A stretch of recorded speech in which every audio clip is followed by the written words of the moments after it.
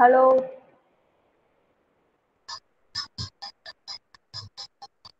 Hello. Good morning to all. Good morning, ma'am. Good morning, ma'am. It's audible. Yeah. Yes, ma'am. Okay. Yes, ma'am. Okay. In last class, we have discussed contract and classifications of contract, offer, acceptance, various types of offers. Correct? Correct. Yes, ma'am. Last class.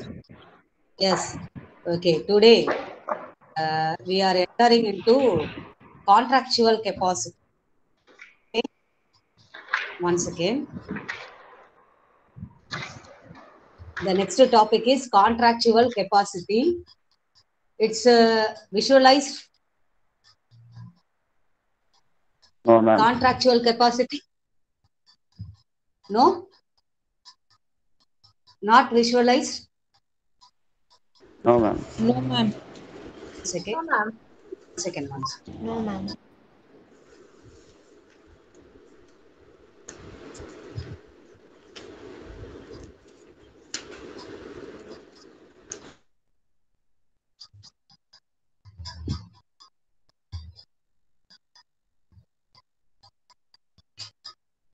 Now it's visualized.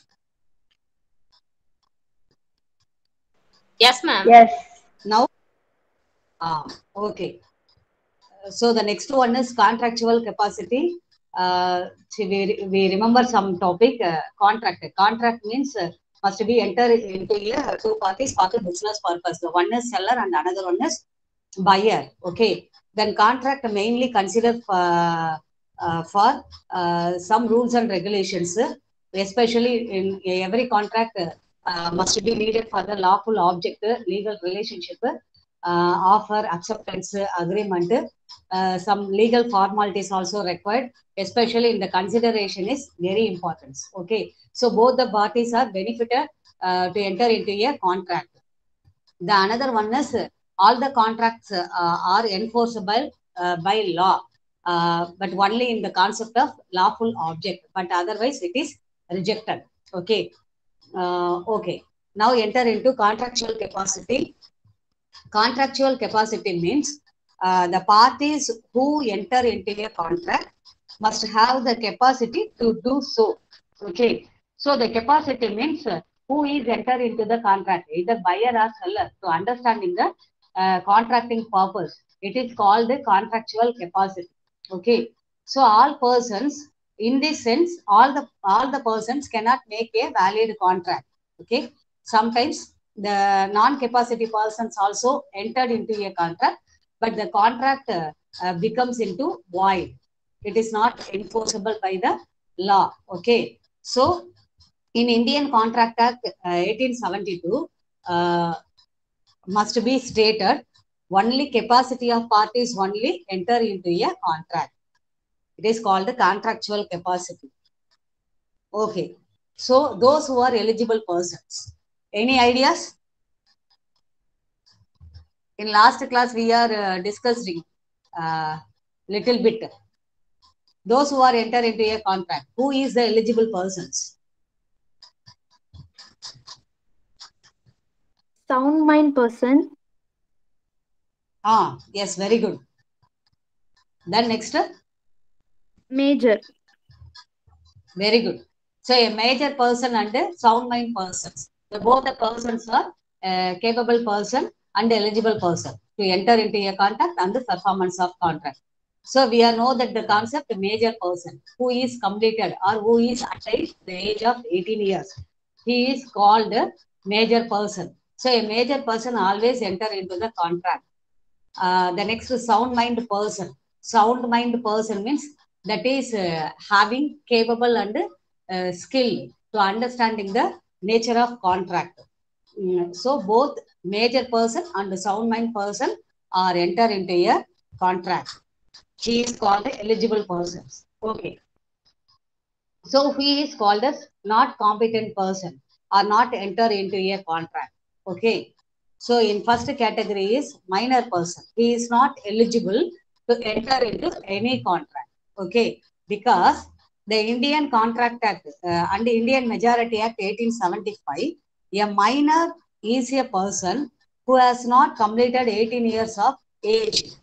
So he attains majority after 21 years of age. Otherwise, he is not enter into a contract. So in this situation, if there is any guardian appointed by the if the properties of minors are in superintendence of the court, but otherwise minor person not individually enter into a contract. Clear? Clear. The minor Yes, ma'am. person are not eligible. The minor person, very good. The minor person are not eligible enter into a contract. But in case maybe some situation enter into a contract only through the way of guardian and some agent. So the guardian and agent are appointed by the court. So otherwise minor person not enter into any contract. Okay. So for example, a minor, for example, Mr. B is a minor person. So executed a mortgage property deed for rupees 20,000, but received only 8,000. Laterly, he filed a case to cancel the agreement. So the creditor, that is creditor means money lender, who is given money to the minor person, claimed the refund of rupees 8,000. Okay, it is case study. So the money lender has right to receive the 8,000 from minor person.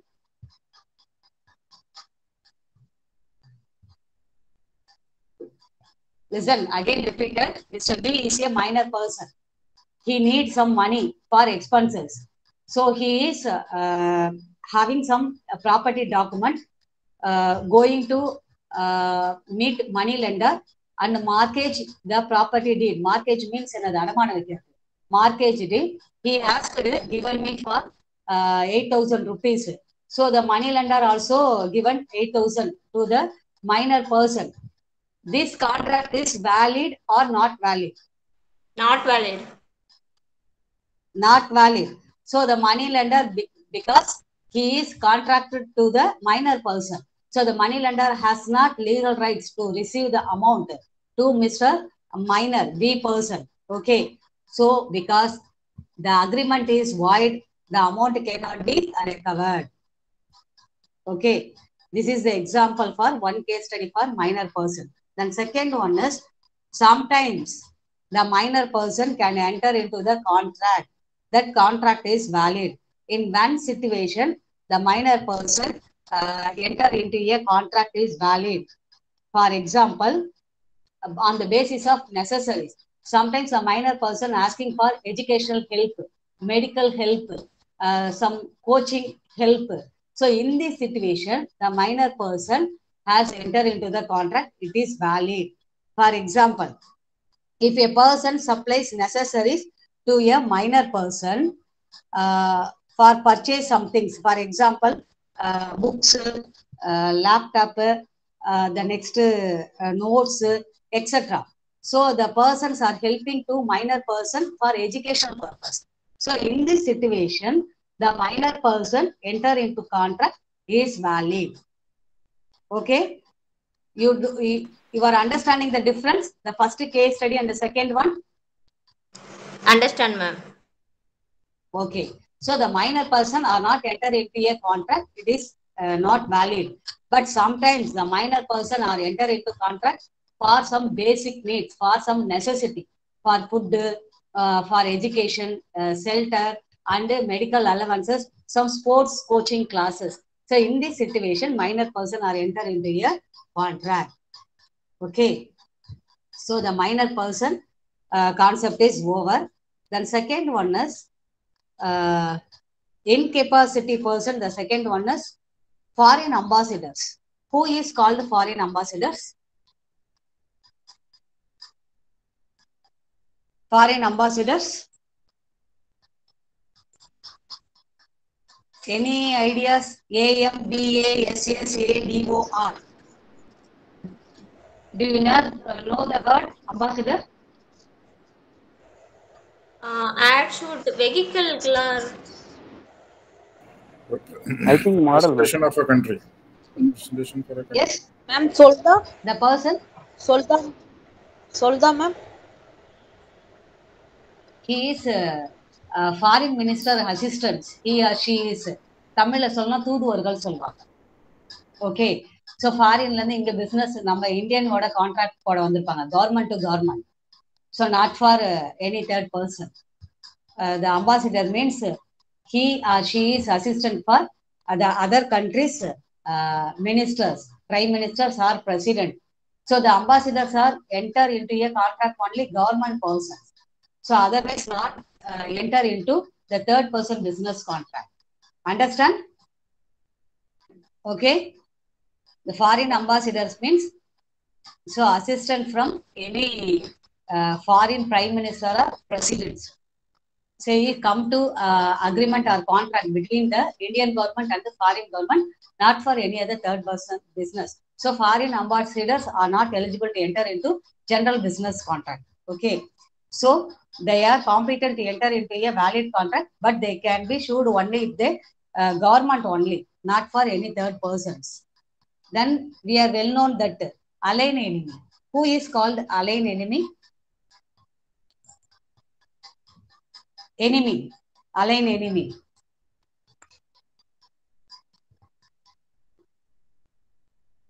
Any ideas? Alien enemy. For example, just example only.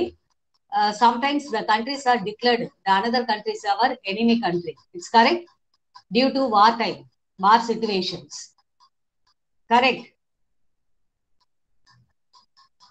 For example, Russia and Ukraine.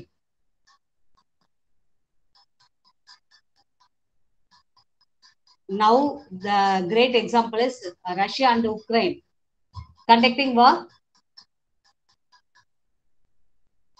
Correct?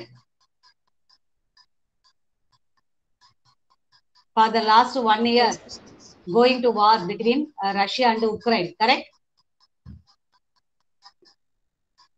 Yes, ma'am. Yes, Ukraine is enemy country for Russia. Then Ukraine, so not enter into business contract any from Russian. Then Russian also not enter into any business contract to Ukraine country. So sometimes both the countries are in friendly situation, but due to the war time, war situation, break out the war, that time the countries are become into enemy countries. So that time we are not enter into a business contract between the country. Sometimes the Pakistan and India, okay, some war situation, that time Pakistan our enemy country. Then Pakistan also consider India is our enemy country. So both the countries and both countries peoples are not enter into a business contract. It's clear? That is only the war situation. So after become the normal situation, both the countries are enter into business contract. It is valid.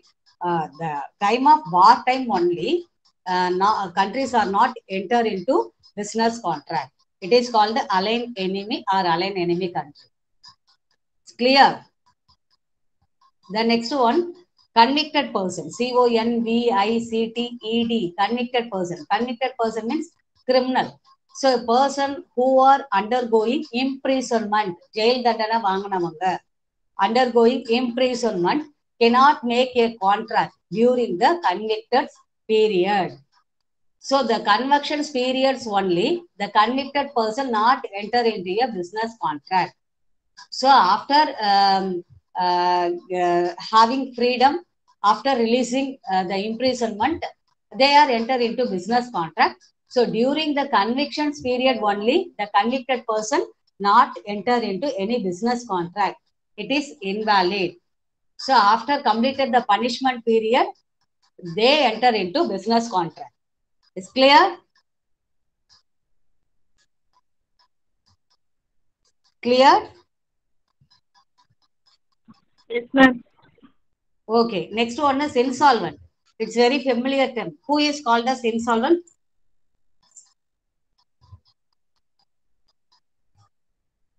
Insolvent. One who INSOLVENT. unable to pay debt. Very good, very good. So one who is having debt, that is bankrupt persons, cannot enter into a business contract because he is not the settlement of the lending money or loan amount. The next, he is not capable to run a business successful. So in this situation, who is a debted person, he is not enter into a business contract. So the debted person are called insolvent. So the insolvency person are not enter into a business contract. The great example is Vijay Mallaya. So the Vijay Mallaya having some business loss, he is create various problems to the contracted persons, to the government. He is escaped from Indian government. Okay. So that person not entered into a business contract. He is a insolvency. Now this time Vijay Mallaya not enter into any business contract because he has a insolvency person not having enough money to run a business. Okay. So insolvency. The next one, company. So a company cannot enter into a contract because the individual person only enter into a business. So not group of person, not a association, not a firm, not a industry, not a company cannot enter into a business contract. It is invalid. The next one, idiot. Who is called idiot? Who is called idiot? Normally we are using the term idiot. Correct. Who is called Yes, ma'am. idiot? Yes, who is called idiot?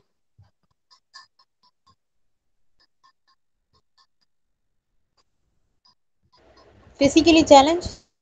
Physically challenged. A Not, person no. with low intelligence. Oh, idiot means a person who is completely lost his mental power. Again, repeated, has completely lost his mental power. So, losing mental power is permanent. It is called the idiocy or idiot. So, who is incapable of forming a rational judgment. So, that is the reason the idiotic person are not entering a business contract because he is lost mental power is permanent. Okay. The another person is, it is suppose, another one is lunatic. LUNATICS, lunatics. So lunatics also lost the mental power, but he is lost temporary only. For example, Gajini Surya. So Gajini Surya lost the mental power for 10 to 15 minutes. Then again he becomes normal. It's correct? We are watching Gajini movie. Correct, the Surya character, Sanjay Ramaswamy. Correct? Correct, ma'am. Yes. Correct, ma'am. The Sanjay Ramaswamy character, temporarily memory loss only. But otherwise, the normal situation is understanding the environment, what is going on. So that person is called lunatics.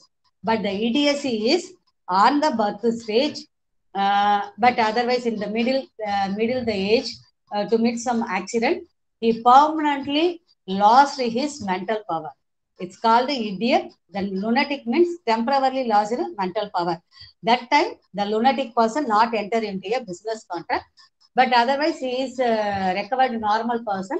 He is eligible to enter into a business contract. Okay. The last one is unsound mind person.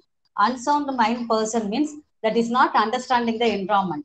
So what is going on, what is happening, what is mean by contract, then what they are not understanding the situation or environment. That person is called unsound mind person. The example is drunkard person. The drunkard person that time only not understanding the situation because he is drink some liquor. So that's that time that situation he is not understanding the situation. That time that person are called unsound minded person. But otherwise he is become a sound mind person, enter into a business contract. Okay. So finally conclude that topic. Contractual capacity means the capable persons are enter only into a business contract. So the capable person is only two person. One is major person, then second one is sound-minded person. The next not capable persons are not enter into a business contract. So the not capable person means one is a minor person, then second one is foreign ambassadors, third one is aligned enemy, then convicted person, insolvency, company, idiocy, lunatics, unsound-minded person. So they are above said persons are not enter into a business contract, but depends upon the situations. Okay. So the capacity, contractual capacity is over. Any doubt? So going to next concept. Yeah, ma'am. Okay, ma'am. Yes, ma'am. Okay. So the next one is free consent. What is meant by consent?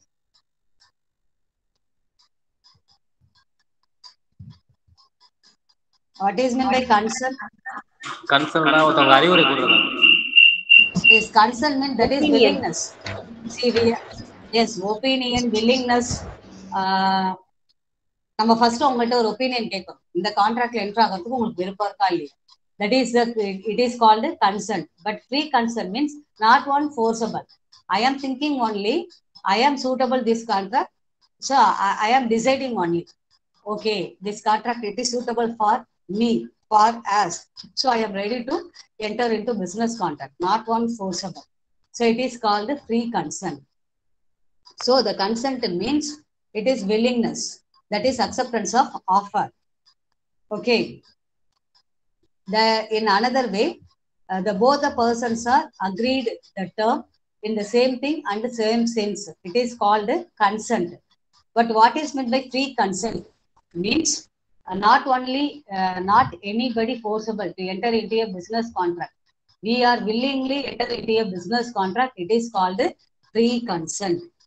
Okay. So sometimes the consent is to be free when it is not caused by coercion, undue influences, fraud, mistake, misrepresentation. So, what are these topics? Coercion, undue influences, fraud, misrepresentation, mistakes. Sometimes the business persons are forcibly enter into a contract through the way of coercion, undue influences, fraud, misrepresentation, mistakes. Okay, once again, I again repeated. Consent means willingness, taking decisions. So we are automatically willing to enter into a business contract. It is called free consent or consent. Okay, but sometimes we are enter into a business contract forced by some persons.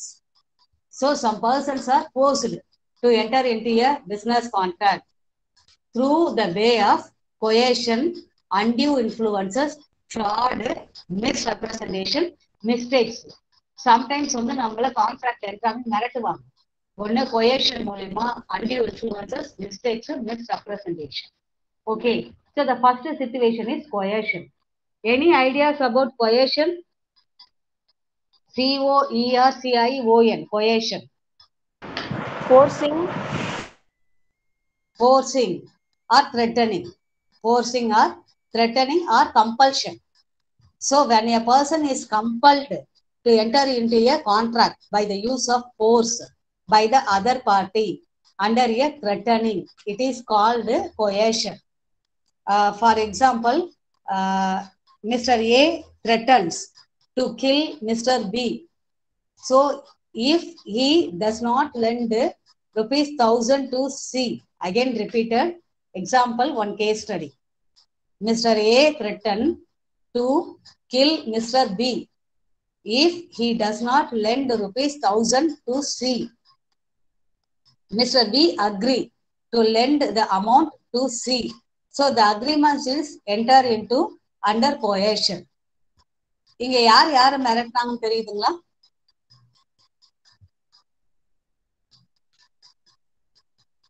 Mr. A threatened to kill Mr. B if he does not lend 1000 rupees to C. யார் யார மிரட்டுறாங்க?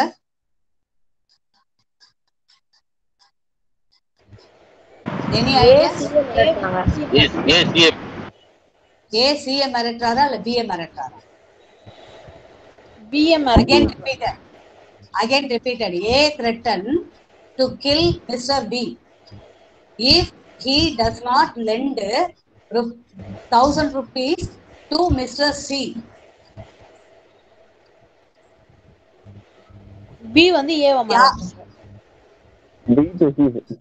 B A மிரட்டுறாரா A BA மிரட்டுறாரா? A வந்து BA மிரட்டுறாரு. A BA மிரட்டுறாரு. என்னன்னு மிரட்டுறாருன்னா not lend money to C. Cக்கு நீ 1000 ரூபாய் கொடுத்தே ஆகணும். கொடுக்கலன்னா உன்னை நான் கொன்னுடுவேன். கரெக்டா? So then in this situation, Mr. B agree. Okay, I will given money to Mr. C because threatening by Mr. A. B க்கு C கிட்ட 1000 ரூபாய் கொடுக்க இஷ்டம் கிடையாது. ஆனா யார் கொன்னுடுவன்னு மிரட்டுறான்? A வந்து மிரட்டுறான். So in this situation, Mr. B enter into business agreement only by the force, not for free consent. Clear? Clear ma'am. It is called the free consent contract. Okay. Appa the persons only enter into free consent. That contract only valid. It is enforceable. யார் ஒருத்தவன் வில்லிங்கோட கான்ட்ராக்ட்ல enter ஆகுறானோ அந்த contract தான் செல்லும். But otherwise returning to enter into a contract, it is invalid. But because we are filing to the court complaint.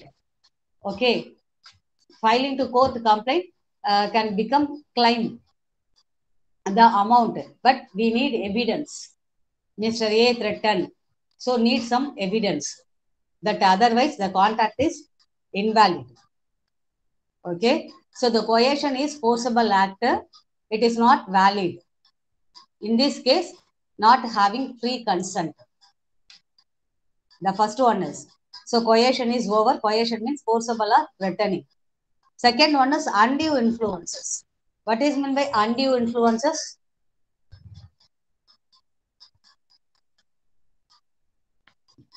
Undue influences. Normally, what is meant by influences? We are using the word influences. அதிகாரத்தை பயன்படுத்தி. Yes, using some powers, misused powers. Correct. Sometimes we are told, I know the MP, I know the MLA, I know the IG, I know the police officers. Correct. Okay, we are telling the power. So you are not touching to me. So you are not fighting to me, to us. Okay, sometimes using some powers, misused powers. It is called undue influence. For example, sometimes a party is compelled to enter into contract or enter into agreement against his willingness. So through the way of undue influences, that is misused powers.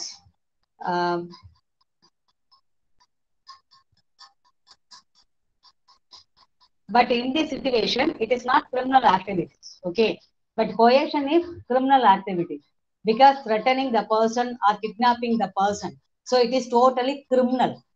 But in undue influences, just use the powers. So in this case, not a criminal activities. It is civil only. Just on power காமிச்சு மிரட்டுறான். எனக்கு இவங்களை தெரியும், ஒழுங்கா இந்த அக்ரிமெண்ட்ல நீ சைனை போடு, இல்ல கான்ட்ராக்ட்ல என்ட்ரா. So just misuse the power. It is not criminal activities. Okay. Then third one is misrepresentation. Any ideas about misrepresentation? Misrepresentation.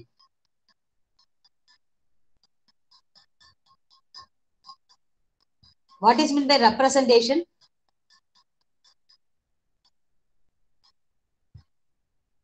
Any ideas about misrepresentation or representation? Representation, not for respect of responsibilities. Representation means referred someone. Okay, referred someone. Okay, for example, given some case study, Mr. A selling is land to Mr. B.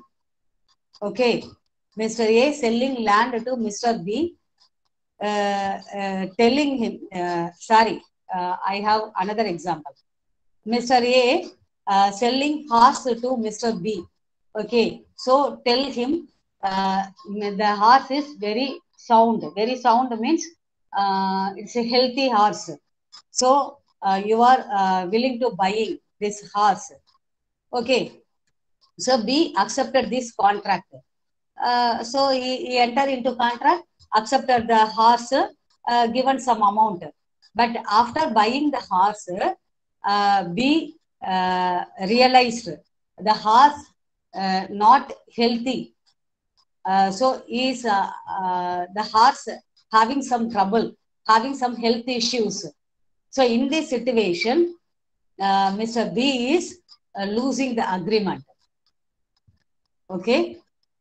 For example இப்ப ஏ வந்து என்னன்னா B கிட்ட ஒரு hours ஒண்ணு விற்கிறான். என்னன்னு விற்கிறான்னா சொல்லி இது நல்ல கண்டிஷன்ல இருக்கு, நல்லா ஓடுன்னு சொல்லி விற்கிறான். பியும் வாங்கிறான். பட் வாங்கினதுக்கு அப்புறம் தான் பிக்கு தெரியுது அது அவன் சொன்ன மாதிரி சரியா வேலை செய்யல, சரியா ஓடல. அப்பதான் தெரியுது. So is the horse is affected some health issues. But in this situation யார் ஏமாந்தது? ஏ ஏமாந்தானா பி ஏமாந்தானா? ஏ ஏமாந்தானா பி ஏமாந்தானா? பி ஏமாட்டான். என்னன்னு ரெப்ரசன்ட் பண்ணான் mister A? That is the sounded hard, good health horse. Correct. The good it is representation. The good is representation. So good health condition horse is selling. Okay. Then second one, for sometimes the land is good conditions. So இந்த land நீங்க வாங்குனீங்கன்னா இந்த இடத்துல பக்கத்திலேயே வந்து railway station இருக்கு, school இருக்கு, water இருக்கு, எல்லா கதையும் சொல்லுவான். பட் வாங்கினதுக்கு அப்புறம் தான் அதுக்கப்புறம் தான் தெரியும் சிட்டில இருந்து அது 25 கிலோமீட்டர் தள்ளி இருக்கும், எங்கேயோ ஒரு காட்டுல இருக்கும். கரெக்டா? பட் அவன் விற்கும் போது என்ன சொல்றான்னா the land is having all the infrastructure facilities available near into the city. The near into the city, it is a representation. நகரத்துக்கு அருகிலே இருக்கு, சிட்டிக்கு அருகிலேயே இருக்கு, இப்படின்னு ஒரு இடத்த ரெப்ரசன்ட் பண்றான். அப்படி ரெப்ரசன்ட் பண்ணும்போது அவன் சொன்ன விதம் தப்பு. அதுதான் ரெப்ரசன்டேஷன். சொன்னது புரிஞ்சுதா? It's clear.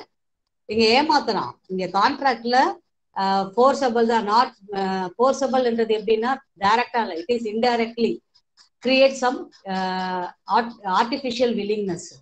இப்போ அந்த ஆர்டிஃபிஷியல் செயற்கையா ஒரு வில்லிங்னஸை கொண்டு வரான். எப்படி கொண்டு வரான்னா அது உடம்பு சொல்லாத ஒரு ஹார்ஸ் அவனை பொறுத்த வரைக்கும் அது விற்கணும்.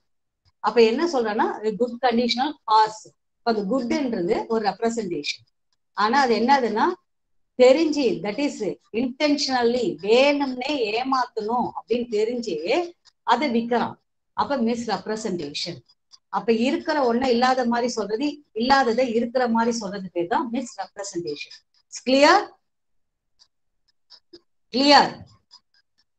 Yes, ma'am. Okay. Yes, ma'am. But in this contract it is invalid. So இது செல்லாது. ஆனா இது கோர்ட்ல கேஸ் போட்டால் செல்லாது. பிகாஸ் எவிடன்ஸ் வேணும். இப்ப பி வந்து என்னதுன்னா to prove having some evidence. So நான் தெரியாம வாங்கிட்டேன்னா அவங்க கேட்பாங்க, அப்ப நீ செக் பண்ணி வாங்கிருக்கணும், உன் மேல மிஸ்டேக்னு. ஆனா இதே வேற விதமா சொல்லலாம். ஓகேவா? பட் சம்டைம்ஸ் இன்டென்ஷனலி, வேம்னே, இன்டென்ஷனல்னா வேம்னே தெரிஞ்சு ஏமாத்திட்டான். Sometimes it is innocently selling the hours.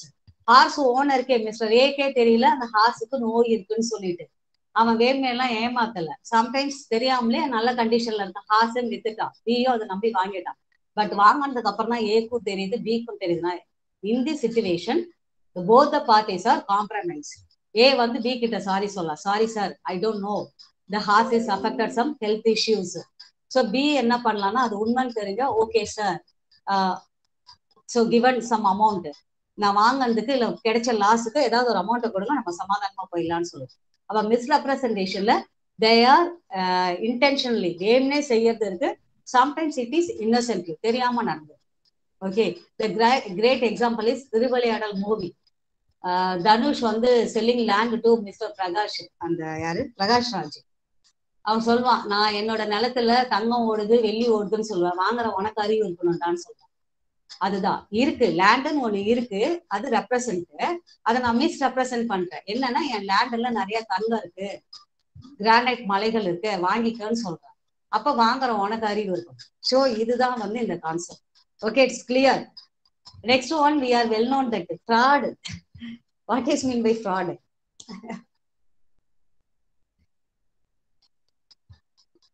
Fraud. Number daily we are meet some person. Fraudulent activities. What is mean by fraud?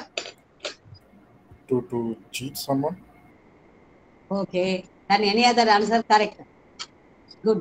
Next, any answer? What is meant by fraud? ஏமாத்துவது.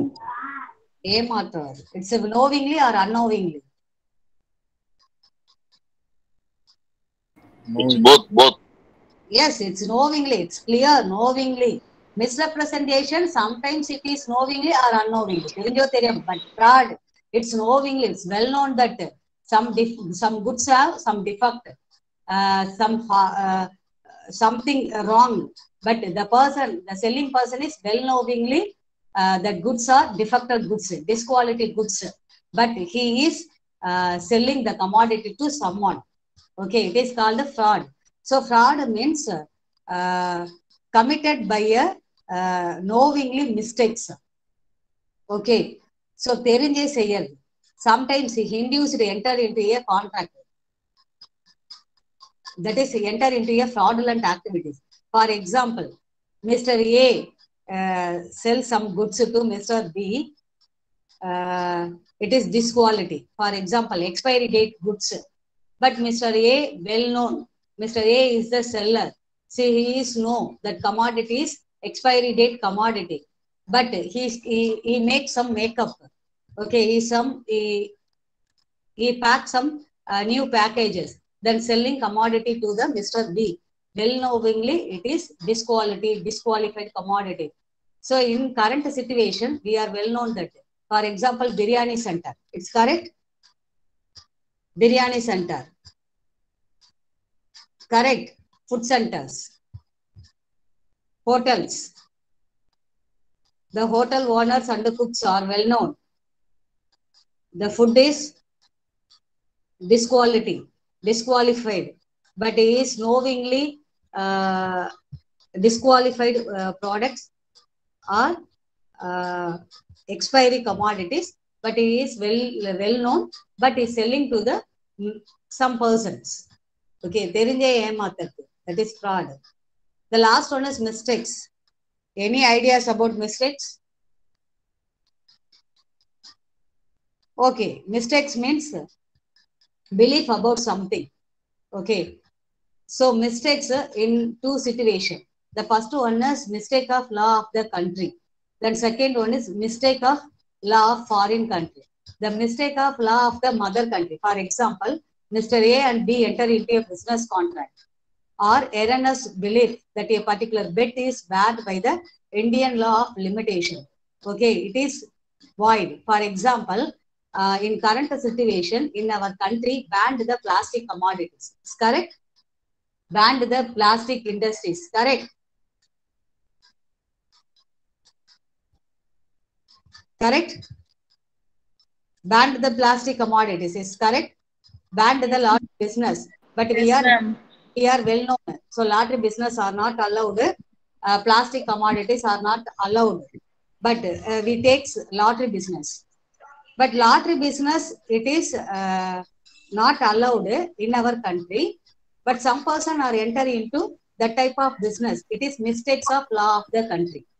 Okay, because the Indian law implements some act, not enter into lottery business. But some persons are knowingly to enter into a that type of business. It is called the mistakes of law of the country. லா சொல்லியிருக்கு இந்த பிசினஸ்ல enter ஆகுதுன்னு என் நாடு சொல்லியிருக்கேன், நல்லா தெரியும். ஆனா நான் வேணுமே தவறுதலா அதுல என்ட்ரு ஆகும். That is law of the country mistakes. Then foreign country mistakes means we are enter into the export business, but we don't know the foreign country rules and regulation. So that is arise some mistakes. It is called mistake law mistake of law of the foreign country. Okay. But in this case, bilateral mistakes and unilateral mistakes. Bilateral mistakes means two-side mistakes are arises. Unilateral mistakes means one persons are having some mistakes. It is called unilateral mistakes. Okay. Okay. Finally, we conclude. Free consent. Consent means that is willingness or decision making. We are enter into a contract. The free consent means we are freely, willingly enter into a business contract. It is called the free consent. But sometimes the persons are forcible through the way of coercion, undue influences, fraud, misrepresentation, and mistakes. So forcible to enter into a business contract. So that forcible contract is not valid. The affected person going to filed a complaint the court. So asking some compensation. Okay. So coercion means threatening or forcible to enter into a business contract. Undue influence means using some power or status. So misused the status or misused the positions. Then fraud. Fraud means we are well known, willingly disqualified unconditional commodities, but we are knowingly that commodities are not suitable for business purpose, but selling commodities to the persons. It is fraudulent activities. Misrepresentation means sometimes we are innocently selling the commodities. Sometimes we are intentionally selling commodities to some persons. Then mistakes means arised by the Indian law or foreign law. So mistakes, there are two classification. One is unilateral mistake. The second one is bilateral mistakes. Unilateral means, so one person doing some mistakes. Then bilateral means both the person, buyer and seller, are having some mistakes entirely into a business contract. Okay. So this concept is clear. It's clear? Yes, ma'am. Yeah, ma'am. Okay. We are entering into next topic. Mistakes, I will given some example. So to note that sometimes we are enter into physically impossible contract. Physically impossible. For example, the death person, nothing but death person. The death person are becoming a living person. It is impossible. So it is both side mistakes. The seller also well known that it is impossible. Dead person not become a alive person. Okay. So then as a buyer, they are also well known that it is impossible. It is example for bilateral mistakes. Okay. The next concept is lawful object. Lawful object. Lawful means, okay, if an agreement is to be enforced in a court of law, both consideration and lawful object. Lawful object means it is valid, valid lawful, or it is enforceable by the contract. It is enforceable by the court. For example, Mr. A and B are enter into a business contract for selling some houses. Mr. B promises to pay 10 lakhs to Mr. A. But A sell the home is consideration for Mr. B rupees 10 lakhs.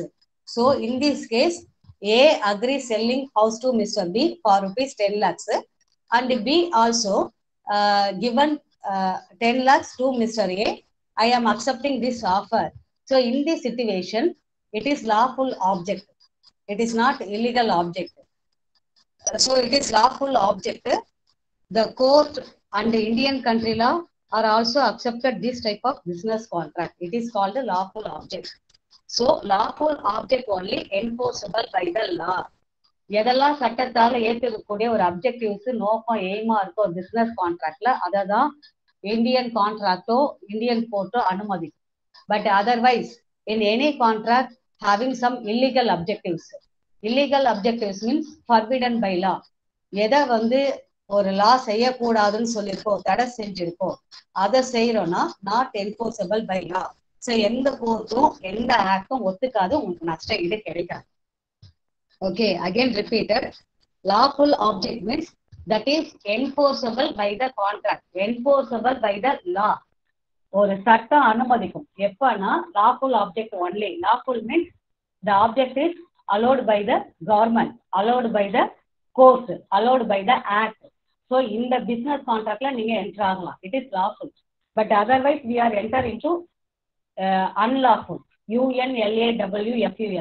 Unlawful object, the court is not allowed. For example, unlawful object, we are enter into a business contract selling drugs. It is allowed. Selling drugs, it is allowed. Yes, drugs is not allowed. Our Indian government, our Indian law, otherwise any act are not permitted to selling drugs and gun. The next, atom bomb. Atom bomb allowed to selling for business purpose? In atom bomb? Not allowed. Okay, so not allowed. So some business are restricted, some business are prohibited by our Indian government, by Indian Court of Act. So that type of business are not doing. Okay, so it is unlawful object, unlawful contract. So we are not enter into that type nature of contract. Only lawful object, lawful purpose contract only accepted.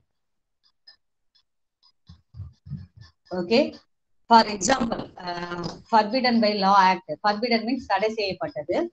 Mr. A promises Mr. B to drop a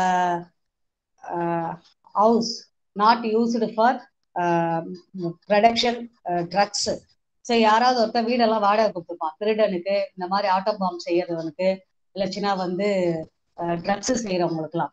so அதெல்லாம் தெரிஞ்சதுன்னா அப்ப கவர்மெண்ட்டே கேட்கும் அந்த house owner, அவன் தான் வந்து drugs வந்து பேக் பண்ணி விற்கிறான்னு தெரியுது, வீட்டுல உட்காந்து நாட்டு வெடிகுண்டு செய்யறான்னு தெரியுது, அவனுக்கு எப்படி நீ வந்து வீடு வந்து வாடகை கொடுக்கலாம்? அப்ப you are also the supported person for criminal. ஒரு டெரரிஸ்டுக்கு வீடு நம்ம வாடகைக்கு கொடுக்குறோம், இட்ஸ் அலௌடா? எனக்கு காசு வருது, நான் டெரரிஸ்டுக்கு வீடு வந்து வாடகை கொடுத்துருக்கேன், டெரரிஸ்ட் தெரிஞ்சு, it is allowed, it is lawful, it is lawful. Yes. So in the situation நான் வந்து டெரரிஸ்ட் கிடையாது, ஆனா நான் ஒரு டெரரிஸ்டுக்கு தெரிஞ்ச வீடு வாடகை கொடுக்குறேன், இட் இஸ் அன்லாஃபுல். இது வந்து எந்த சட்டமும் ஏத்துக்காது.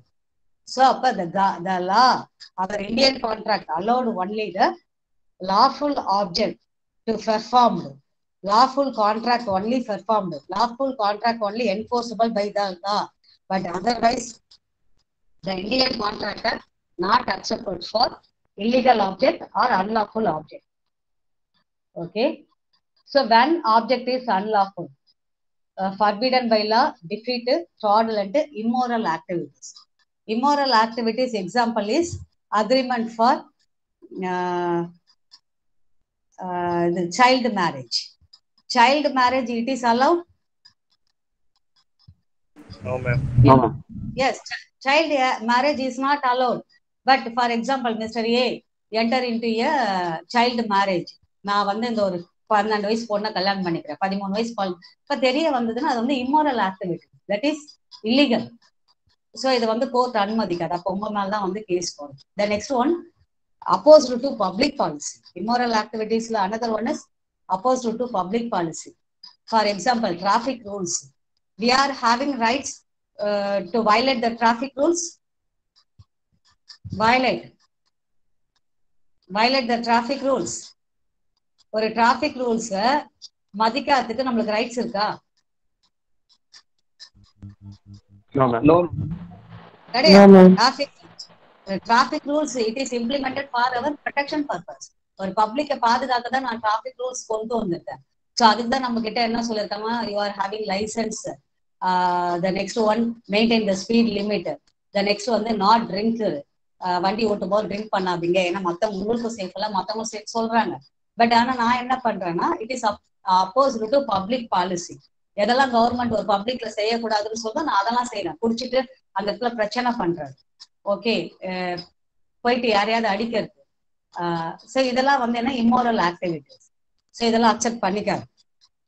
Okay okay. The unlawful object is now concluded that the business contract only accepted lawful object. Lawful object means that is the legal objective.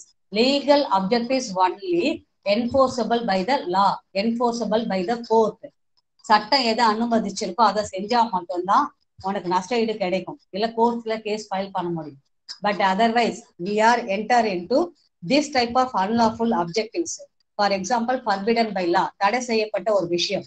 The next defeat, இது மிஸ்டேக்ஸ்ன்னு சொல்லியிருக்காங்க, பட் அதை நான் செய்வேன்.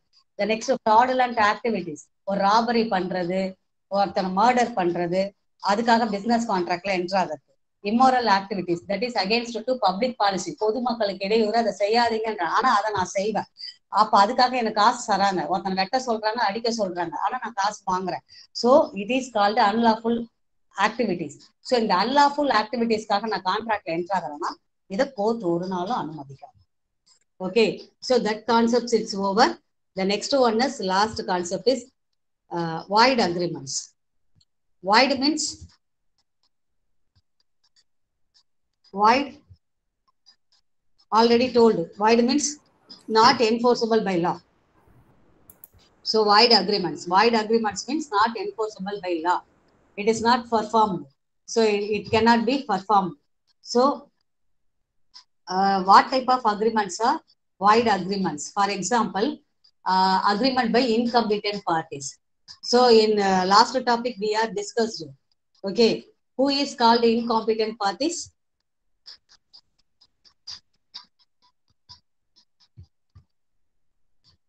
Who is called incompetent parties?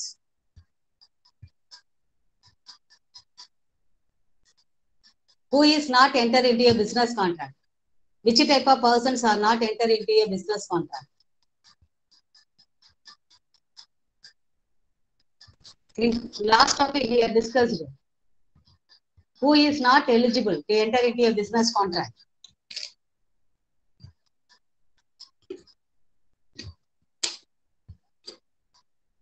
யாரெல்லாம் business contract குள்ள வரக்கூடாது?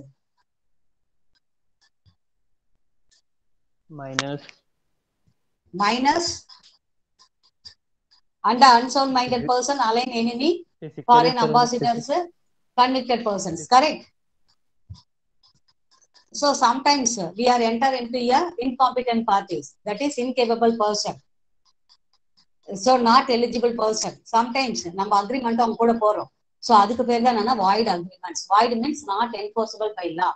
நான் ஒரு மைனர் பர்சன் கூட பிசினஸ் கான்ட்ராக்ட்ல என்டர் ஆயிருக்கேன், கோர்ட்ல போய் கேஸ் போட முடியுமா? ஒரு சின்ன எக்ஸாம்பிள், உங்க பைக்கை பக்கத்து வீட்டு பையன் ஒரு 10 வயசு 12 வயசு பையன் பைக் ஓட்டிட்டு போயிட்டான், நீங்க தான் கொடுத்தீங்க, அவன் ஆக்சிடென்ட் ஆயிடுச்சு, வந்து நின்னா கோர்ட் அவன் அடிக்குமா உங்களை அடிக்குமா?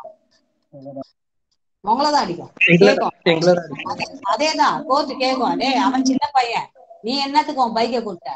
முடிஞ்சா என்ன சொல்லுன்னா கோர்ட்டு அந்த பேரண்ட்ஸும் சரி ரெண்டு பேரும் சேர்ந்து எல்லாமே உங்களதான் எடுத்துப்பாங்க. என்ன சொல்லுவாங்கன்னா, கிவன் மெடிக்கல் எக்ஸ்பென்சஸ், உன் பைக் எடுத்துட்டு போறதுக்கும் நீ தான் ரிப்பேர் பண்ணணும், நஷ்டஈடு கேட்க முடியாது. ஏன்னா நீ கொடுத்தது மைனர் பர்சன் கிட்ட, அவன் தொலைச்சிட்டே வந்து நீனாலும் நீ தான் எல்லாத்தையும் ஃபேஸ் பண்ணும், அவனுக்கு கிடையாது. அவன்கிட்ட நீ ஒரு பைசா வாங்க முடியாது. கூடவே ஒண்ணுன்னு சொல்லுவாங்க, மெடிக்கல் எக்ஸ்பென்சஸ் கூட ஒன்னாலதான் அவனுக்கு ஆக்சிடென்ட் ஆச்சு. That is void agreements. அப்ப void agreements not enforceable in any situation, any time.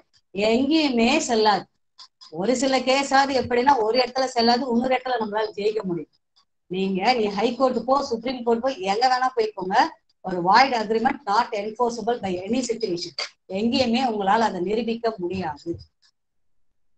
Okay, so it is called void agreements. Clear?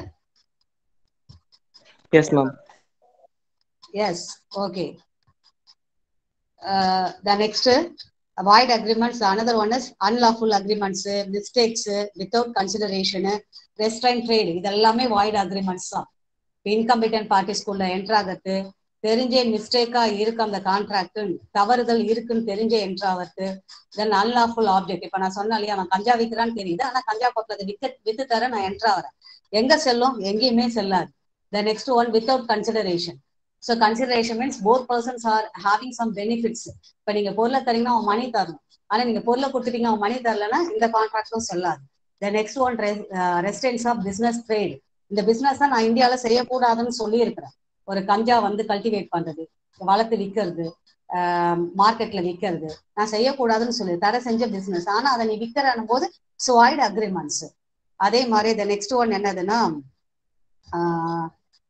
Impossibilities, நடக்கக்கூடாத ஒரு விஷயத்துக்கு. இப்போ யாரோ ஒருத்தவங்க உயிராக்கி தரேன்னு இருக்கான், தங்கம் சாதா மாம்பழத்தை இது டேர்ன்ட் இன்டு ஏ கோல்டு மேங்கோ, நான் வந்து தங்கமான மாம்பழமா மாத்தி தரேன்னு இருக்கான்.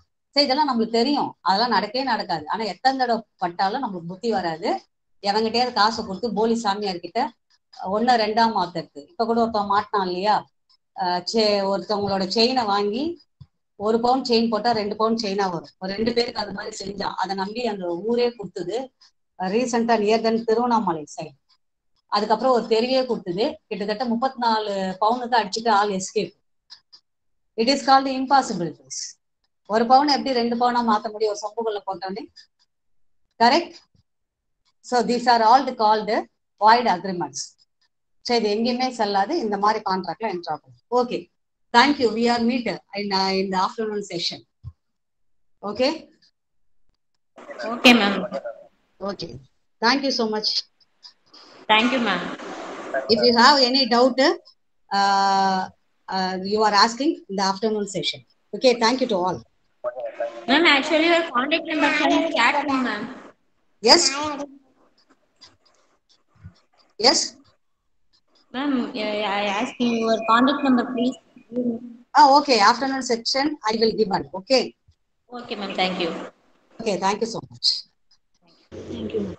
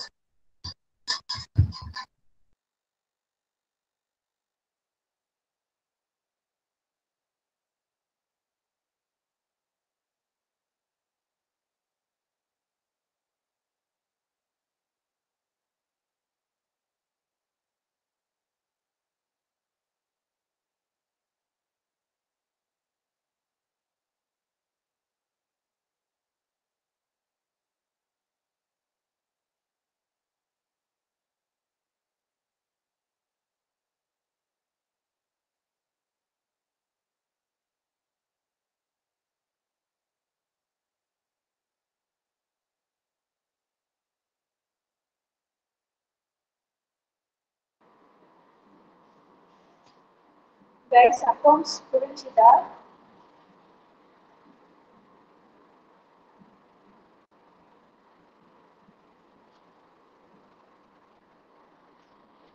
Why? What happened?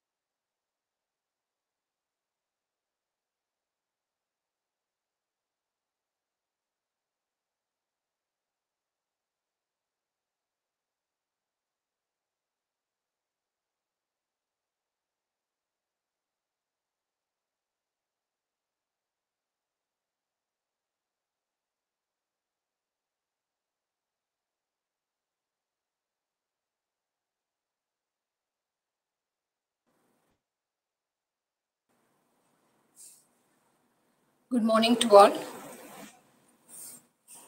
Good morning, ma'am. Yeah, good morning. Just wait a second. I will share the PPT. Okay, ma'am.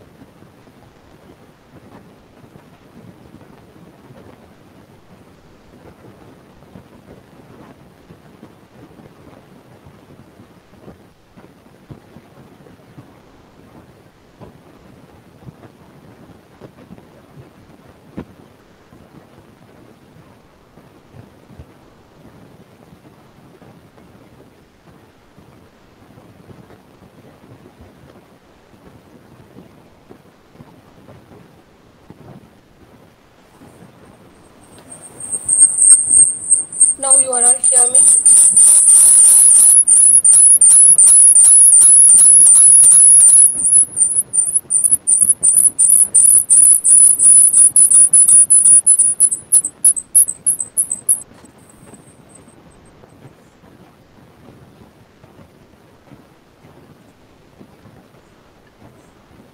Now, is there any disturbance in my voice?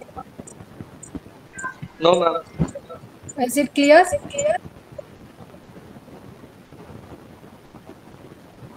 Some echo is coming, ma'am. That's it. But the voice is clear, but there are some echo. Now, again, is it getting an echo? No, it is an echo, ma'am. Echo, ma'am.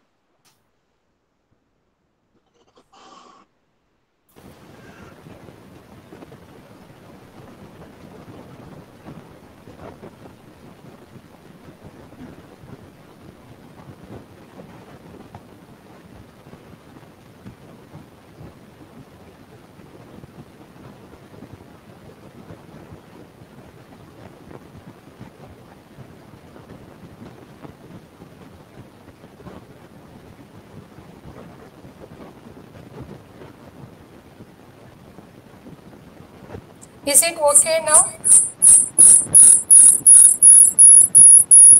No, Ma'am, it's ma'am. because you have logged into Ma'am, can you just check there are two and the you have login it mute is maybe one. laptop and another one is mobile or something like that? Anyone can talk. Ma'am, it's because you have logged into two devices. Yeah. And you need to Yeah. mute anyone. Then only you have to talk. Otherwise, the echo will come. I mute in my laptop.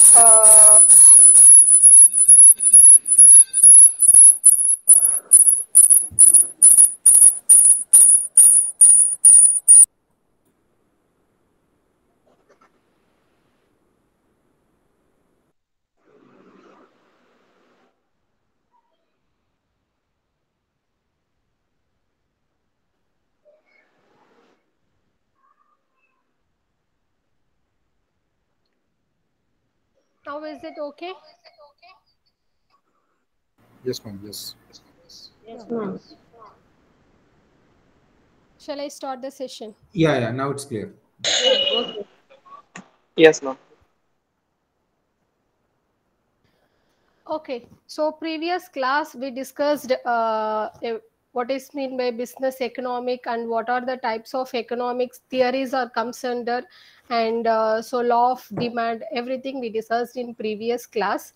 Now we are going to see about that consumer behavior in second unit.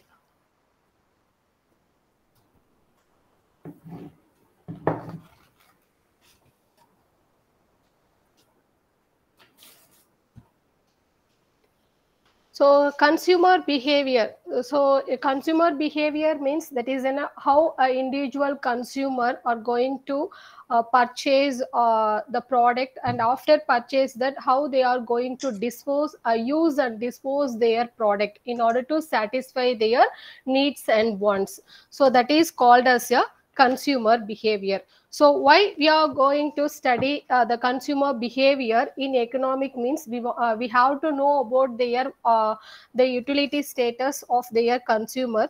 So utility in the sense, so utility means that is how much benefits the customers are getting while they are consuming their goods. So that is called as a utility. So the benefits, it's all depends upon their individual taste and preference. So each individuals having they having a separate taste and preference. So everybody having different kinds of taste and preference. So the how much benefits they will be getting that. So that is called as a utility. And next, marginal utility. So marginal utility in the sense here the consumers are gaining that is additional benefits while they are getting an gaining an additional units of goods. So how their satisfaction level increases when they are gaining or getting an additional units of good, we can call it as a marginal utility. So utility means that is what kind of benefits they are getting while they are consuming goods and service. Marginal utility means that is while they are consuming an additional unit of goods. So what is that is additional units of goods, here the utility will be increases, that is additional satisfaction. So next one is a total utility. So total utility in the sense that is the sum of utilities are gained from their different units of commodity while they are consumed by their consumers. So that is called as a total utility. That is a total number of satisfaction they will be gain for while they are consuming different kinds of different units of products they consumed. So that is called as a total utility. So what are the approaches or comes under in utility? So approaches, or either we can be call it as a theories of utility. So the theories of utilities are mainly we have to know about their so how much satisfactions are received by their consumer while they are consuming goods. So that is called as that concept is mainly based on their theory of utility. So how they are going to measure their satisfaction level of consumers while they are consuming the goods, called they are going to measure their utility levels in by using the unit called utils. So for example, so we are measuring water or any liquid items, we can be sell it as a liters like that. So here the satisfaction level or utility level of a consumer, we are going to be measured in by the way of utils. So these approaches are classified into two types. So one is a cardinal utility and another one is a ordinal utility. So cardinal utility is mainly based on the quantitative approach. So this based on that quantitative approach, they are going to measure their utility level of a consumer. So how they are going to be measure their utility in the based on their ranking base, they will be measure their consumer satisfaction level. So cardinal utility are going to be measured there in a ranking level of an individual consumers. Okay, so for example, we can take it as in a for example, if Sam, okay, a person is a person consume a pizza. Okay, so what is the level of utilities they are getting when comparing to their other products like burger? We can take it as okay. So pizza. So how much level of utilities are giving when comparing to the other product utilities? Here we are saying that how much level of utils they will be gain when consuming so other products. That is, for example, pizza gives 60 utils, whereas burgers give 40 utils. Okay, so like that we are going to be ranking that. So ordinal utility means here they are going to be comparing the value of goods. So that is which one giving a more satisfactions, which one giving a less satisfaction. Like that we are going to be comparing that. As I said that earlier, so how Sam consuming a pizza and also consuming a burger. So when consuming both the goods, so which one gives more utils and which one give you less little utils, in count wise we are ranking that. But here only just we are giving the only we are going to be comparing in ordinal utility. That is, Sam gets more satisfactions from pizza as compared to that burger. Okay, so that is an ordinal utility. So in cardinal utility, we are going to rank the individual's utility level. In ordinal utility, we are going to be comparing the value of goods or services while the consumers, our individual consumer consuming the goods. So that is an ordinal utilities. So these are the two approaches or comes under in utility. One is a cardinal utility and other one is a ordinal utility.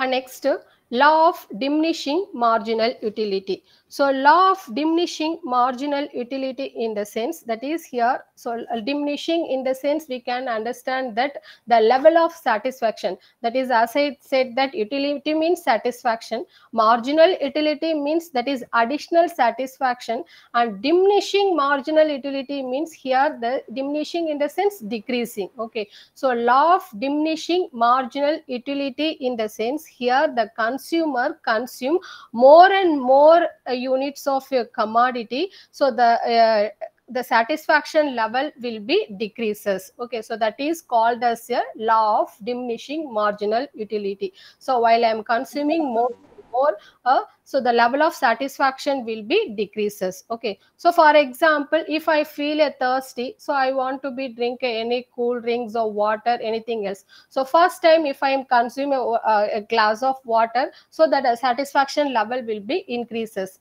Again I am taking a second class, so the sometimes the satisfaction level will be retained the same level, or sometimes it will be decreases. Okay, so again I am taking a third class, the same quantity, the same level, everything. Okay, so again I am taking a third class one, here the satisfaction level will be decreases again, and repeated like that more and more, that is fourth stage and fifth one, like that I am taking more and more. So here the satisfaction level will be decreases, that is called as a law of diminishing marginal utility.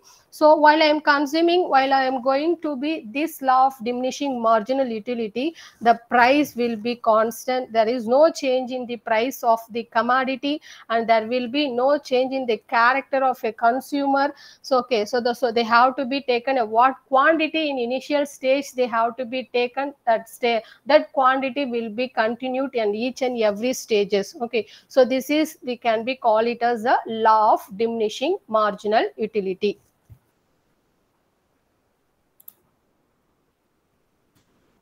So this is the graph.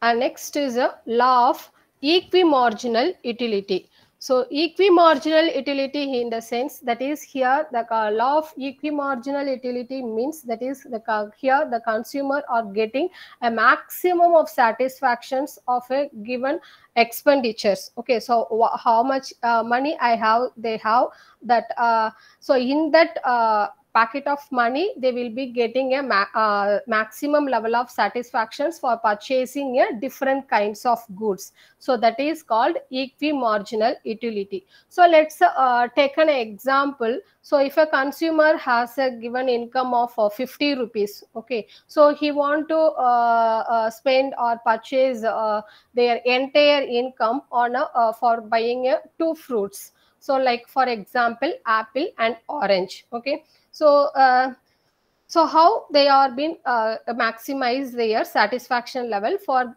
spending their entire expenditures for purchasing these two goods. Okay, so either they will be spend the divide the equal money and purchase the goods like 25 and 25, or 25 for apple or 25 for orange, they will be get, or either they will be split the money, and also for example 6 units of apples or 5 units of orange, like that they will be split the money and will be how much utility they will be gain. So that is called as a equimarginal utility. So they have equimarginal utility in the sense here the consumers are getting a maximum satisfactions of their expenditures for spending a different goods. So that is called as a equimarginal utility.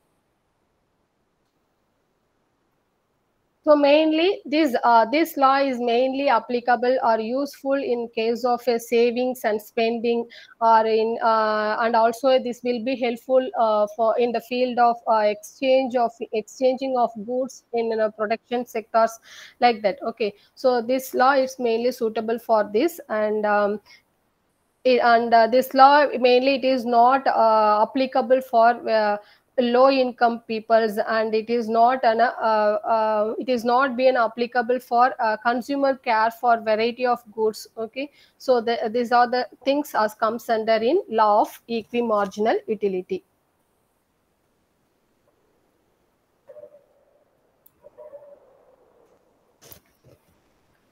And next one is a consumer equilibrium.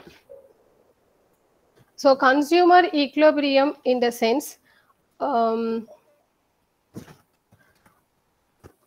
is the consumer are getting a maximum satisfaction from their given resources. It's like same like an equimarginal utility. So in equimarginal utility, so we are getting two goods. We are going to be comparing two goods. But in consumer equilibrium, so they are getting a maximum satisfactions in their income with a given price line or a given budget line. Okay, so that is called as consumer equilibrium. So here we can take it as that IQ, that is indifference curve to that is. So this is in first one is a indifference curve 1, second indifference curve 2, indifference curve 3 and 4 and 5. Okay, so each and indifference curve. So each and every stage while they are moving from one stage to another stage, consuming their goods. So what's how the max satisfaction level will be increases. So that is that's concept. So here in consumer equilibrium, so they are going to be purchasing a product of goods from both goods X and Y in a given in a budget line. Okay, so that is a consumer equilibrium. So budget line in the sense that is budget line means that is they are going to be purchasing goods with a given money income. So they have within that money they have to be purchased, not going in outside or inside the money. If I am giving a 10 rupees, they have to be purchased that 10 rupees. How to purchase the goods in a 10 rupees, not going in a 12 rupees or 8 rupees. Okay, so that is called as a budget line.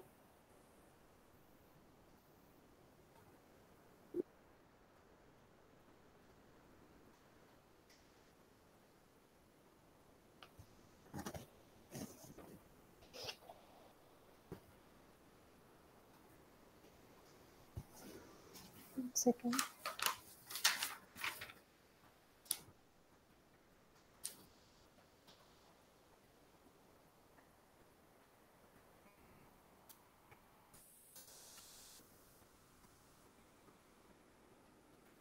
Up to this, you have any doubt?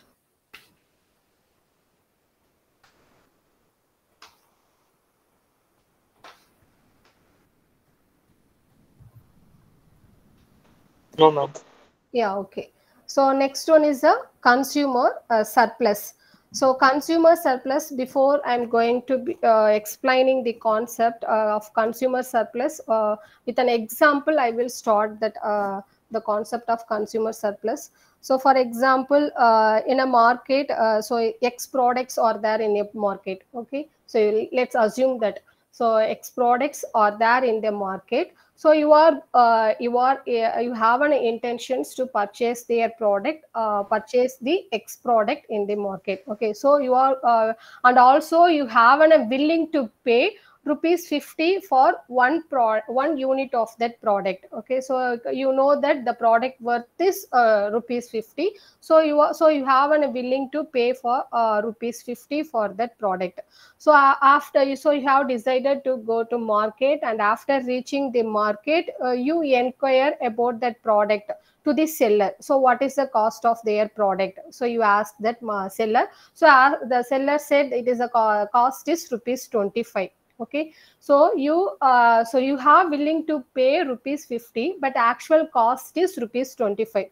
So here the difference between that, so you are willing to pay ₹50, the actual price is 25. So 50 minus 25, so equal to 25. So then the 25 we can be call it as a consumer surplus. Okay, so consumer surplus means that is here, that is a difference between what consumers actually pay for a unit of commodity and the amount of consumer actually pay for that commodity. Okay, so what actually they are pay for the commodity in the sense, so that is you are willing to pay is a 50, but the actual amount is a 25. So, okay, so that is a consumer surplus.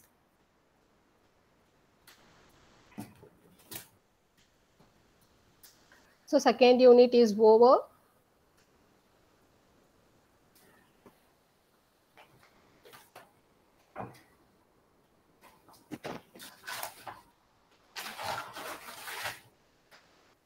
Next, third unit. Third unit is a meaning of supply. So as you all know that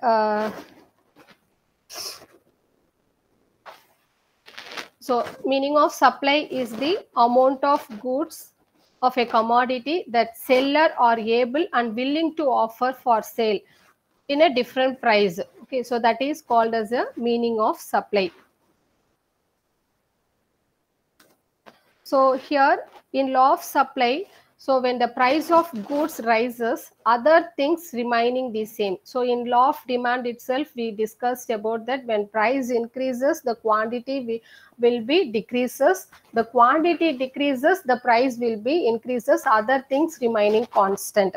So the other things remaining constant in the sense, it might be a land, capital, labor. So these things. Okay, so the law of supply, when the price of a goods rises, the other things remaining the same, its quantity which is offered for sales increases. So if price increases, the quantity supplied for the seller also increases. Okay, so if price falls, the quantity supplied for the seller is also decreases. That is a law of supply. So here the slope will be in a upward sloping. That is, it will be going on a straight line. So that is a law of supply.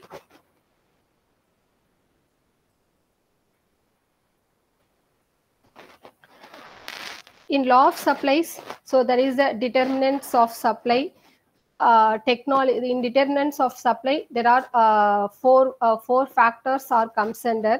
So one is the technology of change, and second one resource supplies, and third tax and subsidies, and last one is the price of other goods produced.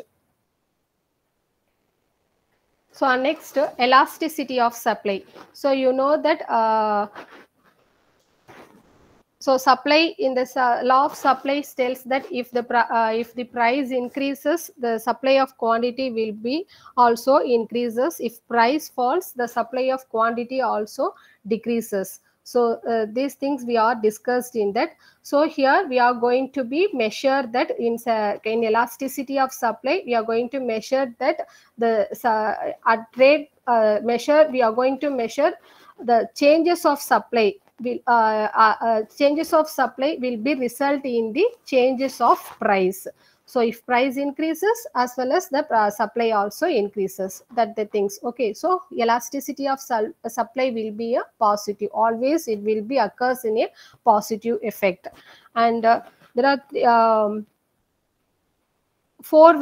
there are three ways we can measure their elasticity of supply. So first one is the elasticity of supply is unitary. So that is the supply curve. Here the supply curve is a straight line passing through the from origin O.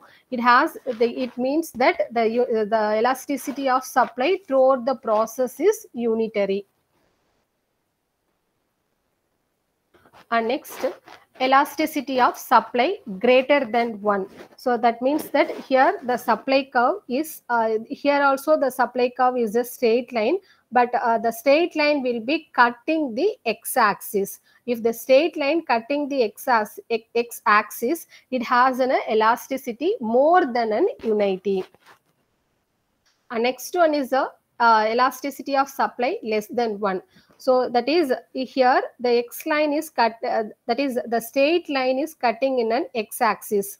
So that is the straight line in the sense the supply curve is cutting in a intersecting the x-axis. It has an elasticity of supply is less than unity. So by if the supply curve, so where they are the curve is cutting, or where they are curve is intersecting. So based on that we are going to be measured that if the curve line, if the supply curve line is on origin from then its origin in an axis line, we can be say it is in a unitary. If it is an intersecting in an x-axis, so it is the supply is less than 1. So if it is an intersecting in y-axis, it is a greater than 1. So by this way, we are going to measure their supply curve.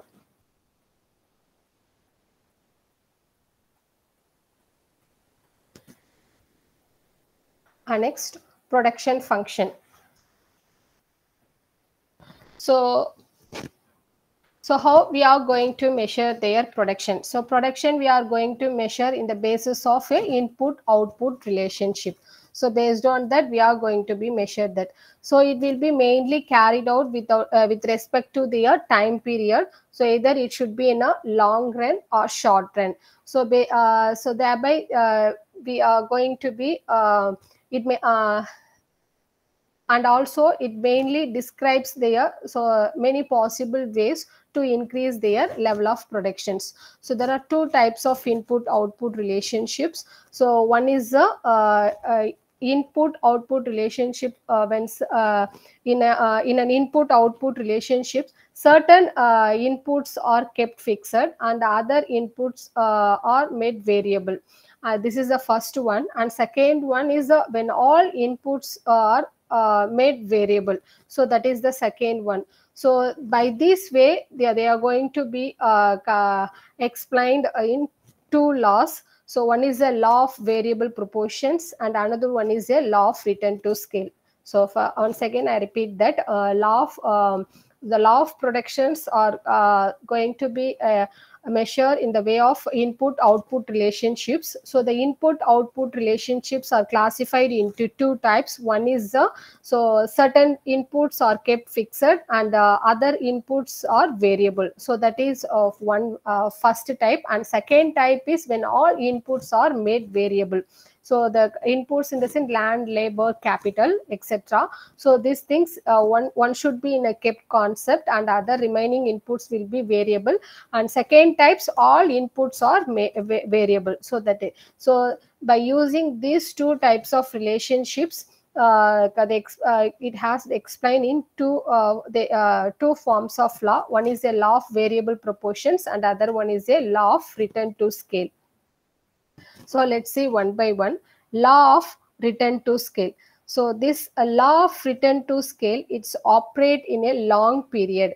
So long period, so that is a long run. It will be run for in a long run period. So it will be explain the production behavior of the firm with all variable factors. So we all know that if a business are running in a long period, so the factors will be changing. So there should not be a remain anything constant. So the factors, what are the factors or what are the variables they are been using, it will be changing if you are operating a business in a long period. So that concept we can be call it as a law of return to scale. So in the law of return to scale, it might be in a increasing return to scale, constant return to scale, diminishing return to scale. That is, law of returns to scales are classified into three ways. One is a increasing returns to scale, constant returns to scale, diminishing return to scale.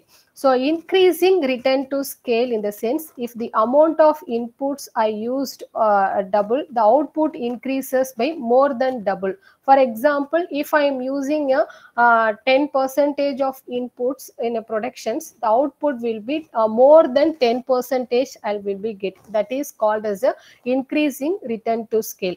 Next, constant return to scale. Constant return to scale in the sense, if a firm doubles their input, double output, that is the output also increases by the same level. That is, if I am using a 10% of input, the 10% of output I will be getting. That is a constant return to scale. Next, diminishing return to scale. That is here the output will be increases in a smaller portion when comparing to the year how much level of output input level I will be put it on. So that is in a diminishing return to scale. For example, if I used a 10% of input level, I'm getting a I'm getting 11 percentage like that, not 11, 9 percentage like that only I'm getting. So slight smaller portion of an output only I'm gaining that. That is diminishing return to scale. Let's see from the graph. So here I take it as x-axis as labor and y-axis as unit of capitals.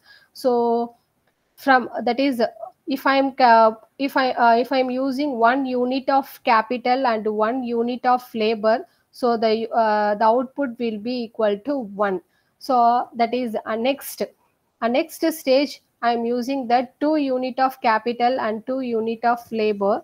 So sorry, from A to B, if I'm using 2 unit of labor and 2 unit of capital, the output will be 1. And next I'm moving to B to C. So that is in B to C. That is 4 unit of labor and 4 unit of capitals. I'm getting that Q equal to 6. So from increasing return to scale, we can say it is a to B, and constant return to scale, we can say it is a B to C. So when the here initial stage Q, that is 1 unit of labor, 1 unit of capital, my output is 1. So if I'm using 2 unit of capital and 2 unit of labor, the output I'm getting that the quantity is 3. That is, so from A to B, I'm getting that output level will be doubled. That is, first level quantity equal to 1. In second level, the quantity equal to 3. That is increasing return to scale. Next, I move on to that constant return to scale B to C. So here quantity equal to 3, and from C quantity equal to 6. So here they are maintaining the same level of output, that is quantity 3 and quantity 6. 6 minus 3, this again they are getting that this same constant level of output they are gaining. And next I move on to the if I'm using 8 unit of capital and 8 unit of labor, so here C to D, so that will be a the output will be Q quantity equal to 8. So okay, so it's because I'm using number of capital is increases, number of labor also increases, but I am getting a less quantity of output. So this is diminishing return to scale. So how much quantity of capital or how much quantity of labor you are using, based on that you will be getting an output. So here we are not getting that much of output, so that's why we are saying that is a decreasing return to scale. So in which stage the organizations are gaining economies of scale, in the sense that is in an initial stage, that is increasing returns to scale, they will be enjoying economies of scale.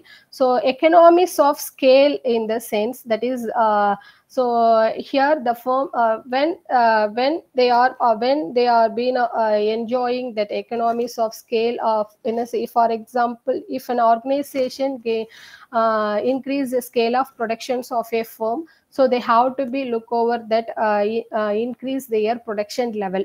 So if a firm want to enlarge its production, the cost per unit of a production is decreases. That is, for example, if how the cost per unit of a production is decreases, in the sense, for example, if I am we can take it as in a purchase department. So if they purchasing in a bulk buying of materials, so the cost of the product will be reduced. So and in financial departments, if they obtaining a lower interest charge when borrowing from banks or any sectors, financial sectors. Yes, Please go slow.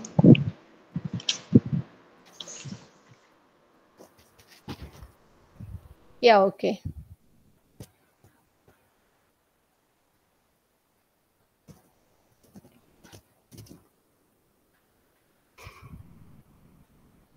So economics of scale. So economics of scale in the sense here means that the firms are expanding their business or expanding their production.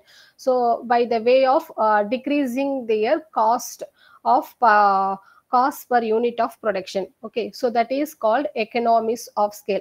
So when the firm expand its production, so how they are going to expand its production, in the sense that is by a way of purchasing, by bulk purchasing of your goods, or getting low interest charges from or borrowing from banks.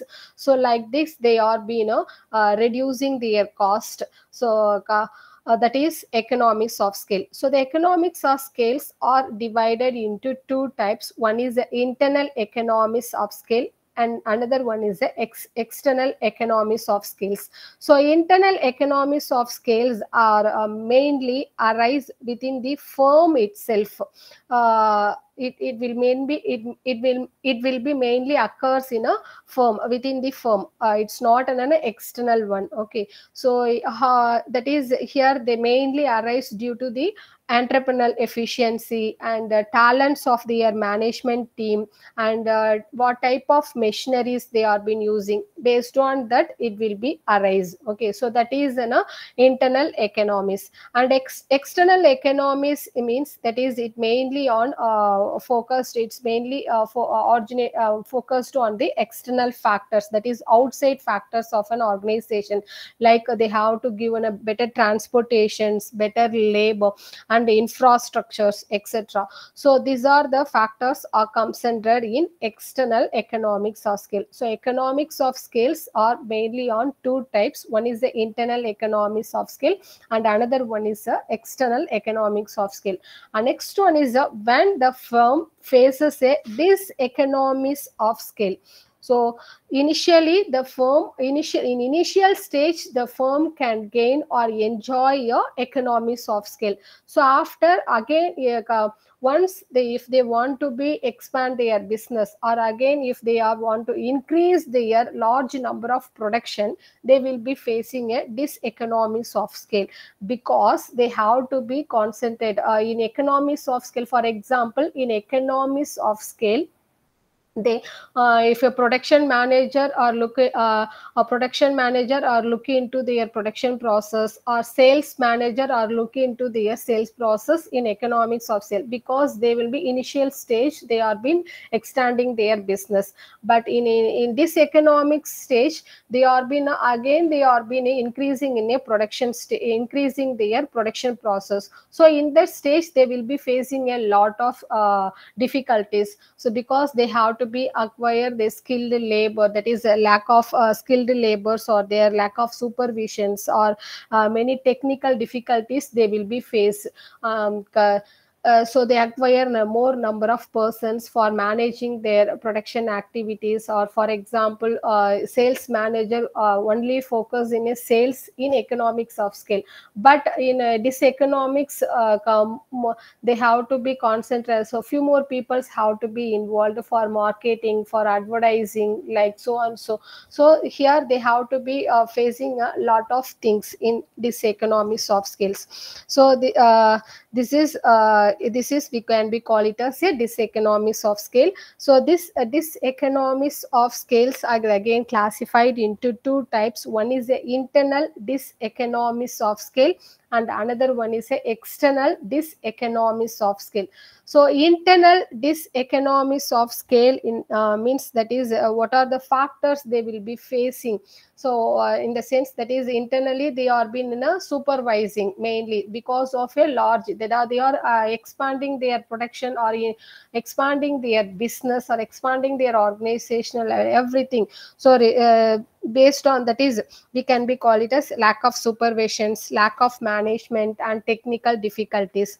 And what are the external diseconomics of a scale? So in external diseconomics of scales, mainly it is a scarcity of raw materials, because in initial stage they will be based bulk buying of goods. Again the other firms also buying the same quantity. So if you are increasing that level of production, so you need a more. So in that stage you are getting a scarcity of resources and low availability of skilled labors.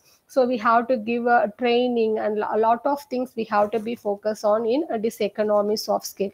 So these are the things are comes under if a firm want to be increase their scale of production of a firm. So the scale of production of a firm, so in initial stage, that is in increasing return stage, the company can enjoy economies of scale. So after that, after some period, they will be maintain a constant level of return to scale. Then after some periods, they will be in a decreasing return to scale. That is, we are be saying that this economies of scale.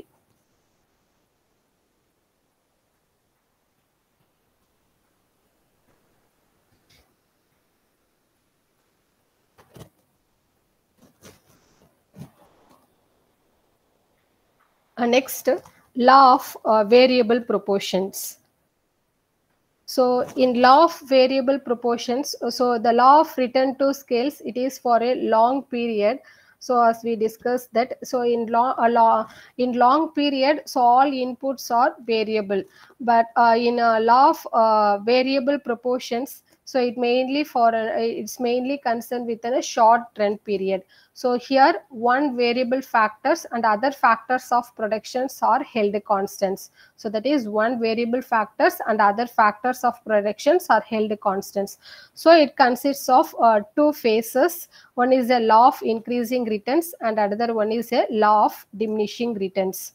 So the law of variable mainly concentrate of law of increasing returns and another one is a law of diminishing returns.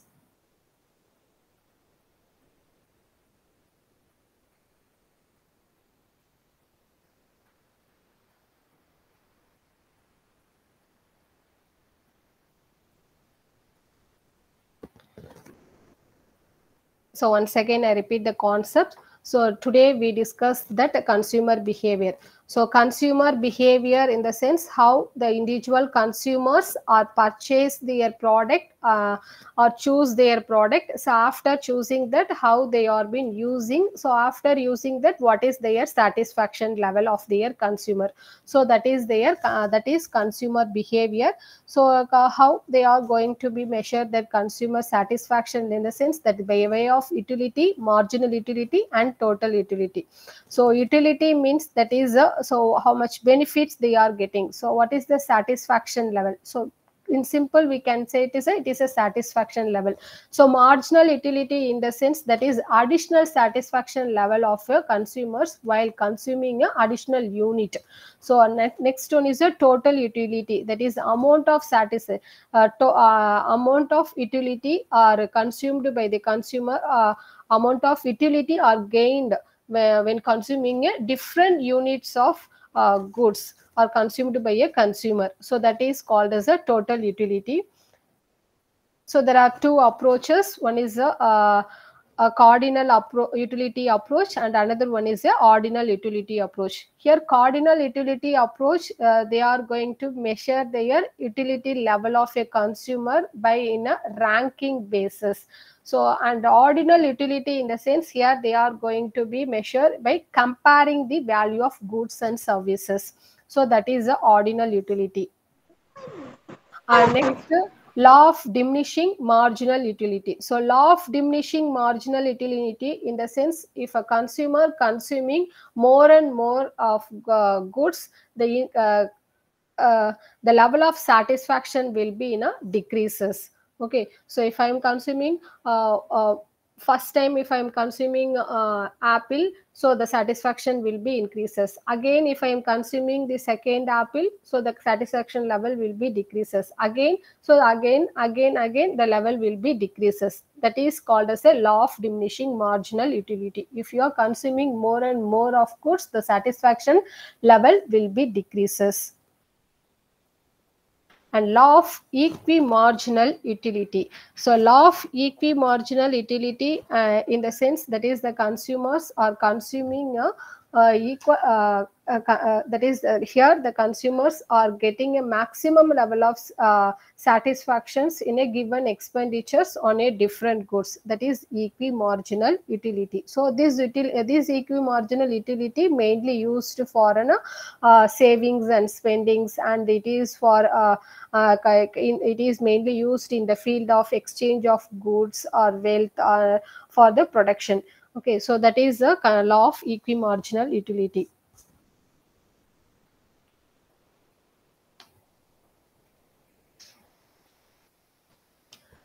Next law of next consumer equilibrium.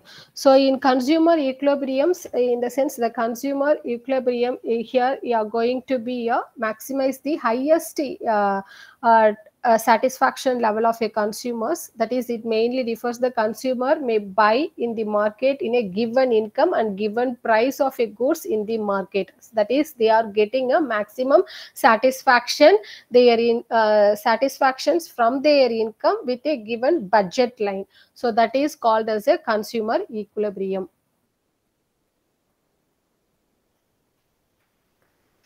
And consumer surplus.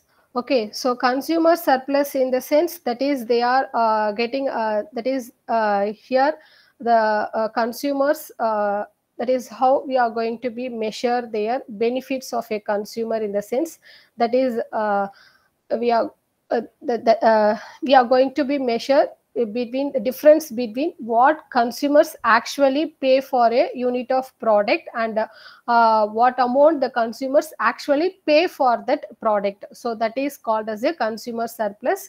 It can be calculated, the price of a consumer is ready to pay minus the price he actually pays. So that is a consumer surplus. And the law of supply. So a law of supply. So if the price of the product increases, the quantity supplied by the seller also increases. So that is a law of supply. So the supply curve will always so straight line. So it will be in a upward movement. So but in law of demand, the supply curve will be in a downward movement. So elasticity of supply. So elasticity of supply. So in elasticity of supply is always in a positive way. So it can be measured in three types. One is in an elasticity of supply is unitary. So it will be it will be originate from the axis of O. So that the line will be in a straightforward line. And also next one is the elasticity of supply greater than 1, in the sense it will be intersecting in an x-axis. The supply curve will be intersecting the y-axis. And if the supply curve will be intersecting x-axis, so it will be call it as the elasticity of supply less than 1. And production functions. So the production functions is there is a relationship between the input and output. So in input and output relationships are classified into two types. One is certain inputs are kept fixed and other inputs will be variable. That is one. And second one is all inputs are variable. So the all inputs are variable, we can be call it as a law of return to scales. And so that period will be for a long run, a long period. And certain inputs are kept fixed and other inputs are variables. That concept we can be call it as a law of variable proportions. So in law of return to scale, there are three types. One is the increasing return to scale, constant return to scale, diminishing return to scale. So in increasing return to scale, so if I am giving 10 inputs, I am getting a more than 10% of output. That is increasing return to scale. So in that stage, the organization gain a more economics of scale. that is they are enjoying economies of scale. So that is increasing return to scale. And next, constant return to scale. Constant return to scale in the sense, if I am giving 10% of input, the same level of output also I am getting. So that is a constant return to scale. And next, diminishing return to scale in the sense that is here they are the organization or the firm are gaining smaller portions of output will be increases. So that is called as a diminishing return to scale.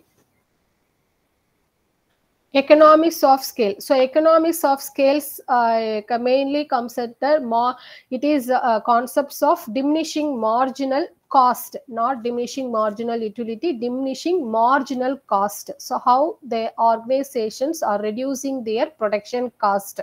So by the way of enlarging their business or by their way of expanding their business, that is economics of scale. So that will be two types, internal economics and external economics. And this economics of scales, it arises due to mainly on the organization or again they are will be now increasing their large number of productions. So in that stage they will be facing a lot of difficulties, that is internal diseconomics of scale, external diseconomics of scale. So in internal diseconomics of scale, mainly on a lack of supervisions, lack of management, technical difficulties, and external diseconomics mainly based on the scarcity of raw materials and etc.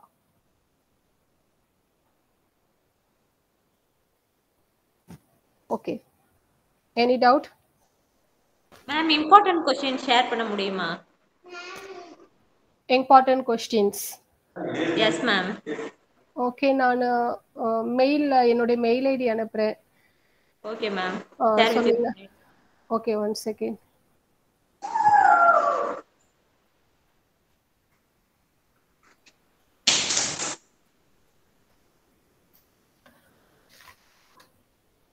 I will share my PPT and important questions to mail.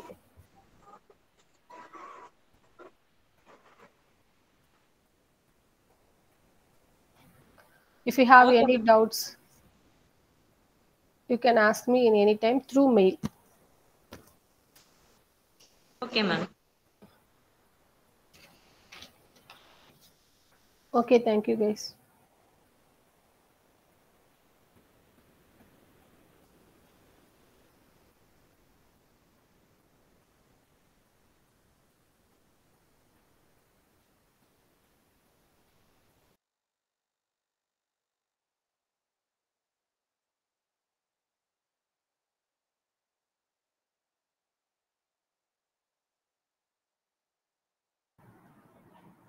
Yeah, good afternoon, everyone. Good afternoon. Good afternoon, ma'am. Good afternoon, ma'am. Yeah, okay, you may take maybe 2 minutes break because you were in the previous class. Okay, I'll be here. You may take a 2 minutes break and come back, okay? Okay. Okay, ma'am. Thank you. Okay.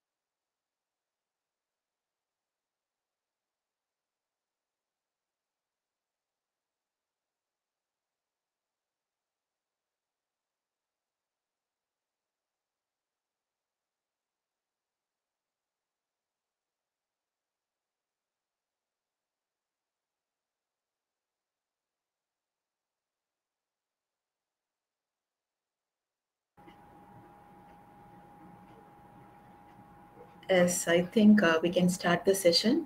How are you all? All well, ma'am. Fine, ma'am. Okay, good. Hope you have gone through the previous week portions.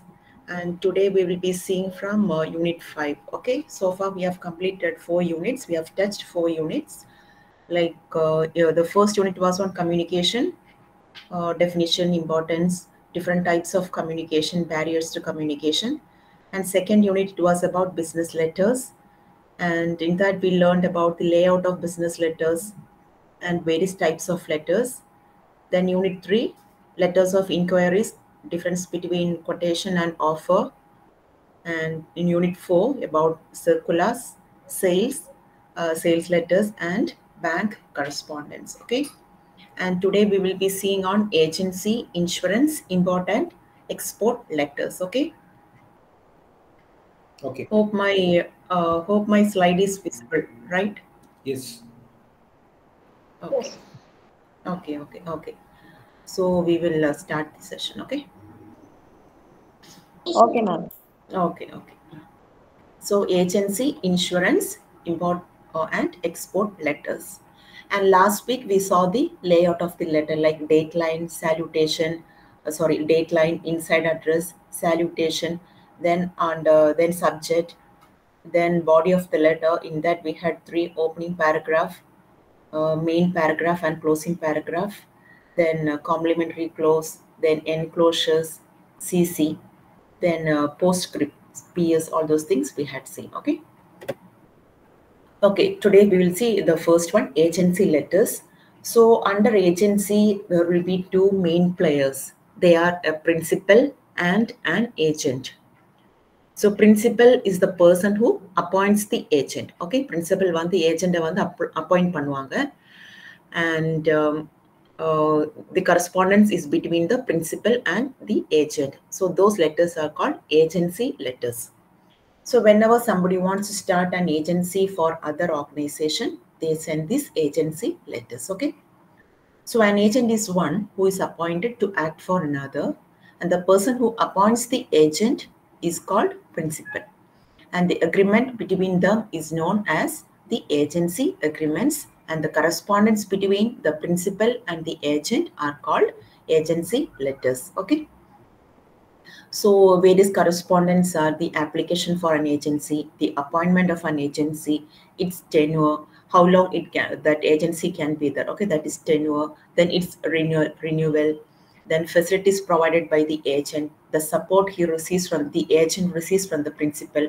All these things form the subject matter of the agency letters or the agency correspondence. Okay. So while drafting a letter seeking agency or a letter requesting agency, okay, it should contain certain important information. Those are the applicants, the person who applies for the agency should have some experience in that particular trade. He should have some knowledge of the local conditions, maybe the infrastructure, the transport facilities, okay, how the people behaves in that particular locality.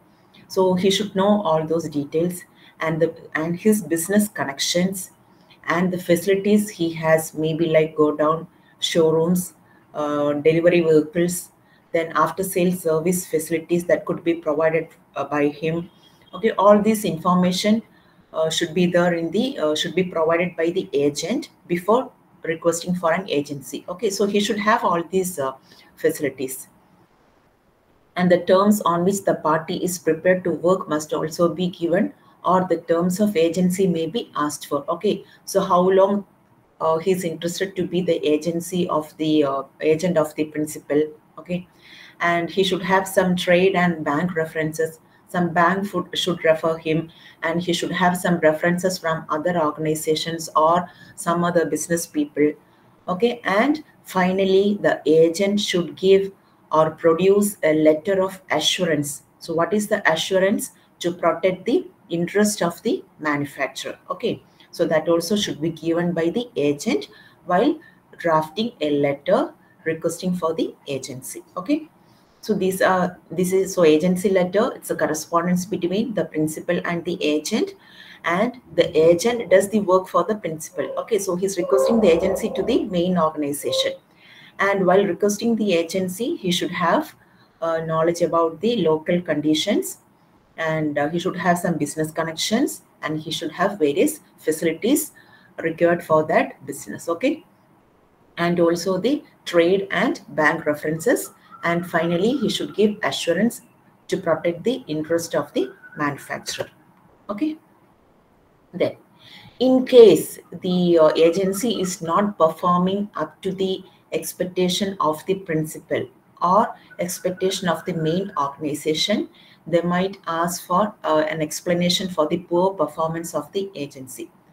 At that, they may ask for the performance reports of the agency. So the agent is supposed to produce those reports also. Okay, so this is the letter asking for explanation for poor performance of the agent. Okay, so if they do not perform up to the expectation of the manufacturer, okay, the agent may not be permitted to continue the agency. So he may not be able to renew the agency. Okay, so the agent will be asked to explain the reasons for his poor performance, and maybe a delayed periodical progress report, because once an agency is taken just like that, he can't work. Okay, he has to provide periodical progress reports to the principal, and if it is delayed, he will be questioned by the manufacturer. Okay, and the tone in the letter must be courteous but firm. Okay, so it should be very polite, but it should be firm. Okay, and if the explanation offered is satisfactory, explanation offered by the agent is satisfactory, the agent may be informed about the steps taken by the manufacturer to improve the agent's performance. Okay, if not, if the agent is not able to give a proper explanation for his poor performance, he might be terminated from his agency. Okay, and he has to wind up the business, and he has to settle the complete account with the manufacturer. Okay, so poor performance may be he may not be getting enough sales. Okay, so his business is dull, people are not cooperating properly, or he might be indulged in some other activities, so he is performing very poor. Okay, so when the manufacturer asks for explanation, if he is unable to give a clear explanation, his agency will be terminated. Okay, so while terminating or while winding up the business, he has to complete the accounts with the manufacturer. Okay, so agency letters may take various forms, like letter seeking agency. The agent is seeking for an agency or a requesting agency. Then the manufacturer will reply, that is letter granting agency. They are granting the agency to the agent. Then third one, a letter insisting on the agent to be punctual in sending his report and asking him the reasons for the poor sales. Then the fourth one is reply from the agency to the above, to the third one. Then the fifth one is letter accepting the explanation offered for poor sales by the agent. And the last one, letter intimating termination of agency for unsatisfactory performance.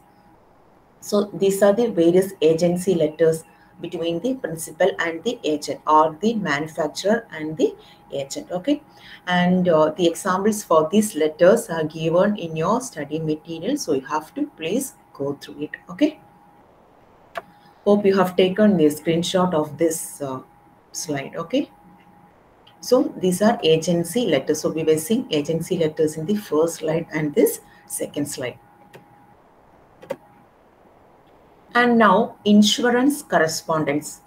Normally we know we all take insurance. Okay, and we have to pay premium at the date mentioned by the insurance agency. Okay, so under insurance correspondence, we have various correspondence, like letter inquiring about the rate of premium for effecting insurance on a property, reply from the insurer. So insurer is the insurance agency, and the insured is the person who takes the insurance. Okay, so reply from the insurer quoting the premium to effect an insurance on properties against risk of fire. And you might be knowing various types of insurance, like life insurance, fire insurance, marine insurance. These are the basic insurance, the types of insurance. Hope you will be learning in some other subjects on this. Okay, then letter intimating the insurer about the fire accident and making a claim for loss of stock. Okay, whenever an accident happens, maybe a fire accident or a marine accident, so we have to inform the insurer, okay, along with the pictures. Okay, then only we can claim for the loss of the property. Okay, and settlement of claim for loss by fire, and the explanation will be asked, and they have to provide, the insured has to provide necessary explanation to the insurer. Okay, so the correspondence between the insurer and the insured, those things comes under insurance correspondence. Okay, so I haven't given the letters here, correspondence here. You have to learn from your study material. Okay, the examples of various correspondence, it's given in your study material. Okay, and already you know the layout of the or layout or structure of the letters too. Then clearing and forwarding agents. Clearing and forwarding agents. So usually these clearing and forwarding agents, they exist under export and import. You know, export means when we uh, transport our goods from our country to another country, it's called export. And when we bring the goods from other country to our country, it's called import. Okay, so you know, import export procedures, there are lots of procedures, and it's very complex and it's time consuming. It takes lots of time. Okay, so what the importer and exporter does, they take the service or they avail the services of clearing and forwarding agents, because they are very well versed in the customs and shipment procedures. Okay, they are very well aware of the customs and shipment procedures. Okay, because they are expert in this, because they regularly do this work. And these import and export agencies, they seek the support or they seek the services of clearing and forwarding agents. Okay, because they are very clear about the customs and shipment procedures. So this will help in the smooth shipment of goods or smooth transfer of goods. Okay, smooth and timely transfer of goods. So this exporter will appoint a competent or an efficient C&F agent, that is clearing and forwarding agent.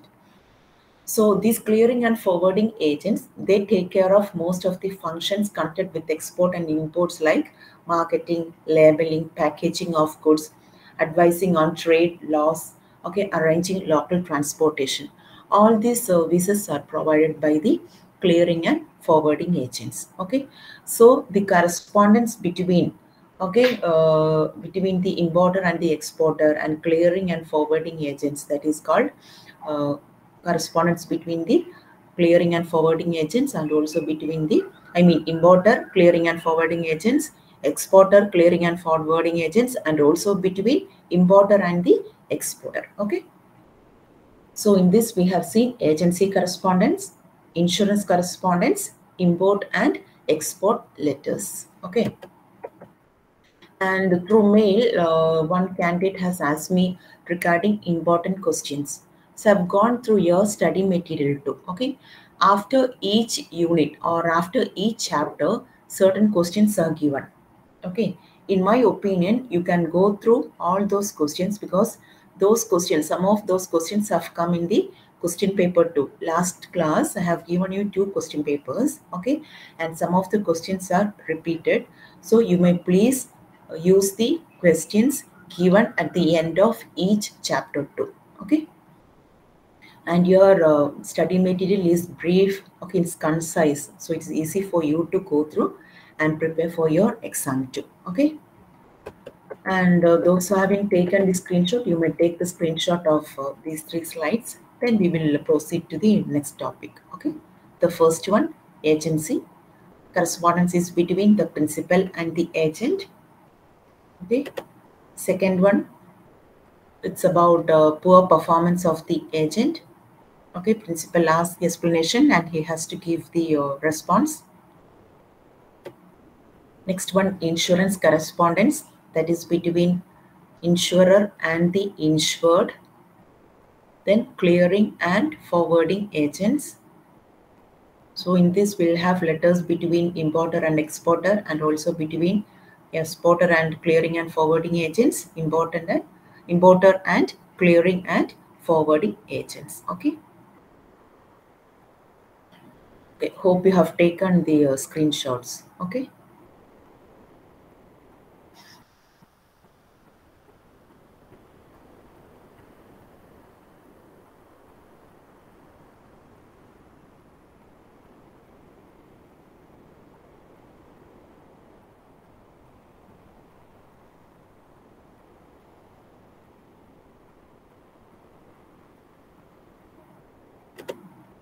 Okay, now company secretary's correspondence.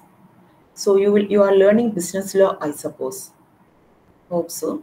So in that you will be learning about the duties of company secretary in detail. Okay, here we will see the correspondence of company secretary.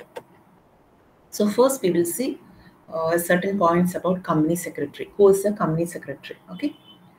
So he or she is the chief administrative officer of a company, normally appointed by the directors. Company secretary lays down the general policies of the company, follow directions and executes decisions taken by the directors, mouthpiece of the board of directors,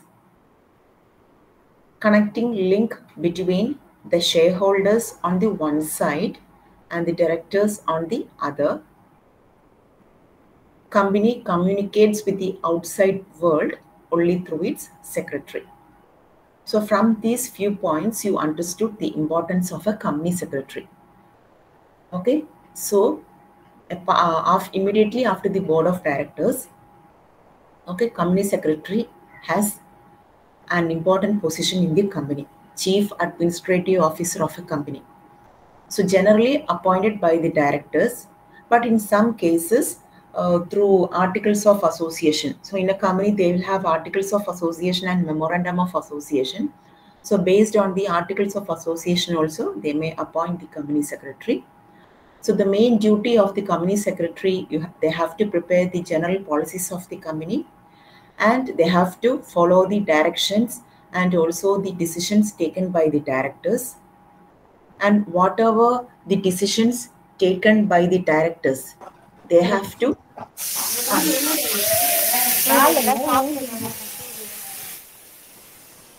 can you please mute the mic?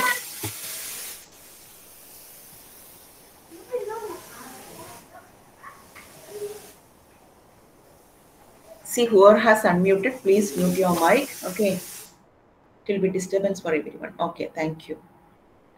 So mouthpiece of the board of directors. Okay, so instead of board of directors speaking every time, company secretary can speak on behalf of board of directors, and they are the connecting link.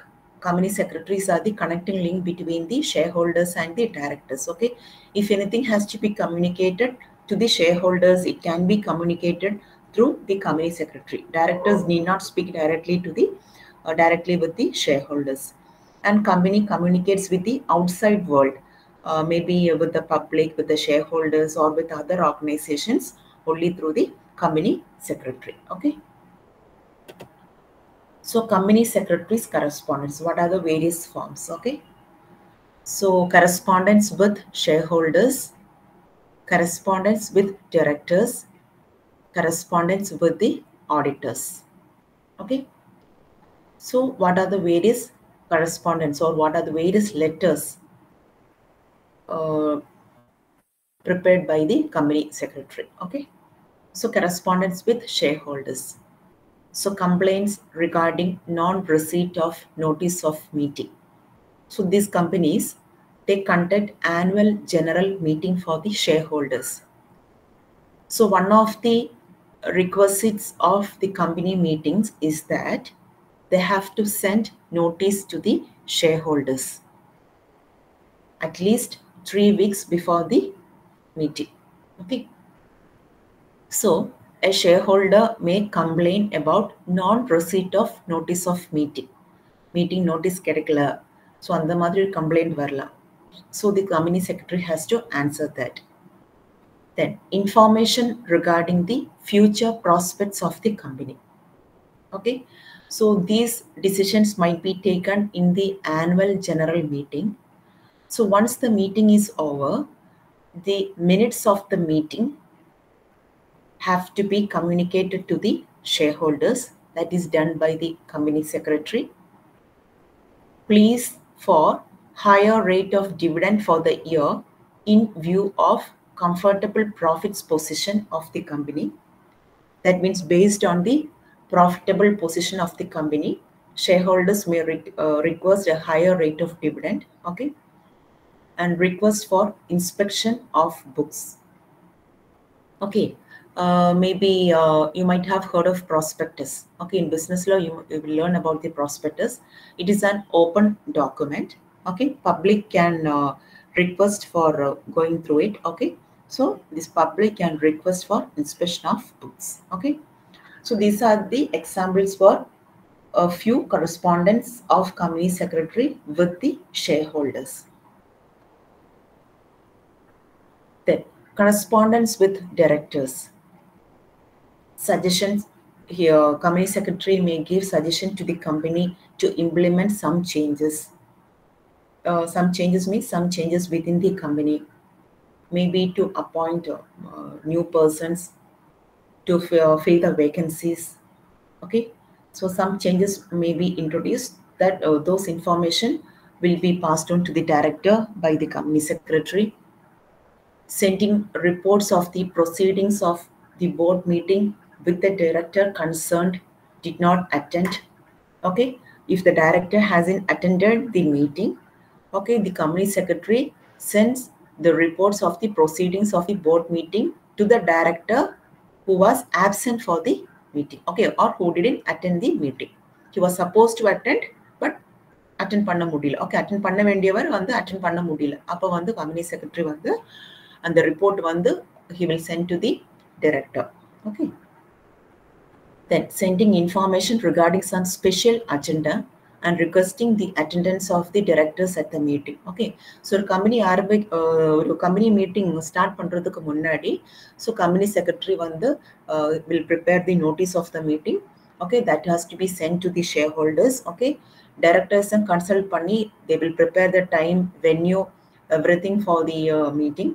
So the என்னெல்லாம் prepare பண்ணமோ எல்லாமே வந்து they will consult with the board of directors and prepare everything. Okay, and the company secretary requests the directors to attend the meeting on time. Okay, then making unofficial inquiries with the director about his personal interest in a contract to be discussed at a board meeting.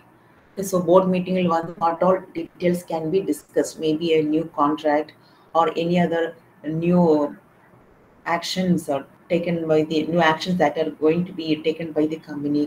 So what are to be discussed, the company secretary get to know before the meeting from the directors so that it can be included in the agenda. Okay, so the first one is correspondence with shareholders, second one is correspondence with directors. Okay, third one is correspondence with the auditors. You know, auditors are busy people. When they conduct audit, it takes lots of time. So the company secretary corresponds with the auditor, or he or she keeps in touch with the auditor for the timely completion of the audit work, because this audit report has to be presented. So before that, the company secretary has to make sure that the audit work is done by the auditor on time. Auditor வந்து அந்த work correct டைமுக்கு முடிச்சாதான் அந்த auditing report வந்து correct டைமுக்கு வந்து present பண்ண முடியும். Okay, so company secretary also corresponds with the auditors. Okay, then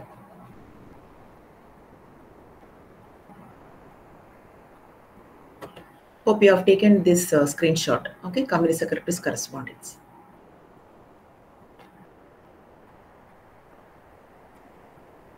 Hope you are all there, right?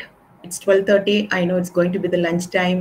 All of us are feeling hungry. Okay, but we will wind up by 1. Okay. Okay. Okay.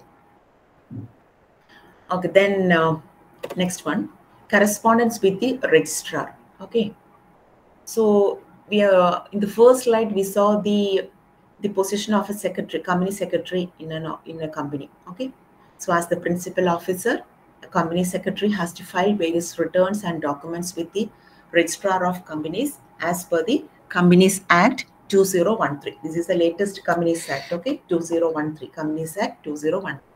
So as per the requirements of the Companies Act, they have to file various returns and documents with the registrar of companies. Okay.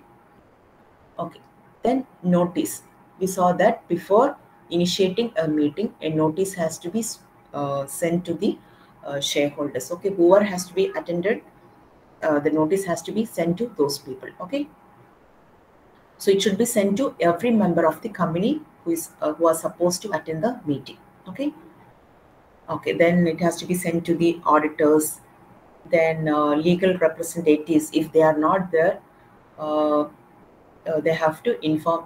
If the members are deceased, or that means if they are not alive, they have to send to the legal representatives. So notice has to be sent by the company secretary. That is one important aspect. Then agenda. Agenda means things to be done.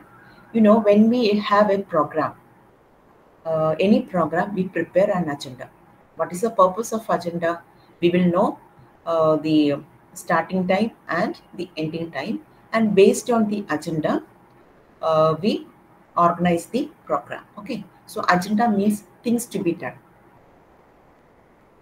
So along with the notice for the meeting, the agenda is also sent. Okay, so this has to be prepared in consultation with the directors. Okay, the company secretary has to discuss this with the directors or the chairman of the company and prepare the agenda.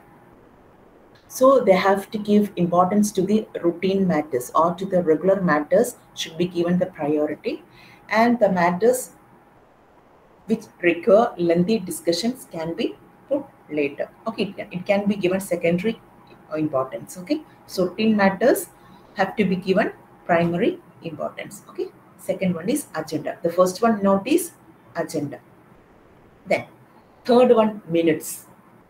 So normally after a meeting we prepare minutes. So minutes, in the minutes we will have the date of the meeting, venue of the meeting, number of people attended the meeting, then what are the details discussed in the meeting, then who chaired the meeting, who was the chairman of the meeting. Okay, all these proceedings will be in the meetings, and this will be recorded and kept. That is called minutes book. So that can be used as a future reference. Okay, so once the meeting is done, minutes are prepared, and in the next meeting, the minutes of the first meeting is read. It's getting approved by the members of the meeting, and then they proceed to the second meeting. Okay. So the main purpose of maintaining minutes is to have a clear and concrete and correct record of the decisions taken at a meeting. So they will know when they turn the pages of this minutes book on a future date, they will know that on this particular date, in the presence of these so and so people, okay, we have taken these decisions. Okay, so it is mandatory under the Companies Act to maintain a minutes book by the company. Okay, so the company secretary takes care of this. Okay, so notice, agenda, minutes. Okay, hope you have taken the screenshot of the slide. Okay, hope you are clear with what we have discussed so far. Okay, so in this we have seen company secretary, then company secretary's correspondence, that is correspondence with shareholders, correspondence with directors, correspondence with the auditors, then correspondence with the registrar. Then we had seen what is meant by notice, what is meant by agenda, what are minutes. Okay, and this minutes, no, it will be signed by the chairman of the meeting. Okay, so all the important decisions taken during the meeting, all the discussions during the meeting, everything is noted down by the company secretary. So all these are sent to the shareholders to who couldn't attend the meeting. Okay, meeting attend பண்ண முடியாதவங்களுக்கு இதெல்லாம் வந்து அவங்க அனுப்பி விடுவாங்க. Okay, so notice agenda minutes. Okay. Then official correspondence and public relations. Official correspondence and public relations. So what is official correspondence? So from the word itself, it's very clear that it is between officers, maybe between one government official and some other government official, or between a government official and an individual, or between a government official and an institution, a firm, organ, or an organization. So normally this official correspondence will be formal in tone. Okay, we can't be informal because this is a very serious letter. It has to be formal and it does not reveal any personal relationship. அதில் வந்து எந்த personal relationship கிடையாது. So in the official correspondence வந்து never it should be informal இருக்கக்கூடாது. It should be formal and it should be brief. It should be precise. It should be to the point. Concise இருக்கணும். ரொம்ப அப்படி இப்படி எல்லாம் எழுதக்கூடாது. Okay, it should be concise. It should be brief and it should be up to the point. And the main purpose of the official letter is to serve the official interest. So its nature is official. But the purpose of business letters is to create or maintain business or business relations. So its nature is business. So there are certain differences between official letter and business letter. So official letter, it's completely official matter. So business letter வந்து it's for maintaining the business or maintaining business relations. நம்ம பார்த்தோம் இல்லையா, letter of inquiry, letter of quotation, letter of offer, circulars, sales letter, bank correspondence. Okay, all these are business letters. So official correspondence, it's between government official and another individual or between two government officials. Okay, or a government official and education institution. All these are official correspondence. Okay. Okay. So in this, we will see the difference between business and official letter. So we have 3 columns here. The first one is points of difference. Second one is official letter. Third column is business letter. Okay. So under points of difference, we have purpose, nature, subject, structure, salutation, complementary clause, method, size, use of language, and relation. Okay. So you may please take the screenshot of this one. So we saw that official letter is what is the purpose? To serve the official interest. So that is the purpose of official letter. And what is the purpose of business letter? To maintain business or business relation. Okay. Then nature, already we saw nature is official, and under business letter it's unofficial, but we can say that its nature is business. Okay. So to maintain business relation, its nature is business. Okay. Then official letter subject the official order, maybe transfer of a person, then recruitment of an important official, then important circular, important instruction given by the government. So if some top official visits a particular place, the government may issue circular, issue notices. Okay, so those things expressed are official letters. Okay. Then subject of business letter, manufacturing, trading, marketing, human resource, procurement of materials, acquisition and disposal of assets, advertisement of the product line, then liaison with various private and government bodies, then requesting quotation, placing an order, then refusal of orders, execution of orders, we saw in previous chapters. Okay, all these are examples for business letters. Then structure. Already we saw the structural layout of letter, and in official letter usually they follow a simple structure because it has to be very brief. Okay, it has to be precise. So specific and predetermined structure is required to be followed to write an official letter. And under business letter, any type of formal structure can be followed here. Because the other day I told you, when we write the date line, we can write it as, for example, today it's 12th August. Okay, so we may write it as 12th August 2023, or we can put it as 12/08/23. Okay, so there are different types of different ways of writing the date line. Okay, and that is a structure. Under salutation, salutation, respected sir, dear sir.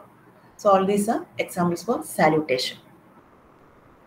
So under official letter, there may or may not be salutation. Okay, they may represent just sir or madam.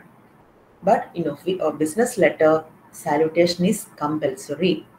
Dear sir, dear madam, or respected sir, respected madam, it's compulsory. Okay, in official letter, they may or may not use salutation. Then complimentary clause like yours faithfully, yours sincerely. Normally in official letter, they use like yours faithfully or yours truly. Here in a business letter, they might use yours sincerely. Okay, that is the difference. Then method. They may use both direct and indirect method. Okay, and under business letter, they may use only direct method because they have to have that close relation. They have to maintain the relation. So they may be a direct contact. Here may be direct or through indirect method. Okay, so maybe they might send the official circular may be sent directly or maybe indirectly. Okay, then size of the letter. While compared to business letter, the size of the official letter is small because already we saw that the official letter is brief. Okay, it has to be short. But that is official letter, sorry. But in business letter, the size can be larger than the business letter because business letter we have to include some more details.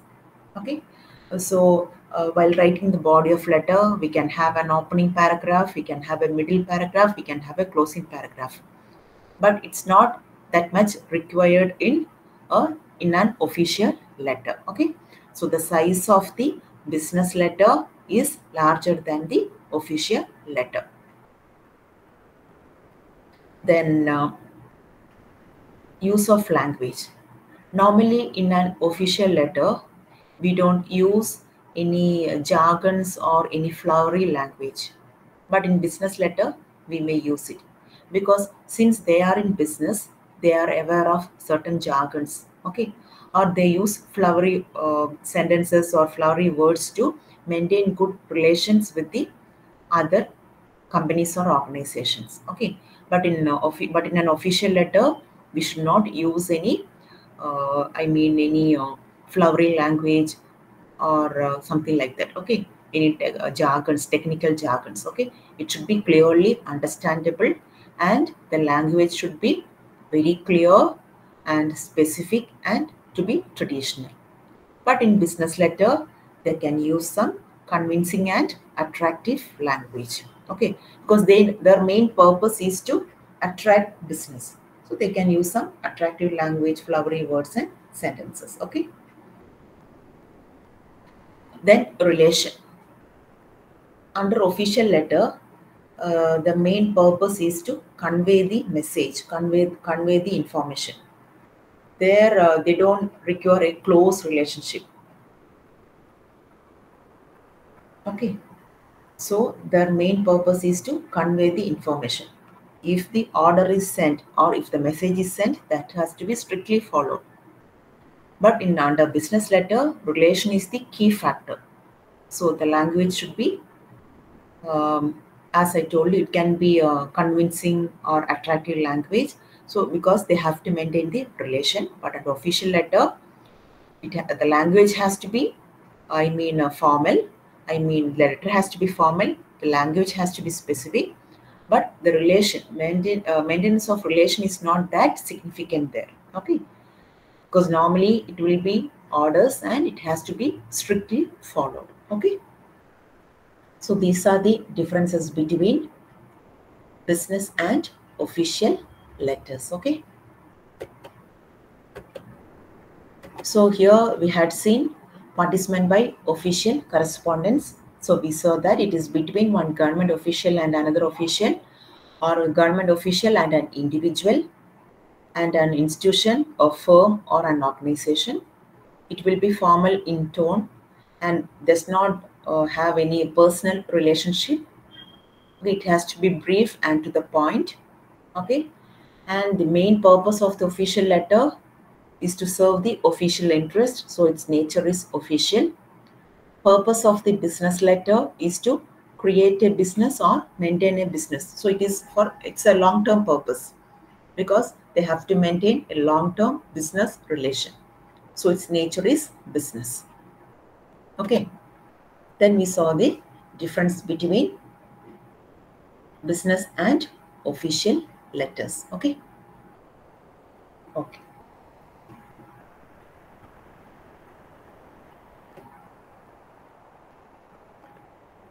Then next we have to see demi-official letters, in short DO letters.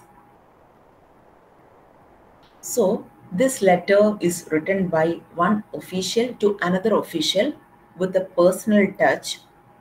Okay, this is not purely an official letter. This is demi-official letters. So there will be some personal touch. For example, we saw no official correspondence between two government officials. So those letters can be called as demi-official letters, or between the principals of two institutions, two education institutions. Okay, so they want to discuss something. So the letter written by one official to another with a personal touch in view of the importance of the subject or its urgency. Some urgent matter has to be discussed or to be informed. So the two officials, the correspondence between two officials, so that is called demi-official letters or DO letters. Okay. Then memorandum. So in short, memorandum is called memo. So it is a type of office communication. So it happens between departments. Okay. And maybe people belonging to same cadre or same level. And the matter has to be informed immediately. Okay. So at that time, memo is used. So in this, there is no salutation or complimentary clause. Suppose an institution has to declare a holiday tomorrow.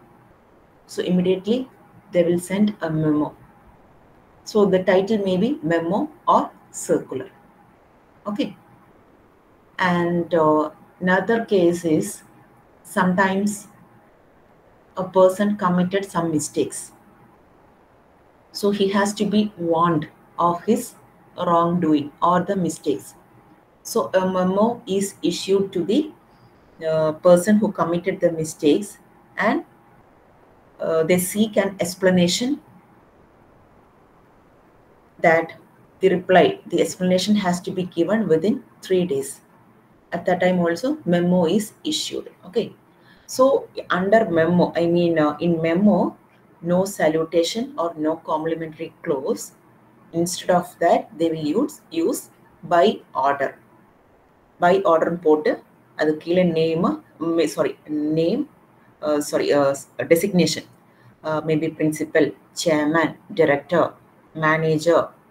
Okay, they will place the designation, and above the designation they will sign with the date. Okay, so under memorandum there is no salutation, there is no complimentary clause.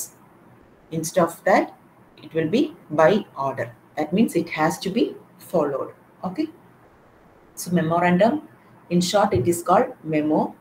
Okay, it might be from a superior to a subordinate, or between departments, okay, or between the people belonging to the same level, and there is no salutation and no complimentary clause. Okay, then we will see endorsement, then we will wind up the class. Okay, so this is another briefest form of official communication. Normally we have seen, for example, in the colleges, normally a student submitted a letter to the HOD. It has to be submitted to the principal, but it has to go through proper channel. So it has to be submitted to the principal through HOD. So the HOD receives the letter from the student, and he or she forwards the letter to the principal. Okay, so it will be written, there won't be any specific writing or endorsement by the HOD. They just put it as forwarded to the principal or forwarded for necessary action. Okay, so even principal may send to HODs, forwarded for necessary action or forwarded for remarks. So whatever letter is received, okay, the original, the letter which we have received, on the same letter we are mentioning these words: forwarded for information, forwarded to take necessary action, forwarded for remarks. We just put that and we forward the letter. Okay, so no covering letter is there, and no opinion will be expressed on the communication received. Just this, they endorse this and they send. Okay, so this is endorsement. Okay, so demi-official letters or DO letters, memorandum, and endorsement. Okay, so I will go back to the slide which we started today. Okay. Today we started with agency, insurance, import and export letters. So agency letters, then what are the details to be covered while drafting a letter seeking agency. Then letter asking for explanation for poor performance by the principal to the agent, and what are the various types of agency letters. Then insurance correspondence, then clearing and forwarding agents. It happens under export and import procedures. Okay, so they appoint clearing and forwarding agents for easy shipment procedures. Okay, then company secretary's correspondence, we saw who is a company secretary, his or her importance in the company. Then company secretary's correspondence with shareholders, with directors, and with auditors. Correspondence with the registrar. Then we saw what is meant by notice, what is meant by agenda, what are minutes. Then official correspondence. So official correspondence, it should be formal, no personal relationship, should be brief. But business letter, it is unofficial, like its main purpose is business. So we can use flowery words or attractive language, but in official letters, the language should be very specific. Okay, and under business letter, that relation has to be maintained, but in official letter, relation is not that significant. Okay, then we saw what is meant by demi-official letter, what is meant by memorandum, what is meant by endorsement. Okay, so now we will wind up this class. Okay, and I have one more session in the evening, 3 to 4. We will continue the class at that time. Okay, In case of any doubt or any clarification, already I have given you my email ID to you, right? ann@sgcpty.com. I think so far 3 or 4 contacted me for various reasons. Okay. So for important questions, I can tell you, please use the questions given at the end of each chapter in your study material. Okay. At the same time, I can also provide you some important questions. Okay. And letters, because you have lots of letters in this, please learn the structure of letters because you will be able to score better marks. Please use the question paper given by me. Okay, it is also in the website of Pondicherry University. Okay, so my next class is from 3 to 4. We will meet at that time.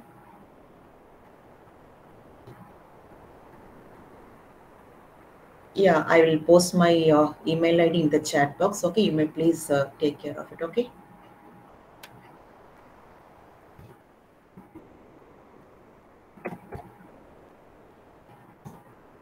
It's ann@sgcpty.com.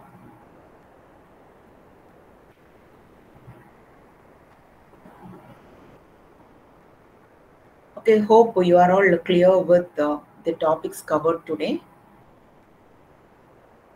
Yes, So, Yes, yes. okay, and hope you have taken the yes, ma'am. screenshots of the PPT too. Okay, so I have given because some PPTs you might find it congested because I don't want to increase the number of slides. Okay, so some PPTs you can see only the PowerPoints are there, only the important points, and some PPTs the sentences, more sentences are there. Okay, anyway, you can use this PPT. You might have taken the screenshots. You may use this for your, because at the previous day of the exam, you can use these slides to prepare for the exam. Okay, and once you learn the structure of the letter, it will be easy for you to prepare it. Okay, so we will wind up this session, and I think your next session will be at 2 o'clock, and my session will be from 3 to 4. So we'll meet you. Okay, we'll meet you at that time. Thank you. Ma'am evening கிளாஸ்ல வந்து important question சொல்றீங்களா? Evening கிளாஸ்ல நான் கொஞ்சம் சொல்றேன் சரிங்களா? Evening okay கிளாஸ்ல okay ma'am thank you ma'am. மீதி வந்து நாளைக்கு சொல்றேன் சரிங்களா? Okay ma'am okay ma'am thank you. Okay, and if anybody wants to have sessions, I can't take the sessions completely in Tamil because we have people who knows only English too. So இப்போ தமிழில் வேணும் அப்படின்னா எந்த portion உங்களுக்கு doubt இருக்குதோ அது நீங்கள் வந்து ஒரு வாய்ஸ் கிளிப்பாக கூட இந்த வாய்ஸ் ரெக்கார்ட் பண்ணி மெயில் அனுப்புங்க. I can reply it. Okay, நான் தமிழில் எக்ஸ்பிளைன் பண்ணி நான் ரிப்ளை பண்ணுறேன் சரிங்களா?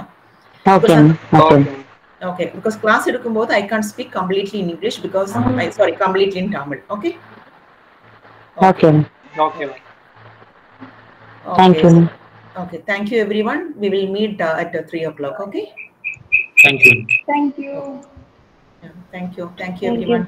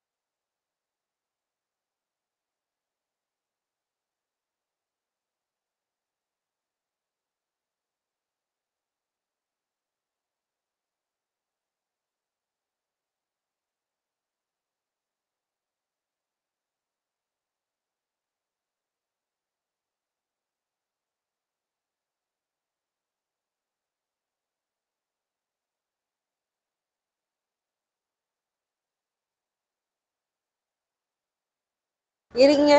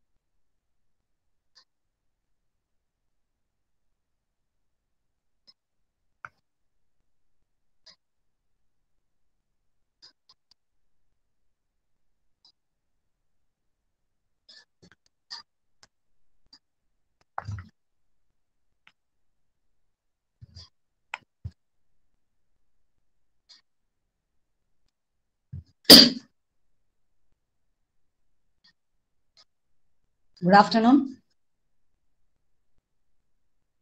Good afternoon, ma'am. Good afternoon, ma'am. Good afternoon, ma'am. Lunch is over. Yes, ma'am. Yes, ma'am. Okay.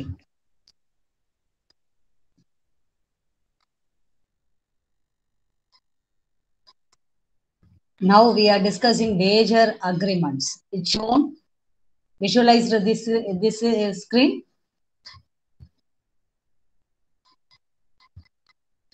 Yes, ma'am. Yes, Okay. ma'am.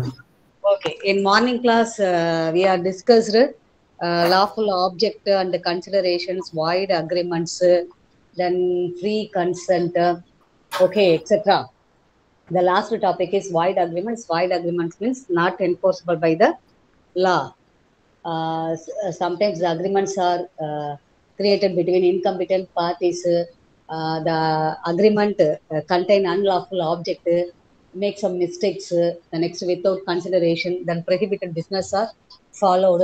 So these type of situation, the contract not enforceable by law. That is, it means not accepted. So it is void. Okay. So the next one is wager. You know that word wager, W-A-G-E-R, wager. Wager agreements or wager, W-A-G-R, wager.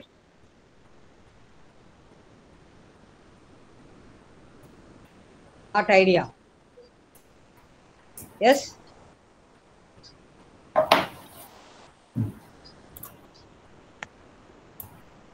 Okay.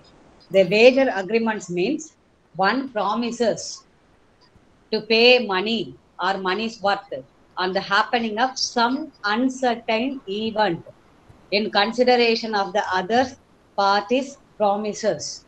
Again repeated, one promises to pay money or money's worth on the happening of some uncertain event. So in this term, the uncertain event is very important. Promises to money or money's worth. The next one, other parties promises. So these three terms are very important. Okay. For example, Mr. A and B enters into an agreement. A shall pay rupees 100 to Mr. B if it rains comes on Monday. It is called wagering agreements. Again repeated, Mr. A promises to Mr. B. A shall pay rupees 100 to Mr. B if it rains comes on Monday. திங்கக்கிழமை மழை வந்தா நான் உனக்கு 100 ரூபாய் தரேன்னு சொல்றாரு. யாருன்னா ஏ வந்து பிக்கு. இத மாதிரி இருக்கிற ஒரு கான்ட்ராக்ட் வேஜரிங் ஆர் வேஜரிங் அக்ரிமெண்ட்ஸ். வேஜரிங் மீன்ஸ் என்ன? depends upon some uncertain events, some happens. The another meaning is வெட்கற்ற. It's clear? Wagering agreements. The Yes, another ma'am. one is Yes, ma'am. வெட்கற்ற. நம்ம எல்லாருமே செஞ்சிருக்கோம், கரெக்டா? பட் பெட் கட்டும் போது 2 பேருமே வின்னரா இல்ல ஒருத்தவங்க வின்னரா?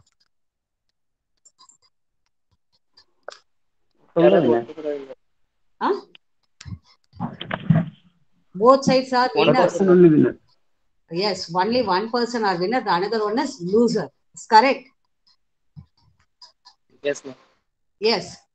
So in business contract, they two parties are entered, buyer and seller, but two persons are having some consideration. That is something in return, some benefit. Business la enter ஆகுற 2 பேருக்குமே benefits இருக்கணும். The business contract சொல்லுது. But sometimes ஒரு uncertain events இருக்கு அப்படின்னா அதை depend பண்ணி contract குள்ள என்டர் ஆகுறாங்க அப்படின்னா அதுக்கு பேர் வேஜர். இப்போ one person is winner, the another one is loser. So அதுதான் டேர்ம் அகைன் இப்போ ரிப்பீட் பண்றேன். One promises to pay money or money's worth அந்த happening of some uncertain event. நடக்காத ஒரு விஷயம் நடந்துருச்சு அப்படின்னா நான் உனக்கு பணம் தரேன். ஓகே, பட் அப்படி நடக்கலன்னா நான் வின்னர், நீ லூசர். Okay, example rain. இப்போ இது எப்படி நடக்கும்னு பார்த்தீங்கன்னா, இது ஃபர்ஸ்ட் சொல்றேன். They are required some essential conditions.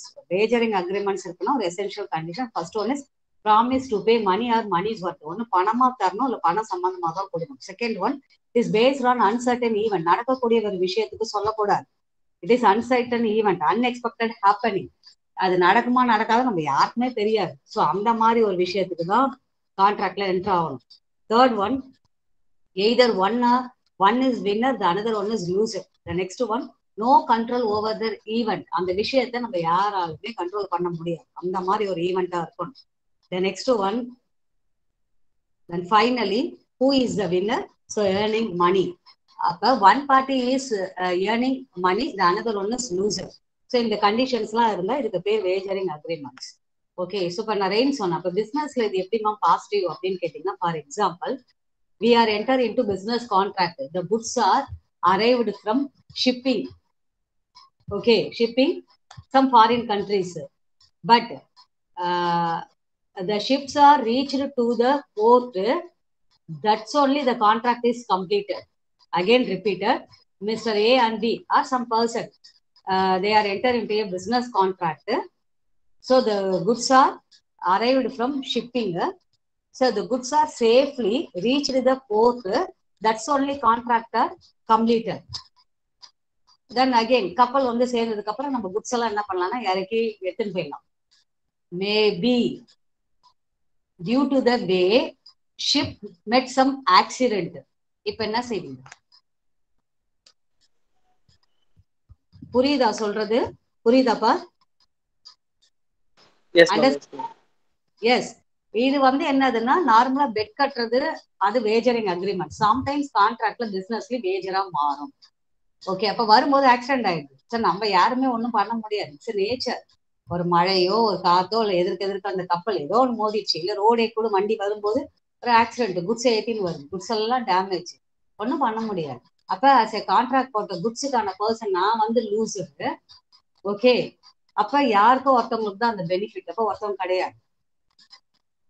அப்ப due to some unevens, some unexpected happenings.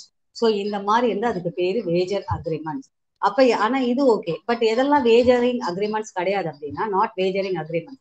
Crossword puzzles. Crossword puzzles பார்த்தோன்னா குறுக்கெழுத்து போட்டி நம்ம எல்லாருக்குமே தெரியும், பேப்பர்ல மேகசின்ஸ்ல நிறைய பார்க்கலாம். ஆனா இங்கேயும் ஒருத்தன் வின்னர் ஒருத்தன் லூசர். எழுதி போடுற அத்தனை பேருக்குமே வந்து பிரைஸ் கிடையாது. Some person only winner. But இது என்னதுன்னா used, skilled and talent.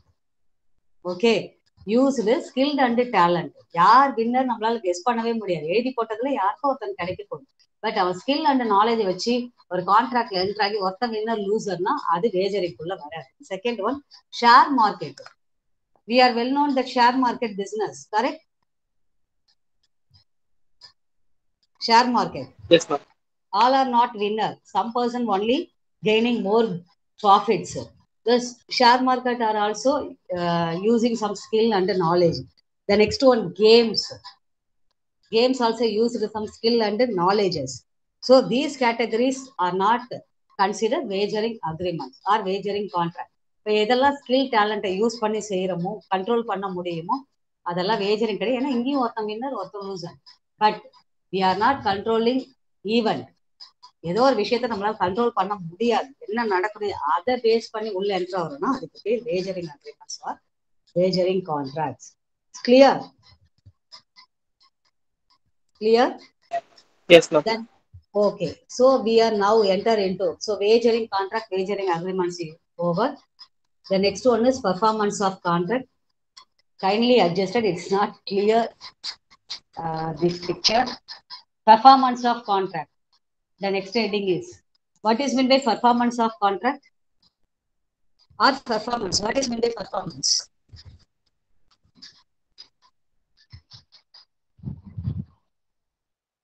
We are used the word performance, well performance, good performance. What is meant by performance?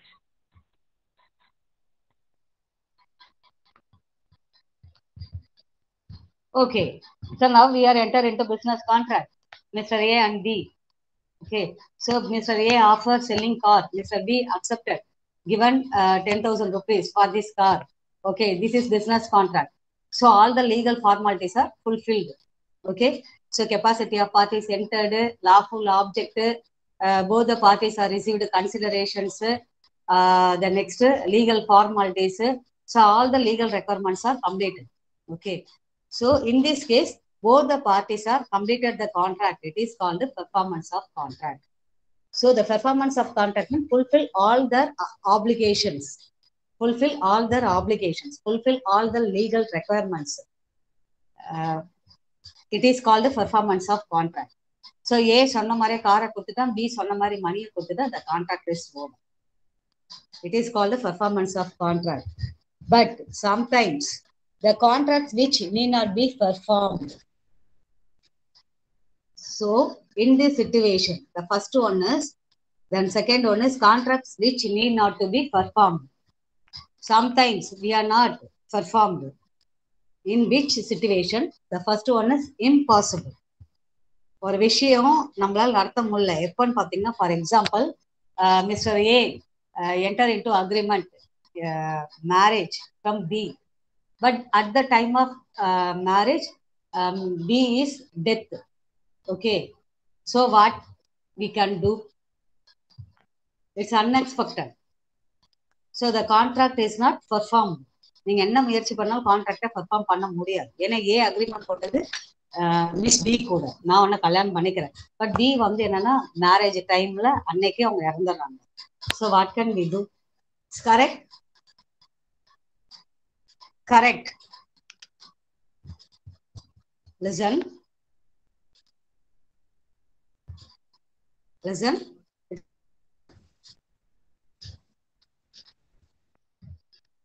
It's audible? Yes, ma'am. Hello? No, ma'am. It's clear? It's clear? Clear, ma'am. Yes, yes. Always we are enter into the contract, so completed the obligation. It is called the performance of contract. But sometimes we are not performed due to impossible situation. Then second one is new contract rescind old contract. Some parties are cancelling the old contract and they enter into new contract. For example, two-wheeler and four-wheeler business. Okay, sometimes the persons are enter into agree buying some car, buying some two-wheelers.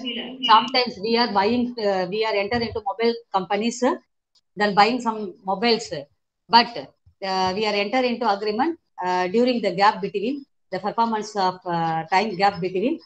So market introducing some new mobile phone. So we are interested to buying that new mobile. So we are enter into the mobile shop. Sir, requested. Sir, I requested to cancel the old mobile phone buying contract. Now I am entering into the new mobile buying. Okay. So that time the contracts automatically closed.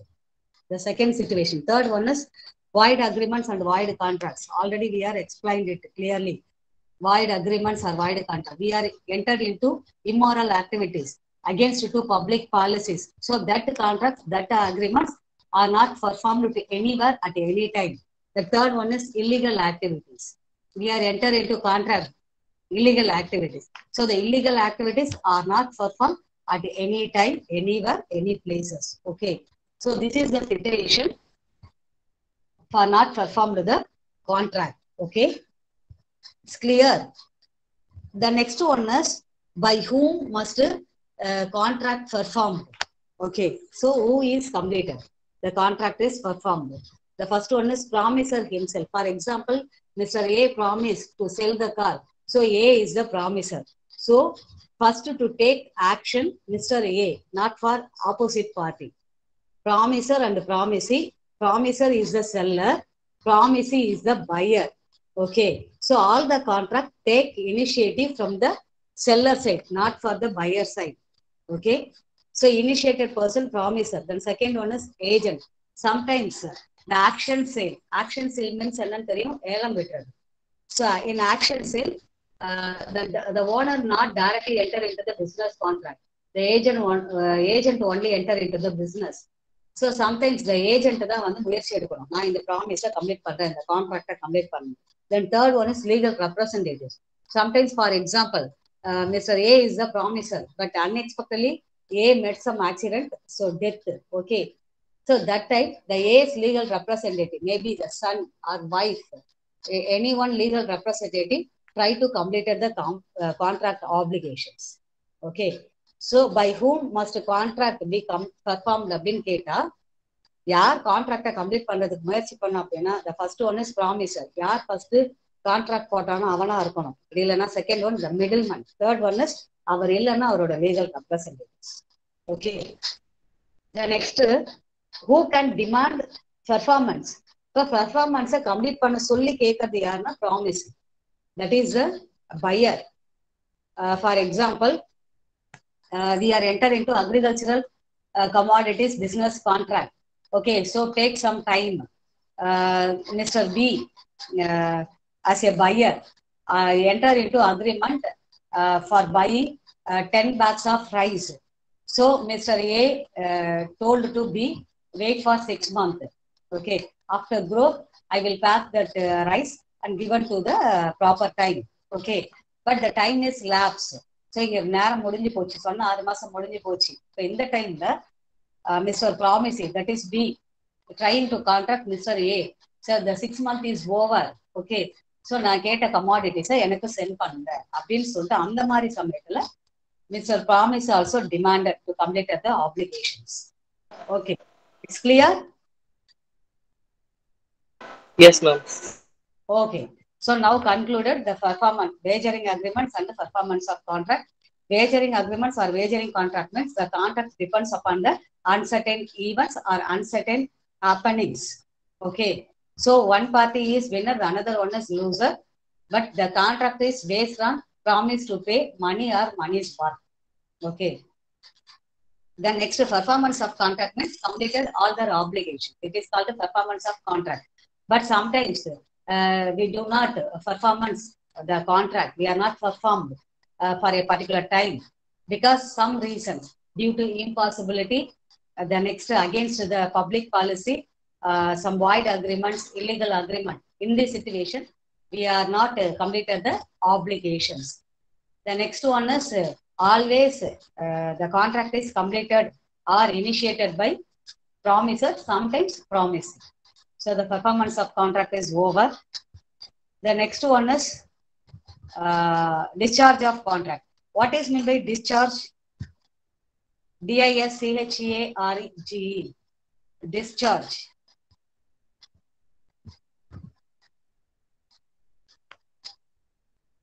Discharge. Handling other. Handling? Other. Handling other. For example, some person are admitted in hospital, so completed all the services. Today, this person are discharged. Correct? Going to home. So all the treatments are over, going to home. Now, this person discharged from the hospital. What is meant by discharge? Discharge means relieving. Clear for problems. Well, அது பத்தி clear பண்றது எல்லாமே, but very good. But at the correct term is relieving. The correct term is relieving. Relieve ஆகுறாரு. அந்த கான்ட்ராக்ட்ல இருந்தே அவர் relieve ஆகுறாரு. அதான் discharge of contract. Sometimes it is also called termination. Termination. So the period is over, the contract is completed. We are relieving from particular contract. Okay. So discharge of contract means relieving from the contract or termination from the contract. So the relationship automatically end. Okay. For example, A இப்போ ஏ வந்து B கிட்ட car கொடுத்துட்டா, B பணத்தை கொடுத்தாச்சு, அவ்வளோதான். ஏக்கும் பிக்கும் relationship over. சரி, ரெண்டு பேருமே அந்த கான்ட்ராக்ட்ல இருந்து வெளில வந்தாச்சு. It is called a discharge. Okay, free from that contract because the obligations is over, the requirements is over. So அதுக்கப்புறம் நமக்கு அங்கே என்ன வேலை இருக்கு? ஹாஸ்பிட்டலில் சொன்ன மாதிரி எல்லா நாளும் வச்சு நம்ம சோறு ஜூஸ்லாம் கொடுப்பாங்களா? ட்ரீட்மெண்ட் வரைக்கும் தான். ஸோ அப்போ ஃபுல்லுமே நம்ம அங்கேருந்து ரிலீவ் ஆகும். கரெக்டா? It is called discharge of contract. Okay. So ஆனால் இந்த கான்ட்ராக்ட் எப்படியெல்லாம் ரிலீவ் ஆகலாம் அப்படின்னா அதான் next heading. So following some conditions. The first one is discharge by performance. So performance now இப்போதான் நம்ம பார்த்தோம். Performance of contract means completed all their obligation. So சொன்ன மாதிரி ரெண்டு பேருமே performance complete பண்ணியாச்சு. பட் இது ஒரு சின்ன twist. One is actual performance, second one is attempted performance. Actual performance means all their obligations are completed. சொன்ன மாதிரி ஏ குட்ஸை கொடுத்துட்டான், பி காசை கொடுத்துட்டான், கான்ட்ராக்ட் முடிஞ்சிச்சுட்டான்னு சைன் போட்டானுங்க, வெளில வந்துட்டானுங்க, அது actual. Attempted means try to completed contract in future. கான்ட்ராக்ட்ல தான் இருக்கும், ஆனா கரண்ட்ல நான் கம்ப்ளீட் பண்ண மாட்டேன். அட்டெம்ப்ட்னா நம்மளுக்கு தெரியும். எப்பெல்லாம் அட்டெம்ப்ட்ப்பா? Try to attempt. ஃபெயில் ஆயிட்டா கேட்பாங்கல்ல, அட்டெம்ப்ட் வச்சிருக்கியான்னு. 10th 12th Yes ma'am. Yes. அப்ப நம்ம ஜென்ட்லாம் அழகா சொல்லலாம், ஆமா நான் எழுதுன அவங்க பாஸ் பண்ணல, ட்ரை பண்ணேன், முடிஞ்ச அளவு ட்ரை பண்ணேன், எக்ஸாம் பாஸ் ஆயிடலாம், நான் என்ன பண்றது, ஃபெயில் ஆயிட்டேன். கரெக்டா இல்லையா? ஸோ அதே தான் எங்கேயும் நான் கான்ட்ராக்டை கம்ப்ளீட் பண்றதுக்கு ட்ரை பண்ணேன். ஜஸ்ட் ட்ரை டு கம்ப்ளீட் வேற ஆப்ளிகேஷன் சொன்ன மாதிரி ட்ரை பண்றேன். பட் ஆனா என்னால் முடியல, மேபி ஃபியூச்சர்ல நான் கம்ப்ளீட் பண்ணேன். That is attempt. ஸோ இதுக்கு எக்ஸாம்பிள் எதுன்னு பார்த்தோன்னா வந்து agriculture commodities. So agriculture commodities not immediate delivery. எடுத்தோன்னே எல்லாம் டெலிவரி பண்ண முடியாது. அது 6 மாசம் விளையணும்னா 6 மாசம் விளையணும், 1 இயர் விளையணும், 1 இயர் விளையணும். அது வரைக்கும் நீ வெயிட் பண்ணுங்க.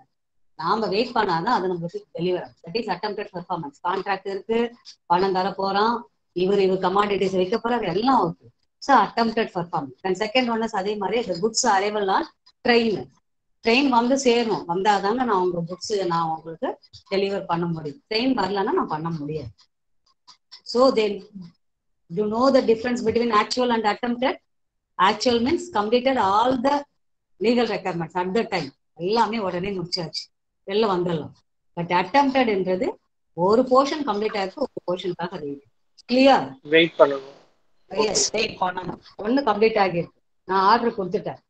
இப்போ ஃபுட் டெலிவரி எல்லாம் இருக்கு இல்லையா, ஆன்லைன் ஃபுட் டெலிவரி, ஆர்டர் கொடுத்துட்டேன், waiting for food delivery for those steps.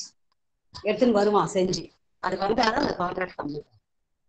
வந்ததுக்கு அப்புறம் நான் ஓகே ரிலீவ் ஆயாச்சு. So the first one. Second one discharge by agreement. So it's very simple. Discharge by agreement or consent means the same actual performance. So அந்த மாதிரி எல்லாமே முடிச்சிட்டோம், no problem. Then third one is novation. You know that word novation? N-O-V-A-T-I-O-N. Novation இன்னொரு விதமா நம்ம கேள்விப்பட்டிருக்கலாம், novelty. N-O-V-A-L-I-T-Y, novelty. What is meant by novation or novelty? Novel. N-O-V-A-T-I-O-N, innovation. No idea. Novation, it's nothing but new. Old contract cancel பண்ணிட்டு we are enter into new contract. It is called novation. Novation means new. Sometimes the words are using in novelty.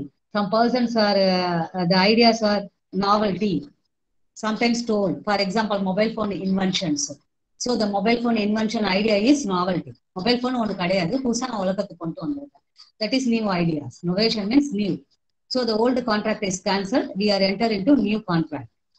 So அப்ப அந்த இடத்துல ஆட்டோமேட்டிக்கா old contract என்னதுன்னா discharge ஆகிடுது, new கான்ட்ராக்ட்ல enter ஆகும். But இந்த மாதிரி நியூ கான்ட்ராக்ட்ல என்டர் ஆகும்போது we are enter into the same person or another person. Okay. So it's clear. Novation means new. So the old contract is cancelled.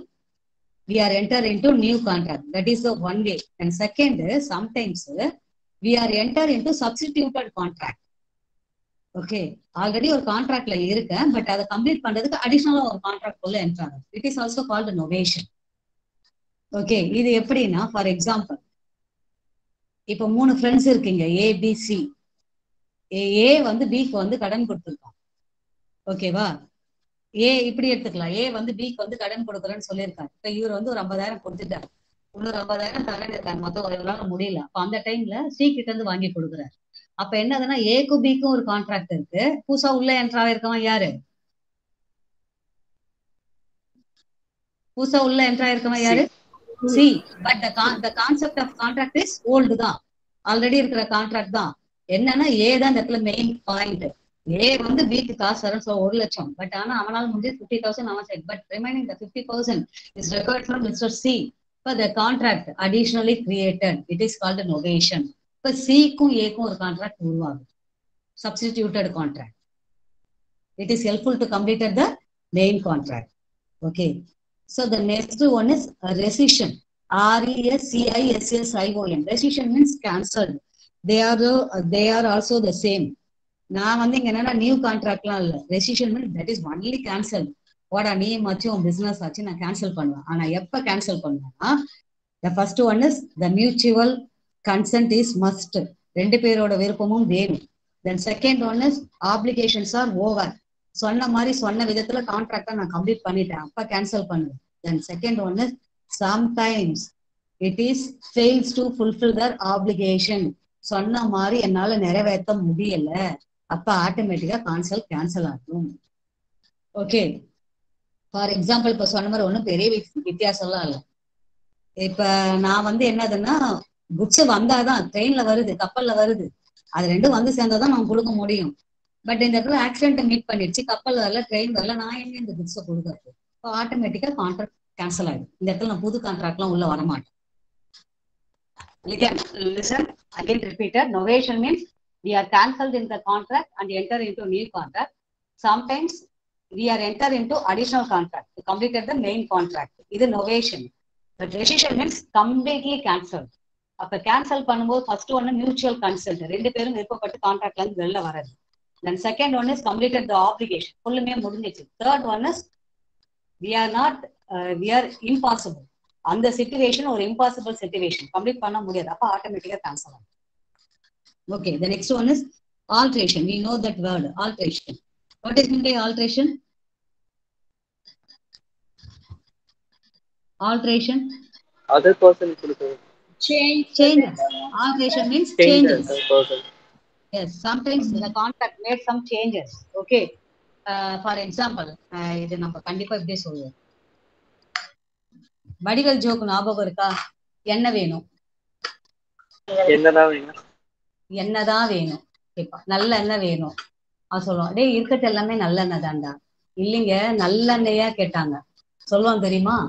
அதுதான் இந்த இடத்துல ஒரு கான்ட்ராக்ட் ஃபர்ஸ்ட் கிளியரா இருக்கணும். நான் என்ன கமாடிட்டிஸ் வாங்க போறேன், ஒரு ஒயிட் கலர் காரா, இல்ல கிரீன் கலர் காரா, இல்ல ஹார்ஸா, ஒரு லேண்ட்னா இப்ப ஃபார் எக்ஸாம்பிள் நியர் தென் கருவடிக்குப்பம், சாரம், வில்லியனூர்.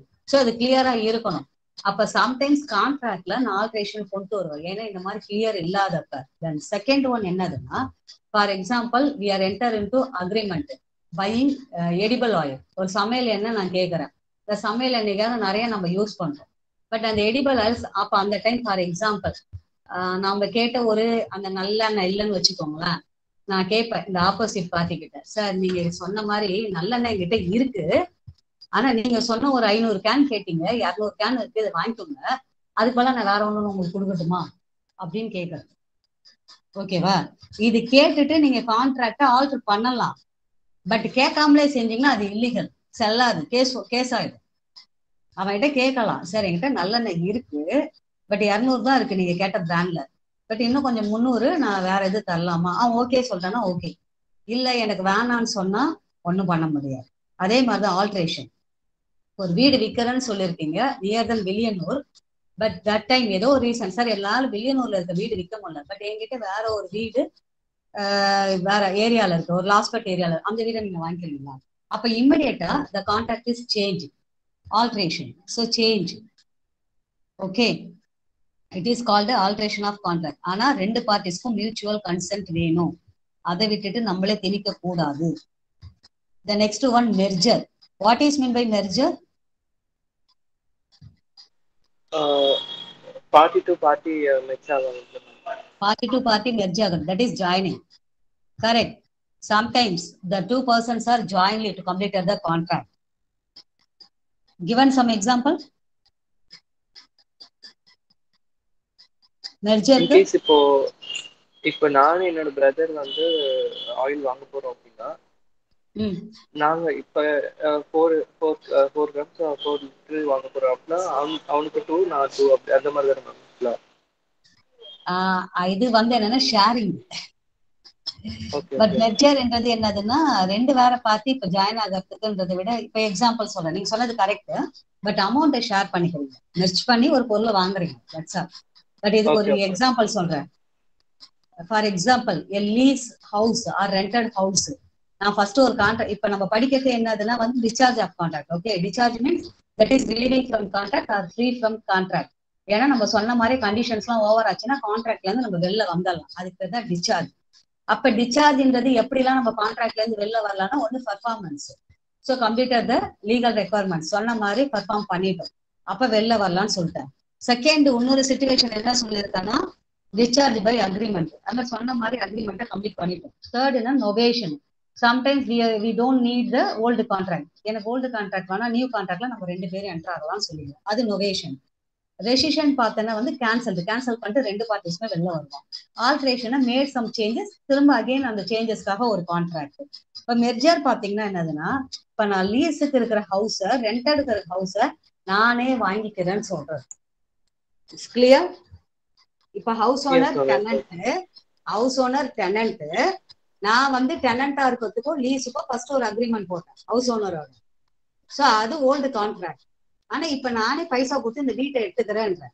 அப்ப என்னோட அந்த tenant contract automatically cancelled. So now I am enter into house owner. அப்போ ஒரு புது கான்ட்ராக்ட் இந்த உருவாகுது. அப்போ மிஸ்டர் ஏ வந்து selling that house to tenant. It is called the merger. இதுலயும் நம்ம வெளியாகிடலாம், வெளில வந்துடலாம். The next one, impossibility. அது மேம் எக்ஸாம்பிள் வந்து கேளுங்க. ஏது மெர்ஜர்க்கா?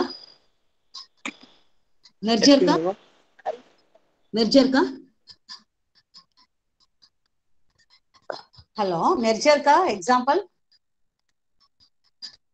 Merger means that is joining. Merger means joining. அதுதான் எக்ஸாம்பிள் சொன்ன. ரெண்டட் ஹவுஸ், ஒரு வீட்டை நான் ரெண்ட்டுக்கு எடுத்திருக்கேன், லீஸுக்கு எடுத்திருக்கேன், அதுக்கு ஒரு கான்ட்ராக்ட் போட்டிருப்பேன், இவ்வளவு ரெண்ட் அமௌண்ட் தரேன், இல்லை இவ்வளவு லீஸ் அமௌண்ட் தரேன். இப்ப நான் என்ன பண்றேன்னா அந்த கான்ட்ராக்டை கேன்சல் பண்ண சொல்லிட்டு அந்த வீடை நான் வாங்கிக்கிறேன்னு சொல்லிட்டு புதுசா ஒரு கான்ட்ராக்ட் உள்ள என்ட்ரு ஆகும். அப்ப அந்த ஓல்டு கான்ட்ராக்ட் இருக்குது இல்லையா, அது இது கூட மெர்ஜ் ஆயிடும். Merge means joining. ஓகே, இப்ப நம்ம அது சொல்லுங்க மேம். கேக்குதா? கேக்குது சொல்லுங்க மேம். இப்ப நம்ம நீங்க சொல்றதுன்னா வாடகை பத்திரத்துல இருந்து நம்ம வந்து ஓனா வந்து வாங்குறதுனால அந்த பத்திரத்துக்கு சேஞ்ச் ஆகும். அதானே? ஆமா. ஓகேவா? இந்த கான்ட்ராக்ட் அந்த கான்ட்ராக்டோட மெர்ஜ் ஆயிடுச்சு. Merge means joining. Merge means joining. So இந்த கான்ட்ராக்டும் அந்த கான்ட்ராக்டும் ஒன்னாயிடுச்சு. இப்ப ரெண்டுமே ஒரே இதுக்குள்ளதான் வந்துருச்சு. இப்போ ரெண்டுமே ஓவர். சோ நான் வெளில வந்துடலாம். நம்ம கிளியர்? Yes ma'am. ஓகே. இப்போ ஒண்ணும் இல்லை, இப்ப நீங்க வண்டி டியூல எடுக்கிறீங்க, நீங்க தான் அதுக்கு ஓனர். ஆனா இப்ப கிடையாது. இந்த காசை ஃபுல்லா கட்டி முடிச்சதுக்கு அப்புறம் நீங்க யாரு? ஓனர். கரெக்டா? அதே ஆமா அதே பர்சன் தான், அதே கம்பெனிக்காரன் தான். அது வரைக்கும் நீங்க வந்து ஒரு டியூ கட்டுற பர்சனா, ஒரு இஎம்ஐ கட்டுற பர்சனா இருக்கீங்க. உங்க ரெண்டு பேருக்கும் தான் கான்ட்ராக்ட் இருக்கு. இப்ப நீங்க வண்டி ஓனரா மாறினதுக்கு அப்புறம் இப்ப அவன் கேன்சல் போடுவான். என்ன கேன்சல்னா, okay, all the dues all the EMIs are over, so no objection certificate கொடுத்துருவான். You are the owner. So இப்ப நியூ வெளில வந்தாச்சு. அந்த ஒண்ணுத்து கூட மெர்ஜ் ஆகுது. அதுதான் merger contract. Okay, clear? The next one, impossibility. Impossibility always will know that impossibility means it is depends upon the natural causes. So இப்போ நான் சொன்ன மாதிரி டெத் ஆயிட்டாலோ பை ஆக்சிடென்ட் அது ஒன்றும் பண்ண முடியாது. அந்த மாதிரி சமயத்துல ஆட்டோமேட்டிக்கா கான்ட்ராக்ட்ல இருந்து வெளில வரலாம். பட் சூப்பர் வெயினிங் இம்பாசிபிலிட்டின்னு ஒன்று இருக்கு. Impossibility means it is natural causes, but supervening impossibility. Supervening impossibility also relieving from contract. So என்ன அந்த supervening impossibility? Any ideas? Impossibility means it is based on natural causes.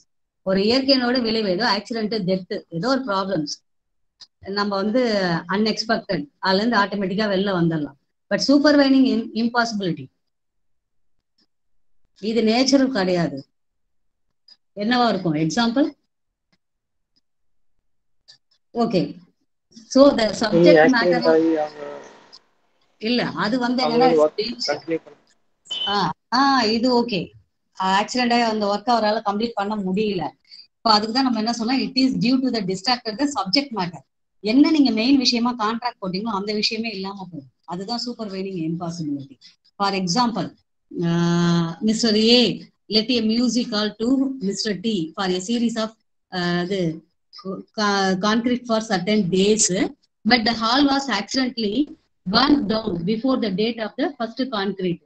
Okay, இவன் என்ன பண்றான்னா வந்து உங்களுக்கு concrete போட்டு தரேன்னு சொல்லிட்டு ஏதோ ஒரு மியூசிக் ஹால்குள்ள மிஸ்டர் சி வந்து என்டர் ஆகுறாரு. அப்படி கட்டின்னு இருக்கும் போதே ஃபர்ஸ்ட் ஃப்ளோர் இடிஞ்சு விழுது. ஓகேவா, அவரால் ஒன்றும் செய்ய முடியாது. எதிர்பார்க்கவே இல்லை, வீடு நல்லா தான் போயிட்டு இருக்குன்னு நினைக்கிறோம், ஏதோ ஒரு ஹால் நல்லா தான் போயிட்டு இருக்குன்னு நினைக்கிறோம், திடீர்னு இடிஞ்சு விழுது. That is supervening impossibility. அப்ப நான் ஒர்க்கை அப்படியே நிறுத்திடுவேன். கரெக்டா? ஸோ அதே மாதிரி then another one is for example, ஒருத்தர்கிட்ட நீங்க பைக் வந்து விற்கிறேன்னு சொல்லிட்டு அக்ரிமெண்ட் போட்டிருக்கீங்க, எல்லாம் ஓகே. மறுநாள் பைக்கை விற்க பாக்குறீங்க, உங்க பைக்கை காணவில்லை. என்ன செய்ய முடியும்? எதுவும் பண்ண முடியாது. கரெக்ட்? ஒன்றும் செய்ய முடியாது. நான் வந்து பைக்கை தரேன் தான் சொன்னா, அவனும் காசு தரேன் தான். ஆனா விற்கிற அன்னைக்கு பார்த்தோன்னா பைக்கை காணும், யாரும் திருடிட்டு போயிட்டான். நான் என்ன பண்றது? That is supervening impossibility. இதெல்லாம் வந்து எப்படின்னா, இப்ப இம்பாசிபிலிட்டின்றது இட் இஸ் எக்ஸ்பெக்டட். ஒரு மழை வரும், பிசினஸ் அஃபெக்ட் ஆகும், some earthquake, tsunami, some roadway accident, theft, fire, இதெல்லாம் என்னால் முடியும். சம்டைம்ஸ் கண்ட்ரோல் ஓரளவு நான் அதை ப்ரொடெக்ட் பண்றதுக்கு பார்ப்பேன். பட் இதெல்லாம் அன்எக்ஸ்பெக்டட். எனக்கு தெரியுமா மறுநாள் இந்த பைக் காணாம போகும்னு சொல்லிட்டு? தெரியாது. ஸோ இந்த மாதிரி supervening impossibilities also helpful for relief from contract. Okay, then second one is break of war. இது நமக்கு தெரியும். The clear example nowadays which countries are enter into war? Russia and Ukraine. Russia and Ukraine the great example. Okay, Ukraine வந்து ரஷ்யாவோட ஒரு part தான். But அதுக்கப்புறம் freedom கிடைச்சது, அவங்க தனியா இருந்தாங்க. இப்ப ரஷ்யாக்காரன் சொல்றது அவங்க கேட்கலன்னு இப்ப வார் 1 இயரா நடந்துட்டு இருக்குது. சோ அப்ப அது வரைக்கும் ரெண்டு பேருமே ஃப்ரெண்ட்லி கண்ட்ரி தான், அவங்க கிட்ட தான் இவங்க வந்தாங்க. இப்ப பாத்தீங்கன்னா at the time of break of war, அப்ப ரெண்டு பேருக்குள்ளயும் இந்த பிசினஸ் கான்ட்ராக்ட் ஆட்டோமேட்டிக்கா ரிலீவ் ஆகுது. ஏன்னா நம்ம ஒரு ரூல் வச்சிருக்கோம், we are not entered into enemy country contract. correct? not eligible. இவ்வளவு நாள் நம்ம ஃப்ரெண்டு தான், பட் இப்ப வார் நடக்கும்போது நீ எனக்கு எனிமி கண்ட்ரி, இப்ப நான் போட்ட கான்ட்ராக்ட் ஆட்டோமேட்டிக்கா கேன்சல் ஆகும், ஒன்றும் பண்ண முடியாது. அப்ப வார் முடிஞ்சு மேபி நார்மல் ஆச்சுன்னா அப்ப again we are enter into business contract. The next one, lapse of time. What is mean by lapse of time?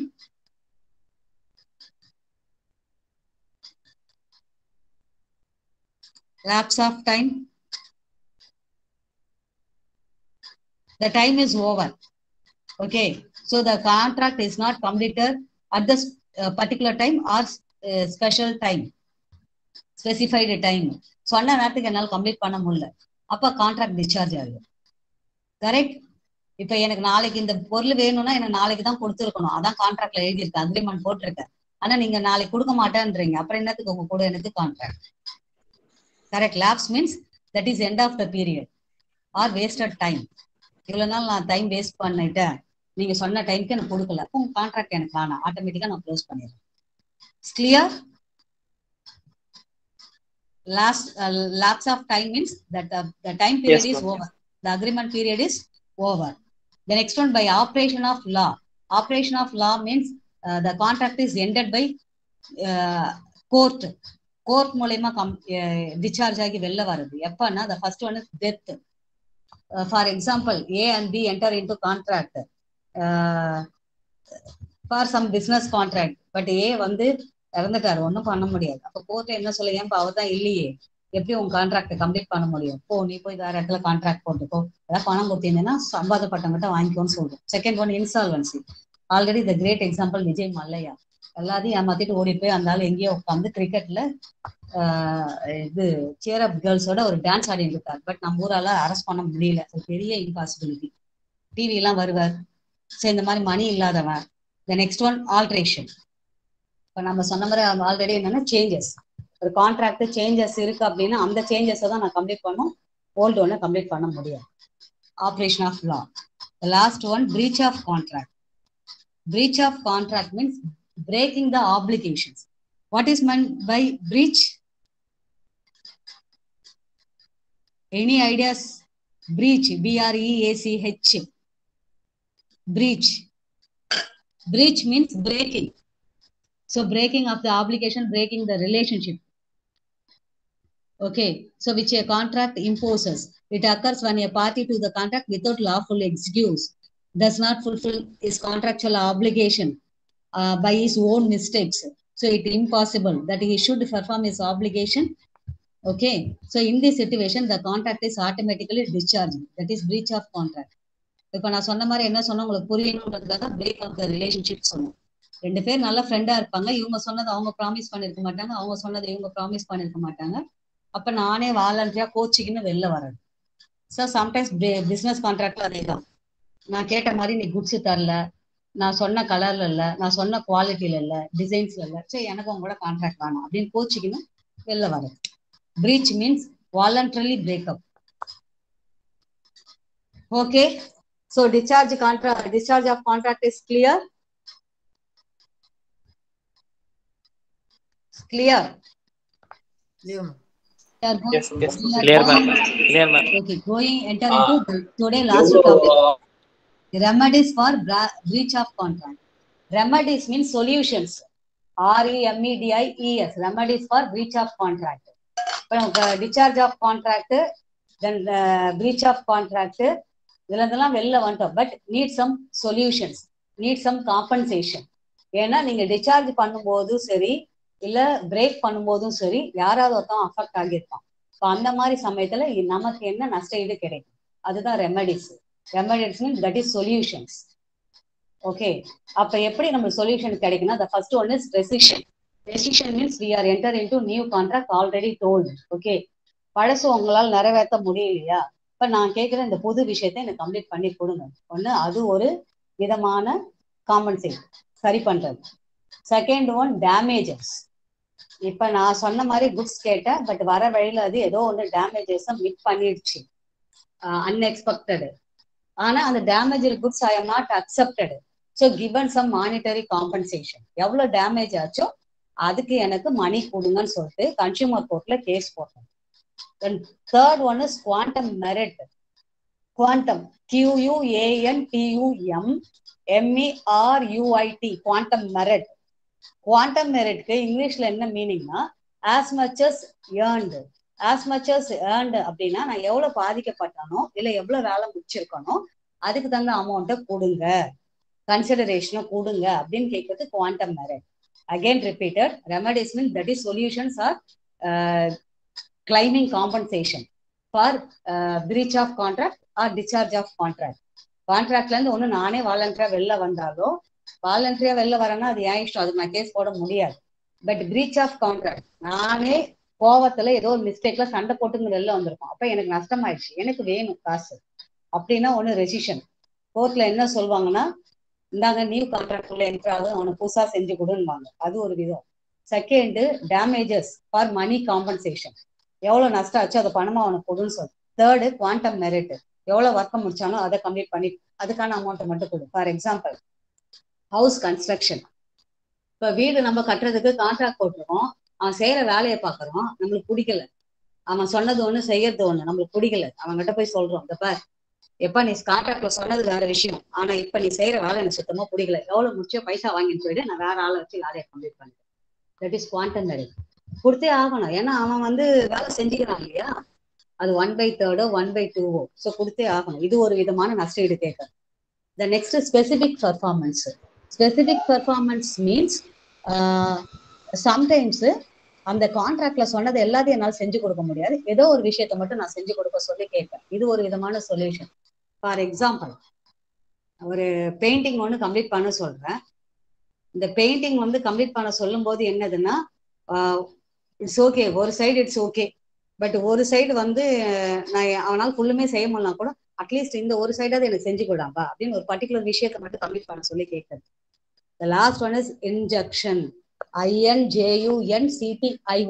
Injection.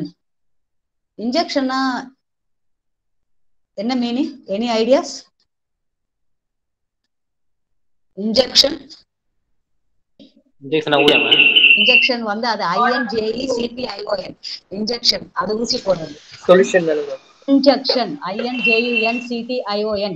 Injection means that is affected party. பாதிக்கப்பட்ட நபர். இன்ஜெக்ஷனா கடுமையா ஒருத்தன் பாதிக்கப்பட்டிருக்காங்க கான்ட்ராக்டால.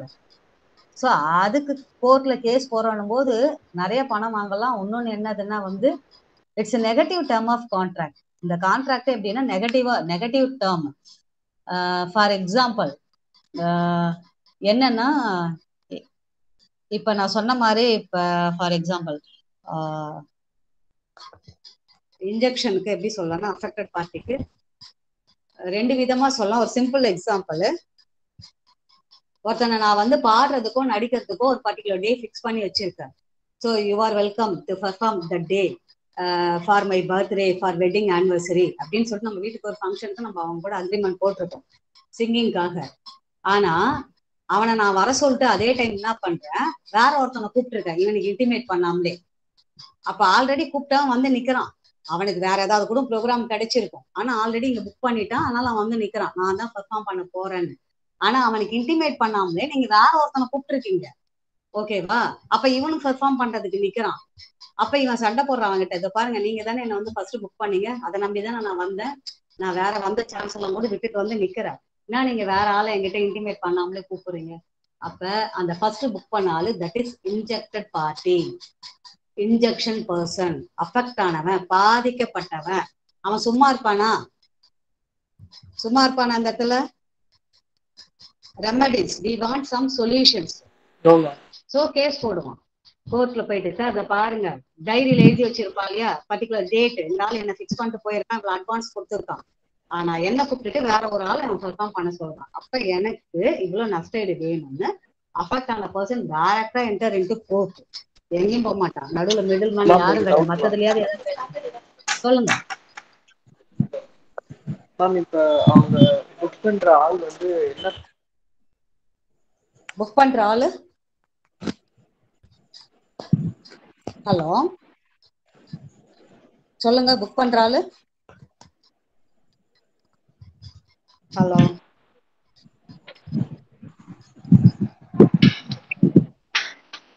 Hello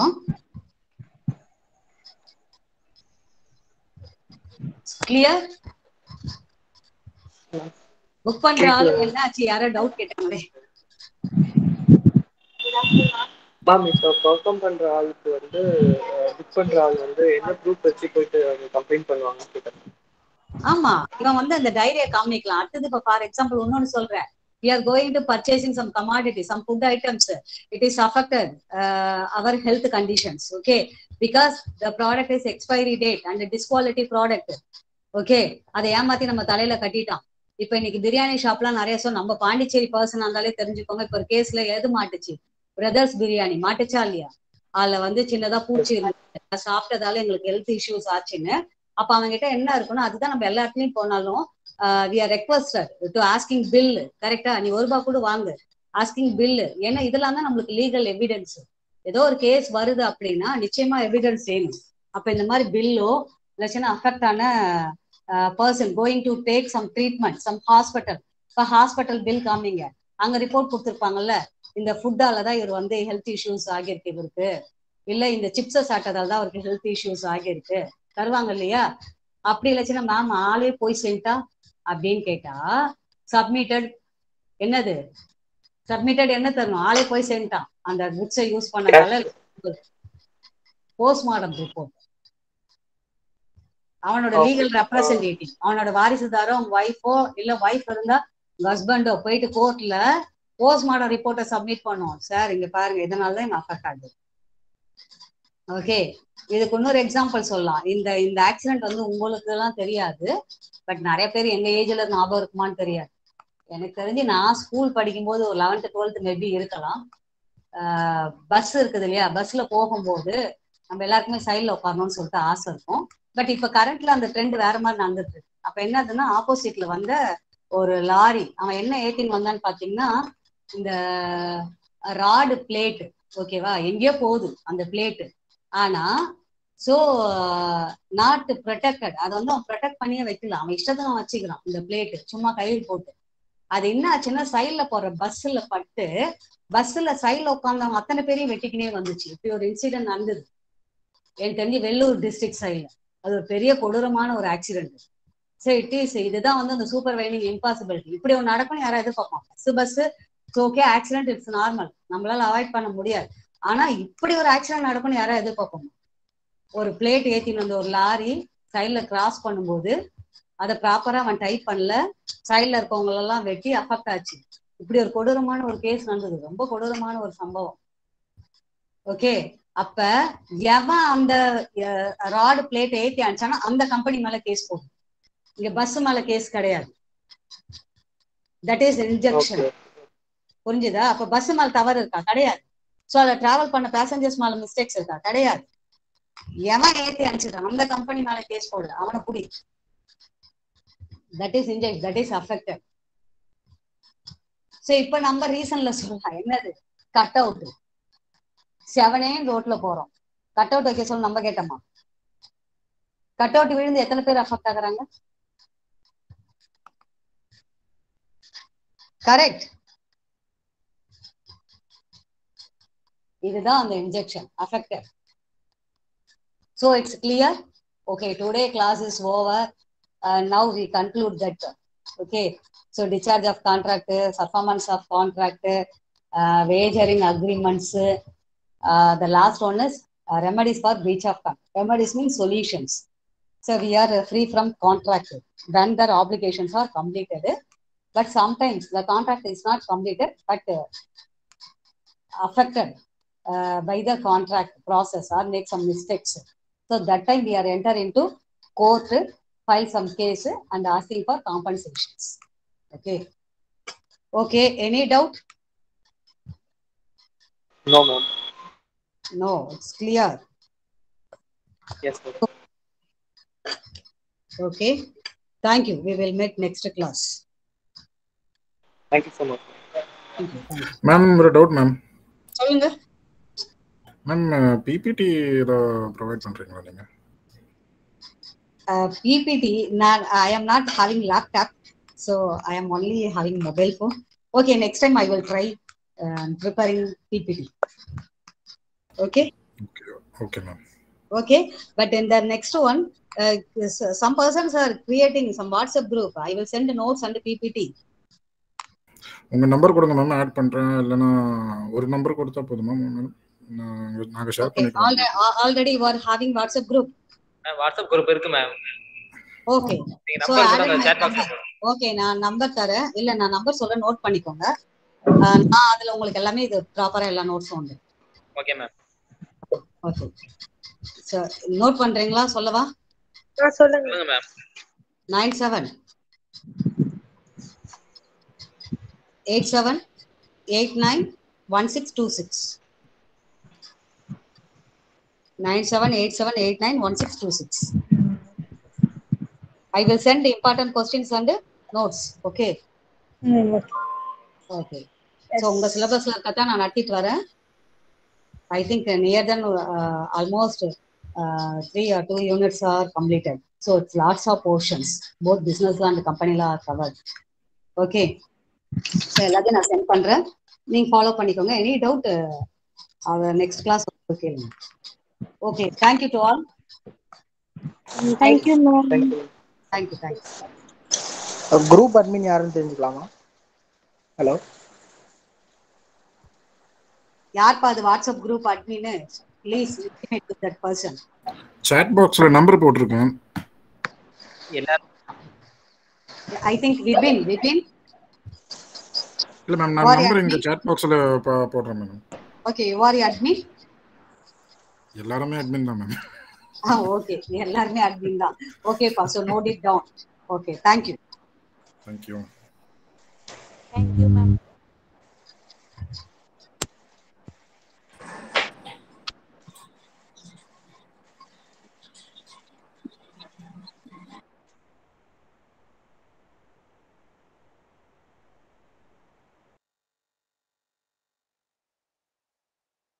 Vibin brother.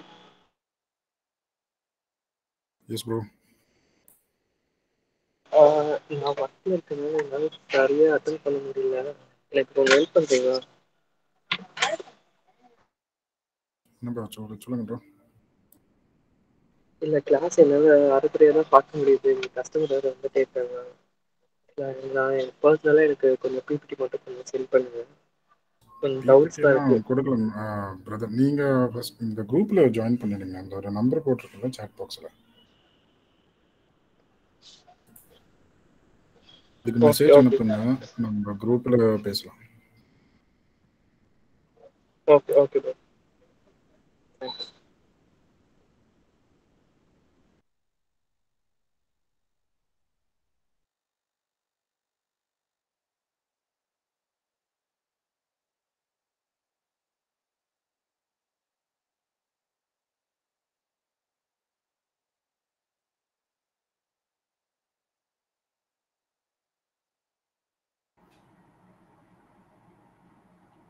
Hi everyone. Hello. Yeah, okay. Are you all there? தூங்காம இருக்கிறீங்களா? Okay. Yes, ma'am. 3 to 4 class. Okay. We will wind up by 4 o'clock itself. Okay. So, இப்போ வந்து நான் யூனிட் 7ஓட மீதி portions and important questions from unit 1 and 2 எடுத்திருக்கேன். I'll show you. Okay. So we'll start the session. இப்போதான் Rajaselvi ma'am முடிச்சாங்க. Okay. I'll share my screen.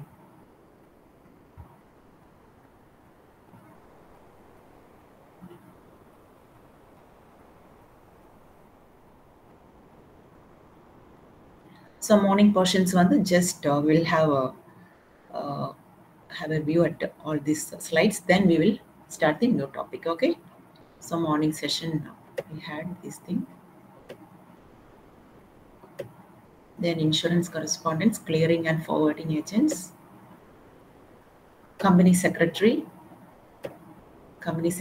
correspondence, then official correspondence and public relations. In the unit தான் நம்ம பார்த்துட்டு இருந்தோம். Then we saw the difference between business and official letters. Then demi-official letters, memorandum, endorsement. Okay. So these many topics we completed in the morning session.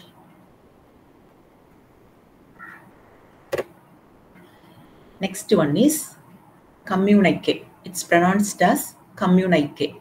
Spelling is COMMUNIQUES. It's pronounced as communiques. Okay. So communiques are issued by the government. Okay. Actually, sometimes what happens is that a common information has to be sent to a large public, a large number of people. So it might be issued through official gazette, but won't reach the people properly. So what will the government do? It will be issued through newspapers. So that is called communiques. Okay. So it is issued by the government and it is issued through newspapers. These are the 2 points you have to remember there. Okay. Communiques are matters of public importance that has to be reached the public at large. Okay, a large number of people. But maybe through some notifications, it may not reach the people properly. So it is published in newspapers. Okay, they are called communiques. Okay. So it has certain purposes. like to inform the public about the matter, to express the feelings, to imagine, to influence, and to meet social expectations. Okay, so these are the major purposes of communiques. Next one is circular. Already we had seen in unit 3 about unit 2, I suppose, unit 2 or 3. We have seen about circular letter. Okay, so when a piece of communication has to be brought to the attention of a large number of people, circulars are sent. Okay, for example, a supermarket or a major textile shop, they have to announce their discounts or the opening of a new branch. At that time, what they do, they send a common letter or a common email to all the customers, because they'll have the phone numbers or email IDs of the customers. Either they send SMS or they send emails. Okay, so when the communication is to be brought to the attention of several persons or departments, circulars are used. Okay, then notification. So you might have seen notification regarding a job. Okay, a tender notice. So when you take an English newspaper, you could see tender notice, or applications, call for applications for the post of teachers, assistant professors, scientists, researchers. Okay, you could see some notifications. Okay, example, appointments, promotions, retirements, resignations, dismissals. So within the organization, about retirement, resignations, and dismissal will happen. Okay, and the officer or the head of the institution will sign the notification with his designation. Okay, if it is a principal, the principal will write his name and sign then his designation too. Okay, so notification. So now we have seen communiques, circulars, and notifications. Okay, you might take a screenshot of this. Okay, so communiques, they are matters of public importance and issued by the government and published through newspapers. Circulars, if an information has to be sent to a large number of people, it is adopted. Okay, example, supermarkets, textiles, they want to inform about their discounts or opening of a new branch, they send mails or SMS to the customers. Okay, then notifications. Okay, so notification is given regarding appointments, promotions, retirements. Then also you can write the examples as like call for teachers, professors, researchers, scientists, all those things. Okay, next one is public relation. You know, the purpose of business letters is to maintain good relations. Okay, good relations between the both the organizations. Okay, so there should be a mutual understanding between the organization and the public. Okay, so that is necessary to maintain public relation is very much necessary, because that helps to build the image of the company. If you see the next topic, its aims or objectives of public relations. So, or the purpose of public relation, to build the image of the company. Okay, then you can have a good image about your products and your brand. Then you can create brand loyalty among the customers. Okay, so when you maintain a good relation with your customers, you can observe like those customers will approach you every time. Okay, another one, if we get after sales service, good after sales service, definitely we go for that particular brand. Okay, so to develop brand loyalty among the customers, then to build the morale of the employees and ensure their cooperation and loyalty. So when the image of the company is increased, that will build the morale of the employees, because employees will happy that their organization has got a good reputation. Okay, so that will build the morale of the employees. Automatically their productivity too will increase. Okay, next point, to develop business by increasing the turnover. You can increase your turnover, you can increase your productivity, and thereby your profit. Okay, then this public relation, it acts as a bridge between the company and the public. Okay, so the companies, they will have good relations with the public. Okay, so for that they will adopt various strategies like you might have heard of CSR, corporate social responsibility. So they will provide some free services to the public so that the public, the name of the company or the organization will remain in the minds of the public. Okay. So we have seen what is public relations and what are the aims and objectives of public relations. Okay. So public relations, the main purpose of public relation is to establish and maintain a mutual understanding between the organization and the public. Then we saw the aims, objectives, and purposes of public relations. Okay. So to build the image of the company, to develop brand loyalty, to build the morale of the employees. So the employees will have a sense of belongingness to the organization. So they will have an attachment towards the organization. And they can develop their business, they can increase their turnover, okay, improve their productivity and increase the profit. And this public relations acts as a bridge to reduce the gap between the organization and the public. Okay. Then we will see next, we have to see various methods of public relations. We have about 10, 11 points. Okay. So we will see one by one. Methods of public relations. Hope my screen is visible, right? Somebody please answer. My screen is visible, right? Yes, yes. Okay. Yes, Yeah. ma'am. Okay. Yeah. Thank you. Thank you. The first method is press release. Okay. So sometimes what happens is that the company may arrange for the publication of special feature articles. Okay. They might have a special article about their organization in leading newspapers, or some of the important activities done by them they will publish in the newspaper. Maybe some activities done through corporate social responsibility, maybe a village adoption scheme. So some of the good activities done by the organization may be published in leading newspapers. So that gives publicity to the organization or to the company which publishes the articles in newspapers. Okay. So as we told earlier, that boosts the morale of the employees. So that will automatically develop the business, and the loyalty of the customers also increase. Okay. Next one is exhibitions, trade fairs, fashion shows, etc. So these companies, they can build public relations by participating in exhibitions or trade fairs organized by the government or trade associations. We have seen some trade associations or trade centers organizing exhibitions and trade fairs, and we can see many organizations, sometimes even education fair happens. So many colleges, many education institutions participate, and that is it's a part of advertising for those institutions. So many people, they come to the stalls, and they try to get the pamphlets from the concerned people. So that is an advertisement for those institutions too. Okay.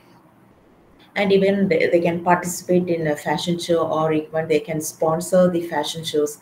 So that will build the image of the company. So that will bring a reputation to the company, and automatically it boosts the morale of the employees too. Okay. And the third one is consumer meets. So some organizations, they arrange for consumer meets. The main purpose is their consumers can redress their grievances, if any. Okay. Do you know the difference between customer and a consumer? A customer is a person who buys the product, okay, or who purchases the product. A consumer is one who uses the product. Okay. So once a person becomes a consumer, once a customer becomes the consumer, he derives the satisfaction. So then only he will get to know whether there is any problem with the product. Okay. So consumer meets are arranged. Okay. That will help in building public relation, and also it helps to redress the grievances of the consumers, okay, or the public, maybe regarding the services of the salespeople, or maybe regarding the product, or maybe the location of the shop. Okay, whatever grievances they have regarding the product or their shop, they can inform the particular organization. Okay. So third one is consumer meets. So under methods of public relations, we had seen three. One is press release. Second one, exhibitions, trade fairs, fashion shows. Third one is consumer meets. Okay. Hope you have taken the screenshot. Next one, open house.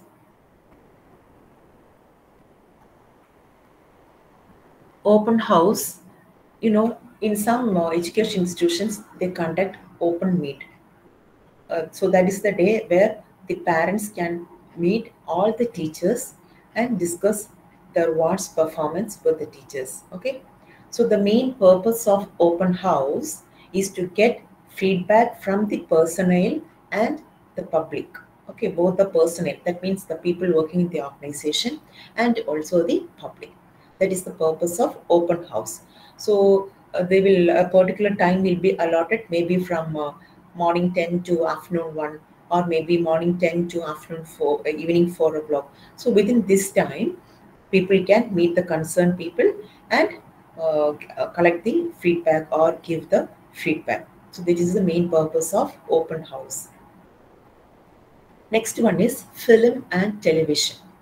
Okay, you could see some business giants, they sponsor some movies or short films, okay, or some programs on healthcare or some sports activities, or they may promote a particular religion or entertainments.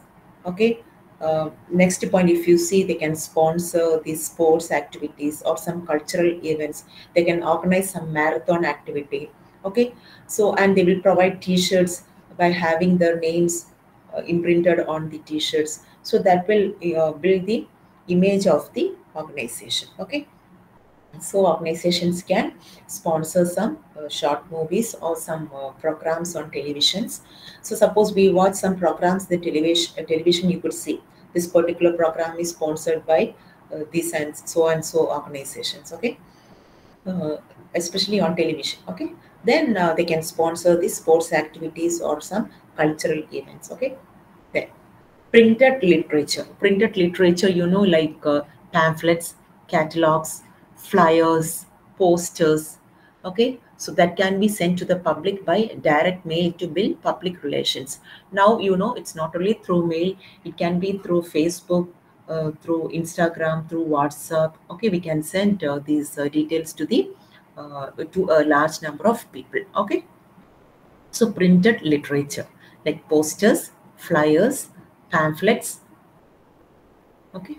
Then eighth one is villages adoption. So villages adoption, adopting villages. Okay. Maybe some of the banks, they used to adopt village to dispense credit to the farmers. Okay. So they will offer financial support to the farmers. Okay, on credit basis, so that farmers can take some time to repay the amount. Okay. And villages adoption can also be taken by can be adopted by some organizations as part of their CSR, corporate social responsibility. Okay. And even we have seen some education institutions, they will have NSS unit, National Service Scheme units, and with the help of these NSS units, they adopt a village, and what they offer is that they clean the villages and they educate the children, or because some of the ladies may be illiterate, so these NSS volunteers, they can educate the ladies on basic things, and they can help the ladies to what to say, maybe some tailoring, some minor activities, so that they can find uh, a way of living. Okay. So villages adoption. So any organization or any institution which adopts a village, they can offer both monetary and non-monetary benefits. Okay. So the main purpose is to enhance the standard of living of the people in the village. Okay. So when any organization does this, that will improve their image or increase their reputation. Okay. Ninth one is press conference. We have seen press conferences many times. Okay. So it is an event organized to distribute information officially. Okay. So they have to officially announce. So maybe announcement of a movie, or announcement of this one, maybe a major trade fair or any major event they can announce publicly. So they will use this press conference option. Okay. So at the same time, when they inform their details, they have to face questions from the media too. Okay. So they have to answer the questions from media. So that will be useful for us too. Okay. So we can also get, we can also clarify our doubts through the questions by the media. Okay. Then maybe some public relations, maybe in response to some public relations issues to press conferences are conducted. Okay. Okay. Hope you have taken the screenshot. Are you all there? Can I see some thumbs up? Okay. Yeah. Okay. Yeah, good. Okay. Next one is direct mail advertising. Okay. Direct mail advertising, from the word itself, it's very clear that for the purpose of advertising, direct mail is sent to a large number of people. Okay. So it's a form of advertising in which letters, postcards, brochures, catalogs, etc. are sent directly to the potential customers. Okay. So they may expect something in return from the customers and they send these details. Okay. So as I told you, nowadays we don't use letters, postcards and all, but instead of that, we post in social media. Okay. So that a large number of people can watch this. Okay. So this direct mail advertising, it is a type of outbound marketing. So it allows businesses to reach a large audience and personalize their message to target a specific group of people. Okay. So it helps the businesses to reach a large audience and to send personalized messages. So each customer will receive separate letter. Okay. Even though they send in bulk, each will receive a personalized message. Okay. So the purpose of the company is served because they want to reach a large number of people, and this direct mail advertising will help them in solving the problem. Okay. Next one is advertising letter. Okay, advertising letter. This is also a part of the advertising campaign. Okay, like this is also a method of public relation. So usually this letter is written by the representative of a company to a customer or a potential customer. Okay. In the future, he might become a customer. So the representative of a company, he sends a letter to the customer or the potential customer as part of the advertising campaign of the company. Okay. So what is the purpose of this letter? This letter informs the customer about the special features of the company and the upcoming discounts and offers. Okay. So the main purpose of this advertising letter to let the customer know about the discounts and offers. Okay. So these are the various methods of public relation. So in business, it is very much essential to maintain good relation with the public. And for the business, they have to maintain good relation between the organization and also between the organization and the public. Okay. So in today's class, in the evening class, we have seen communiques. Okay. So we will see it is of public importance. It is issued by the government and it is published through newspapers. The main reason to publish through newspapers is that it might not have reached a large number of people. Okay. அவங்க வந்து ஒரு circular அனுப்பியிருப்பாங்க, இல்லாட்டி ஒரு notice அனுப்பியிருப்பாங்க. So அது வந்து maximum பீப்புளுக்கு வந்து reach ஆயிருக்காது. So அதனால வந்து they publish in the newspaper. Okay. And its main purposes are to inform, to express feelings, to imagine, to influence, and to meet social expectations. Okay.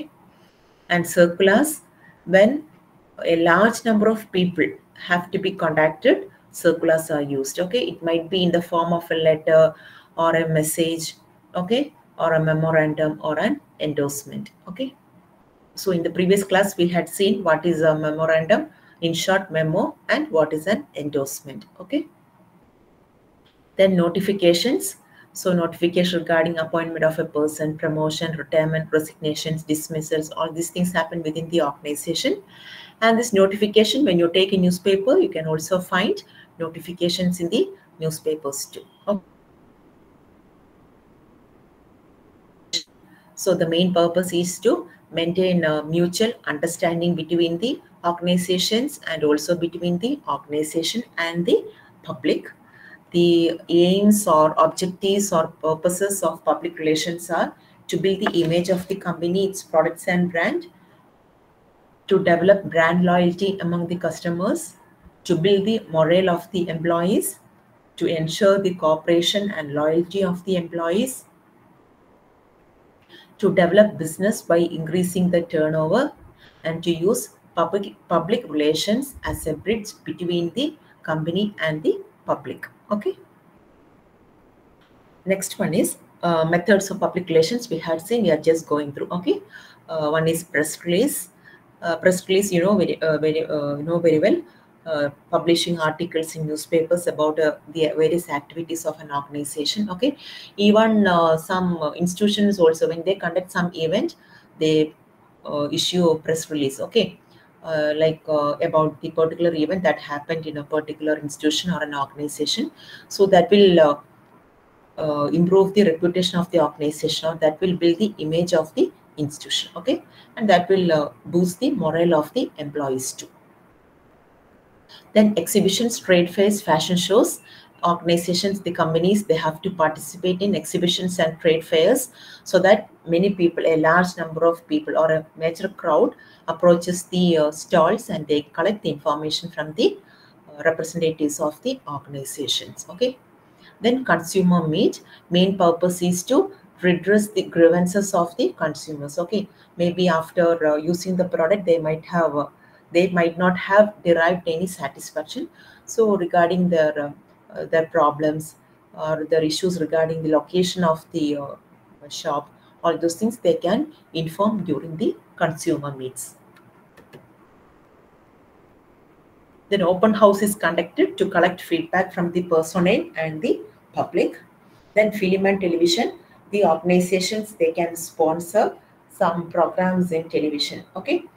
So that everyone will get to know about that particular organization. Then sponsoring of sports and cultural activities. Then printed literature that may be sent to the public by direct mail. Main purpose is to build public relations, or they can post it in social media so that a large number of people can watch it. Okay. Then villages adoption. Then as I told you earlier, the organizations, they adopt a particular village and they provide necessary help to the villagers to educate the illiterate women, then or to teach them so that they will be self-reliant. Okay. They can, so when we teach them some tailoring works or some handicrafts work, they can find their own way of living without depending others. Okay. So in some of the banks, they dispense credit to the farmers so that farmers can repay it later. Okay. Next one is a press conference. So this is organized to officially distribute some information to the public, and at the same time the organizations have to answer the questions from the media too. Okay. So sometimes press conference is also conducted in response to some public relations issues too. Okay. Then direct mail advertising. Okay. So as I told you, it is a kind of outbound marketing. Okay. The main purpose is to reach a large number of people. So directly the mail is sent to the people. Okay. A large number of potential customers. Okay. And advertising letter. So this letter is usually written by the representative of a company to a customer or the potential customers as part of the advertising campaign. Okay.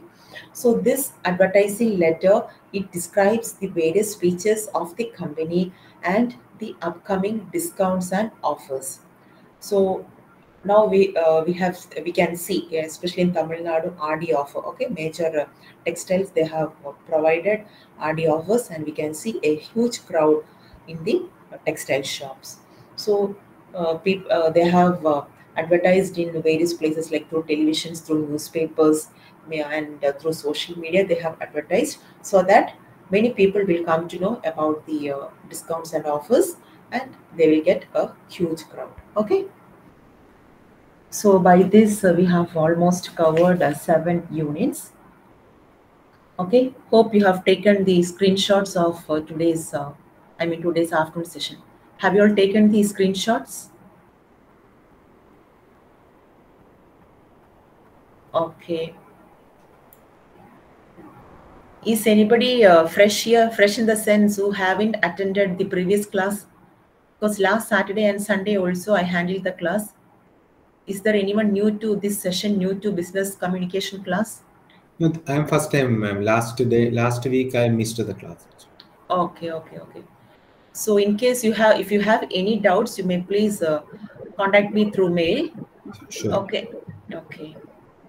So I will post my email ID once again in the chat box. So if there is, if you have any doubt or any clarification, you can contact me through mail. Okay.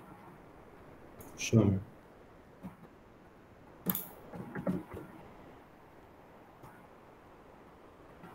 Okay, normally I don't send PPT. So whenever I handle class, you may take screenshots. Okay, it is a request to everyone. Okay, and you have asked me some important questions. I have prepared some questions for the first unit. It's ready. Okay, and I can't assure you that you will receive questions only from these important questions. Okay, so already I posted 2 question papers of previous years in the last the last class. Okay, and you can take it from the website too, Pondicherry University website. You please visit the website and you go to DDE, Directorate of Distance Education, and you can find the study material and also the question paper there. Okay. And here you have the questions for unit 1 and 2 which I have taken. Okay, and along with these questions, you may please prepare the questions at the end of your each chapter in your study material. You may please take a screenshot of these 2. Okay, unit 1 and 2.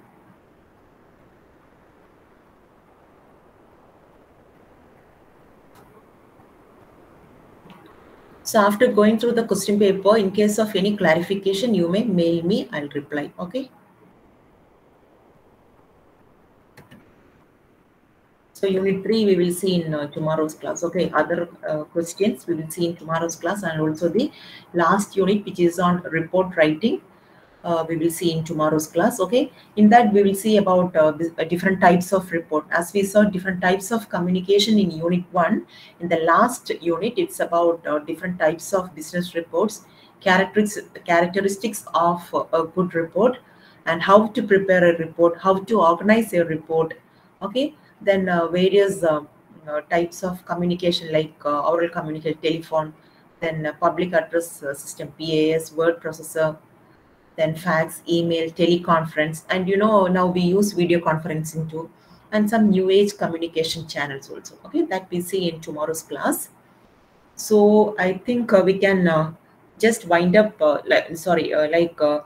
Before winding up, we will just go through the first units so that whoever hasn't attended the last class, you will have an idea from the first unit. Okay. So others who attended the previous session, please bear with me.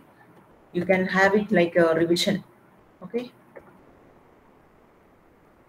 If you want, you may take, if anybody misses to take the screenshot, you may please do that too. Okay.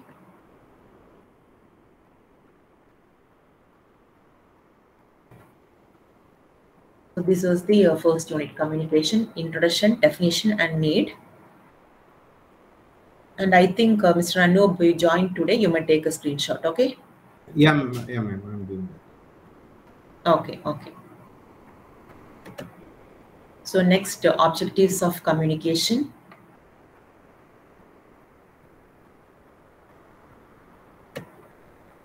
Then components of communication process. So a question might come like explain the components of communication process, or the process in communication, so that you can explain this way. So apart from explaining, you may also prepare flowchart. Flowchart, you might, I think you know what is meant by flowchart. Like if you want to prepare a flowchart for this components of communication process or process of communication, you have to write communication, I mean, in the center. Then you can have some, you can draw some lines, and at the end of each line, you can write the particular matter. Okay. Like context, sender or encoder, message, medium, recipient or decoder, feedback, and brain drain. Okay. Since you don't have any 2 marks question, you have 8 marks and 15 marks, I suppose. Okay, we'll see the question paper. So this is the components of communication process. Then you have features or characteristics of communication. If you have more points, you can add more points. Okay. And if a question is asked, explain the characteristics of communication or explain the features of communication, before explaining these points, you should write what is communication, then definition of communication, then come to these points. Okay. Instead of directly writing these points, first you have to give an introduction, then come to the main portion, then you have to give a conclusion. Okay. So this is the way you have to write the answer. Okay. Then principles of communication or 6 C's of communication. Why it's called 6 C's? Because all the 6 points, it starts with C. Courtesy, clarity, conciseness, concreteness, correctness, and completeness. Principles of communication or 6 C's of communication. Then we have types of communication. The other day I explained it clearly. Hope you are clear with it. Internal, external, formal, informal, horizontal, vertical. And horizontal is also called lateral. And under vertical, we have upward and downward. Then diagonal, verbal and non-verbal, oral and written, grapevine. It is a type of informal communication. Example, rumor, gossips. Then you have visual communication, that is with the use of graphs, charts, and diagrams. Then we have barriers to communication. We have 11 points here. Linguistic barriers, psychological, emotional, physical, cultural, organizational structure, attitude, perception, physiological, technological, and socio-religious barriers.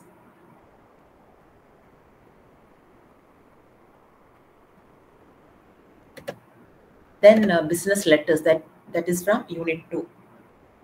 So in this slide, we have business letter, meaning of business letter and need for business letter.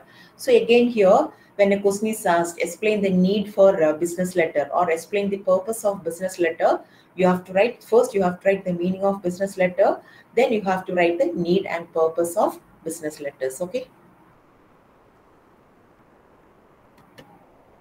Then functions and purposes of a business letter.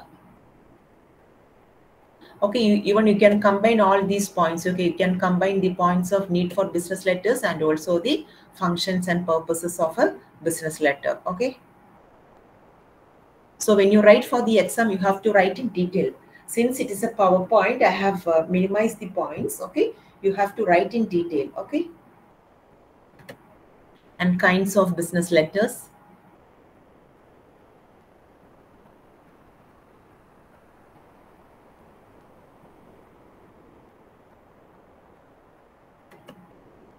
Then essentials of an effective business letter. Okay, so to ensure the quality of a business letter, what are the conditions to be followed? Clarity of thought, organized information, highlight the special words with color, show your optimism. That means you have to be positive in your letter. Never express your negative attitude in a letter. Estimate the pulse of the reader. Then you have to conclude with a reminder, proofreading. So before sending a letter, you have to check it once or twice. Then we have the inner quality and outer quality. Okay.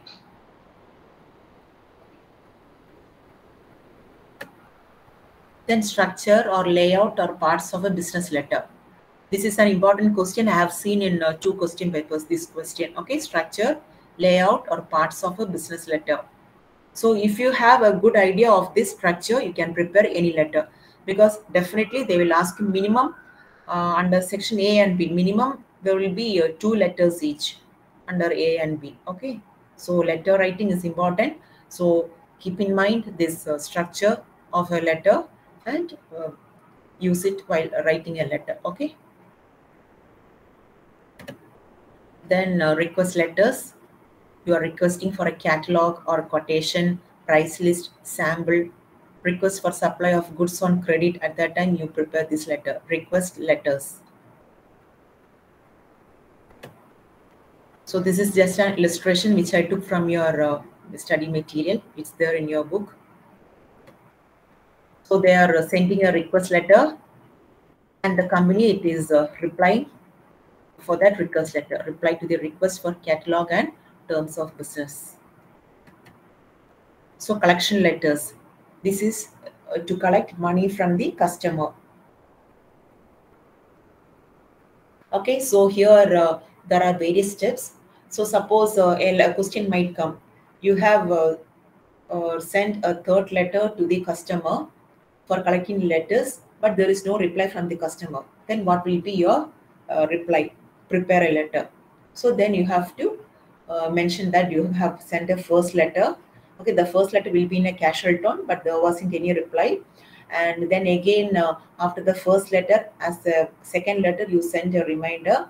Then you send the third letter. Again, there is no reply. So you have to, as a fourth letter, you have to enquire the customer that they have to go for a fair play.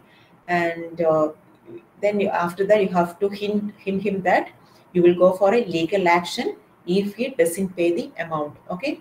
So collection letters are sent to collect the money from the customers who have been paid for a long time. Okay, ரொம்ப நாளா பே பண்ணல, அந்த amount collect பண்றதுக்காக நம்ம அனுப்புற letter தான் collection letters. Okay. Then claims letters. It may also be called complaint letter. Okay.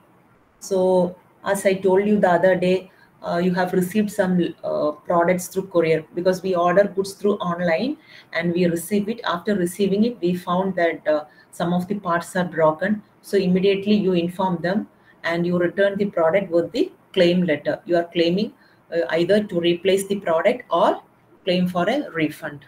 Okay. Then we have seen mild and strong appeals. So mild, you are explaining your difficulty. So in that letter, you will be very polite. You have to be very factual. Then follow-up also has to be done. Okay. Strong appeal letter. Any letter has to be polite, but in strong appeal letter, you are emphasizing the urgency or emergency. Like you mentioned in the letter, like we should get the payment by the next mail. When you reply, we should have the money, maybe a check or any other mode of payment. Okay. So claims letters. This is the this was question paper which I posted the last class. This is January 2021. So section A, you have to write 5 questions, 8 marks each. So definitely, see, there is a question. Second question, you just see what are the objectives of communication. So instead of going directly to objectives, you have to write the meaning of communication. You have to write the definition, then write the objectives of communication. Then again, functions of business letters. You have to write what is a letter, what is the purpose of letter. Okay. This is section A, part A. Part A, you have 8 questions, you have to write 5. Part B, you have 6 questions, you have to write 4, 15 marks each. So definitely your answer should be elaborate. So this is January 2021 question paper. This is December 2021 question paper. And this time we will have exams in the month of December. This is another question paper.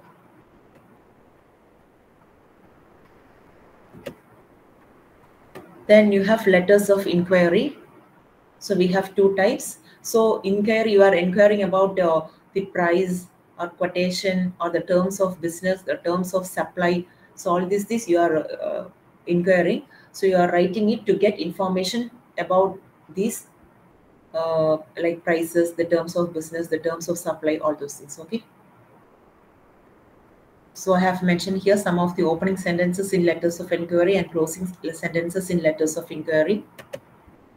Then here you can see differences between offer and quotation. So offer is provided by the suppliers and quotation is it's provided on the request. After requesting, they are providing quotation. But offer, they inform us. Okay, they are offering us. Quotation, we are providing, they are providing us on the basis of our request. Then order letter.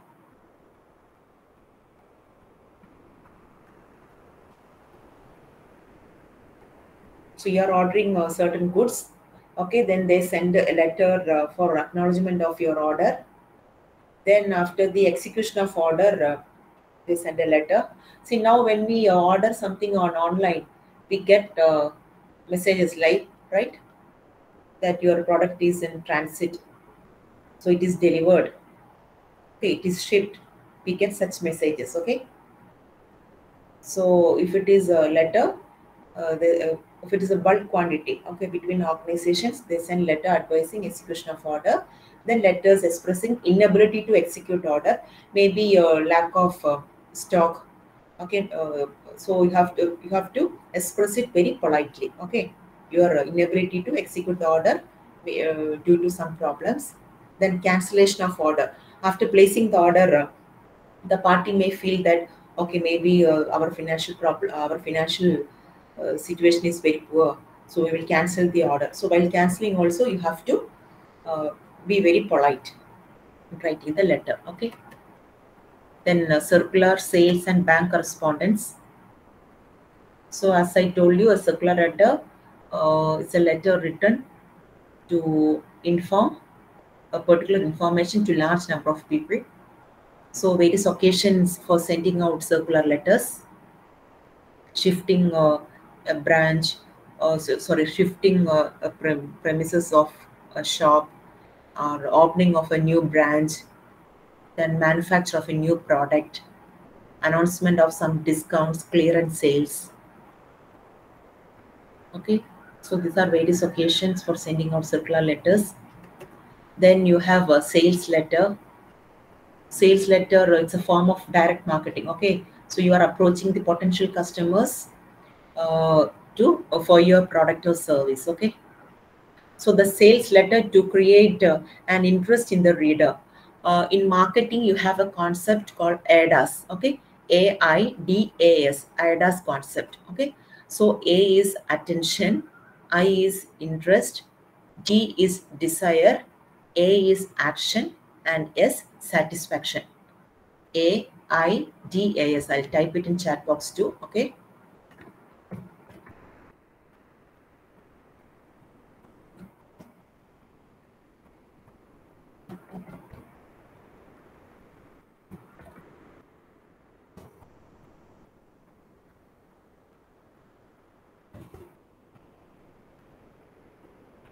Attention, interest, desire, action,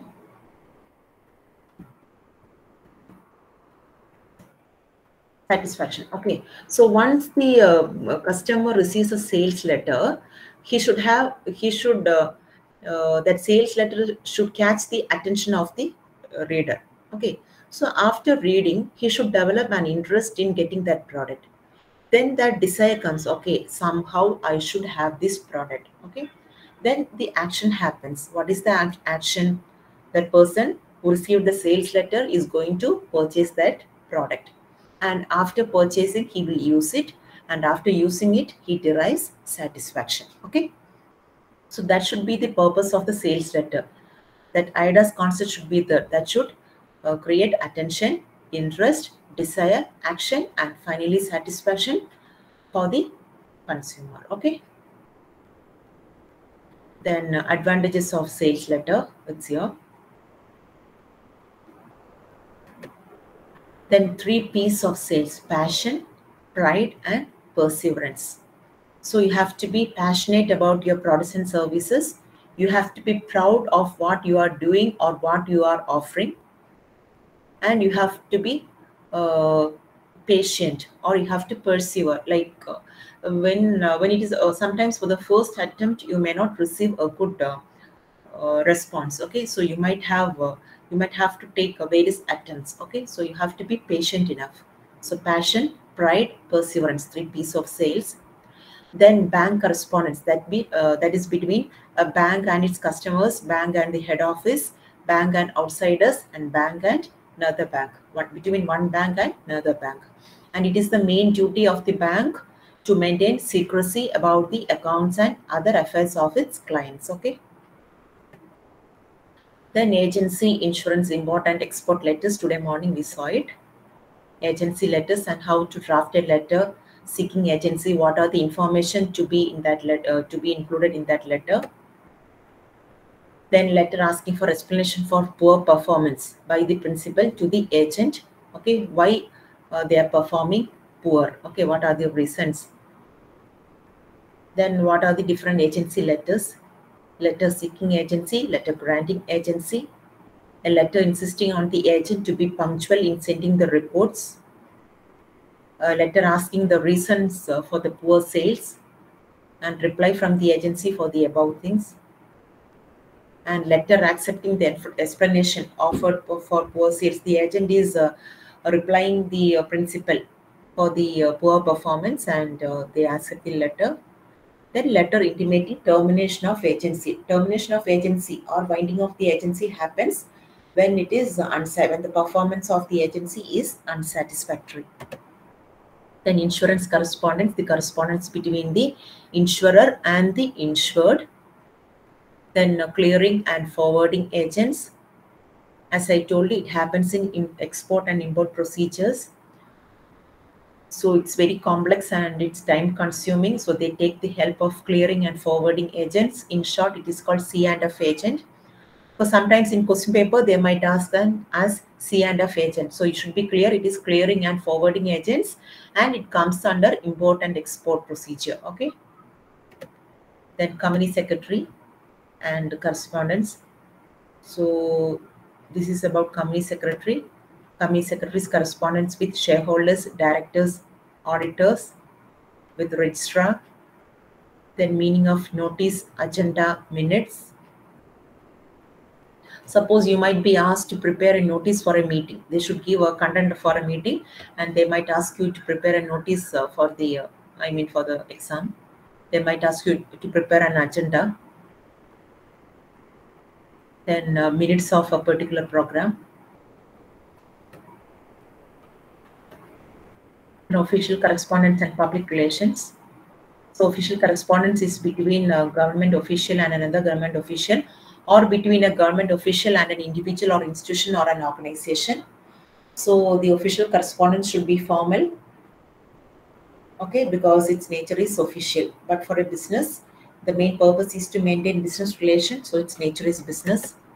So in this slide, we have given the differences between business and official letters.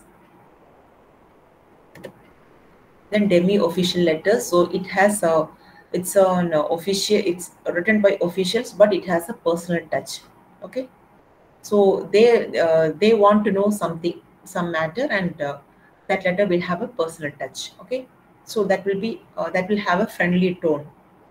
Memorandum, in brief, memo. Okay, no salutation, no complimentary clause.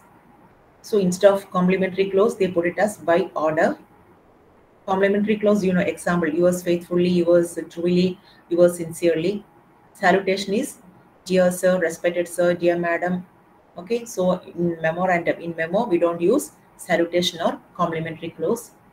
Then endorsement. So with just a forwarding remark, the original letter is forwarded.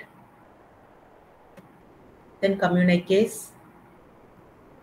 Okay, when matter of public importance has to reach a large number of people, communiques are issued by the government. It is published through newspapers, and its 5 major purposes. Then circulars.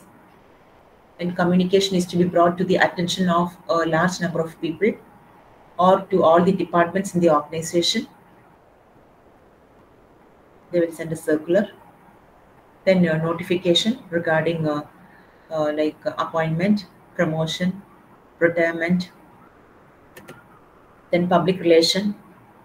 So the main purpose of public relation is to maintain mutual understanding between an organization and the public or between organizations. Then we have aims and objectives of public relations.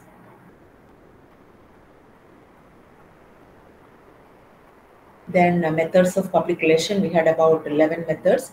Press release, exhibitions, trade fairs, fashion shows. Then consumer meets, open house, film and television, sponsoring some films or some television programs, some healthcare activities, some projects. Then sports programs, sports meets, cultural events, marathons, motor rallies. Then printed literature may be sent to the public by direct mail to build public relations. Printed literature like pamphlets, flyers, posters. Then village adoption, adopting the village and enhancing the lives and the quality of lives of the villagers. Then organizations can adopt the villages as part of their CSR, corporate social responsibility. And press conferences are conducted to officially distribute the information, and at the same time they have to face the questions from the media and it has to be answered. Okay, and press conference is also conducted in response to some public relations issues. Then direct mail advertising, so it is a form of outbound marketing, so it helps the businesses to reach a large audience so that their public image is improved. Then advertising letter, it is written by the representative of a company to a potential customer as part of the advertising campaign.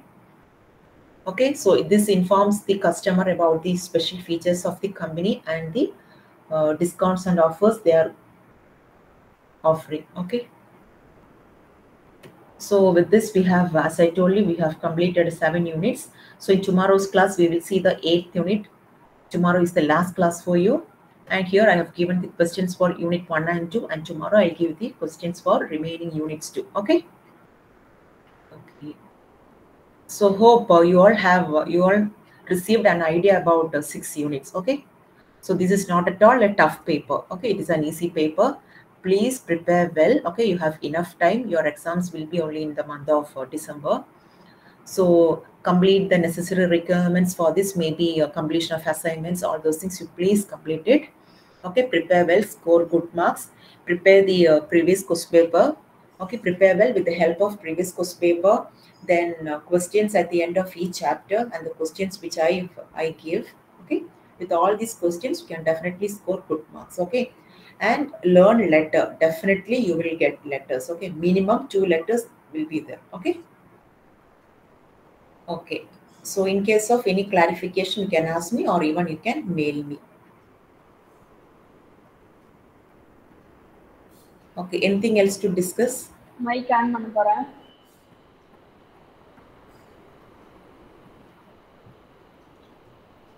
Ma'am, only one doubt actually. For Yeah. this particular subject, all Yeah. the what I say content for the examination, it is only what I say coming from the study material which you are given to us, right? From the syllabus, sir. Study material. We can't say exactly the study material. Have Okay. you gone through the syllabus, sir? Yes, yes. Yeah, you can go through the syllabus.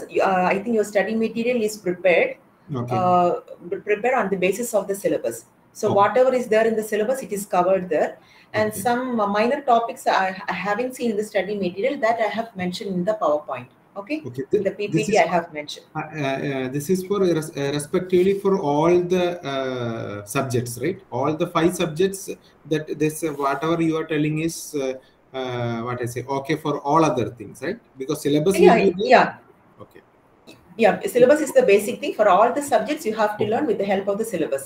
Okay. Not only the study material, you have to go through the syllabus also. Because syllabus and the study material, correct? Yeah, syllabus, study material, and also the PPTs provided by the faculty members. Okay. Okay, right. Okay. Okay. Any other clarification for anybody else?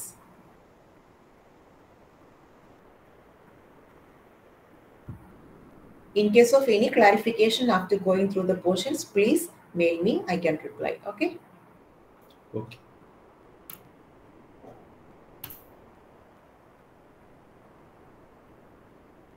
So tomorrow's class will be from 12 to 1. Tomorrow's class is from 12 to 1. So in that class, I will be completing unit 8, that is on report writing and spoken communication, and I will be providing questions for remaining units too. Okay, remaining 6 units. So I expect everybody's presence in tomorrow's class, because tomorrow will be the last class for me. So I am expecting everybody's presence. Please inform your friends. If you have a WhatsApp group, please inform your friends also to join. Okay. Okay. Okay, ma'am. Yeah. So thanks for your patient listening. Hope you had some idea about. I know you all. Okay, somebody has raised the hand. Any clarification?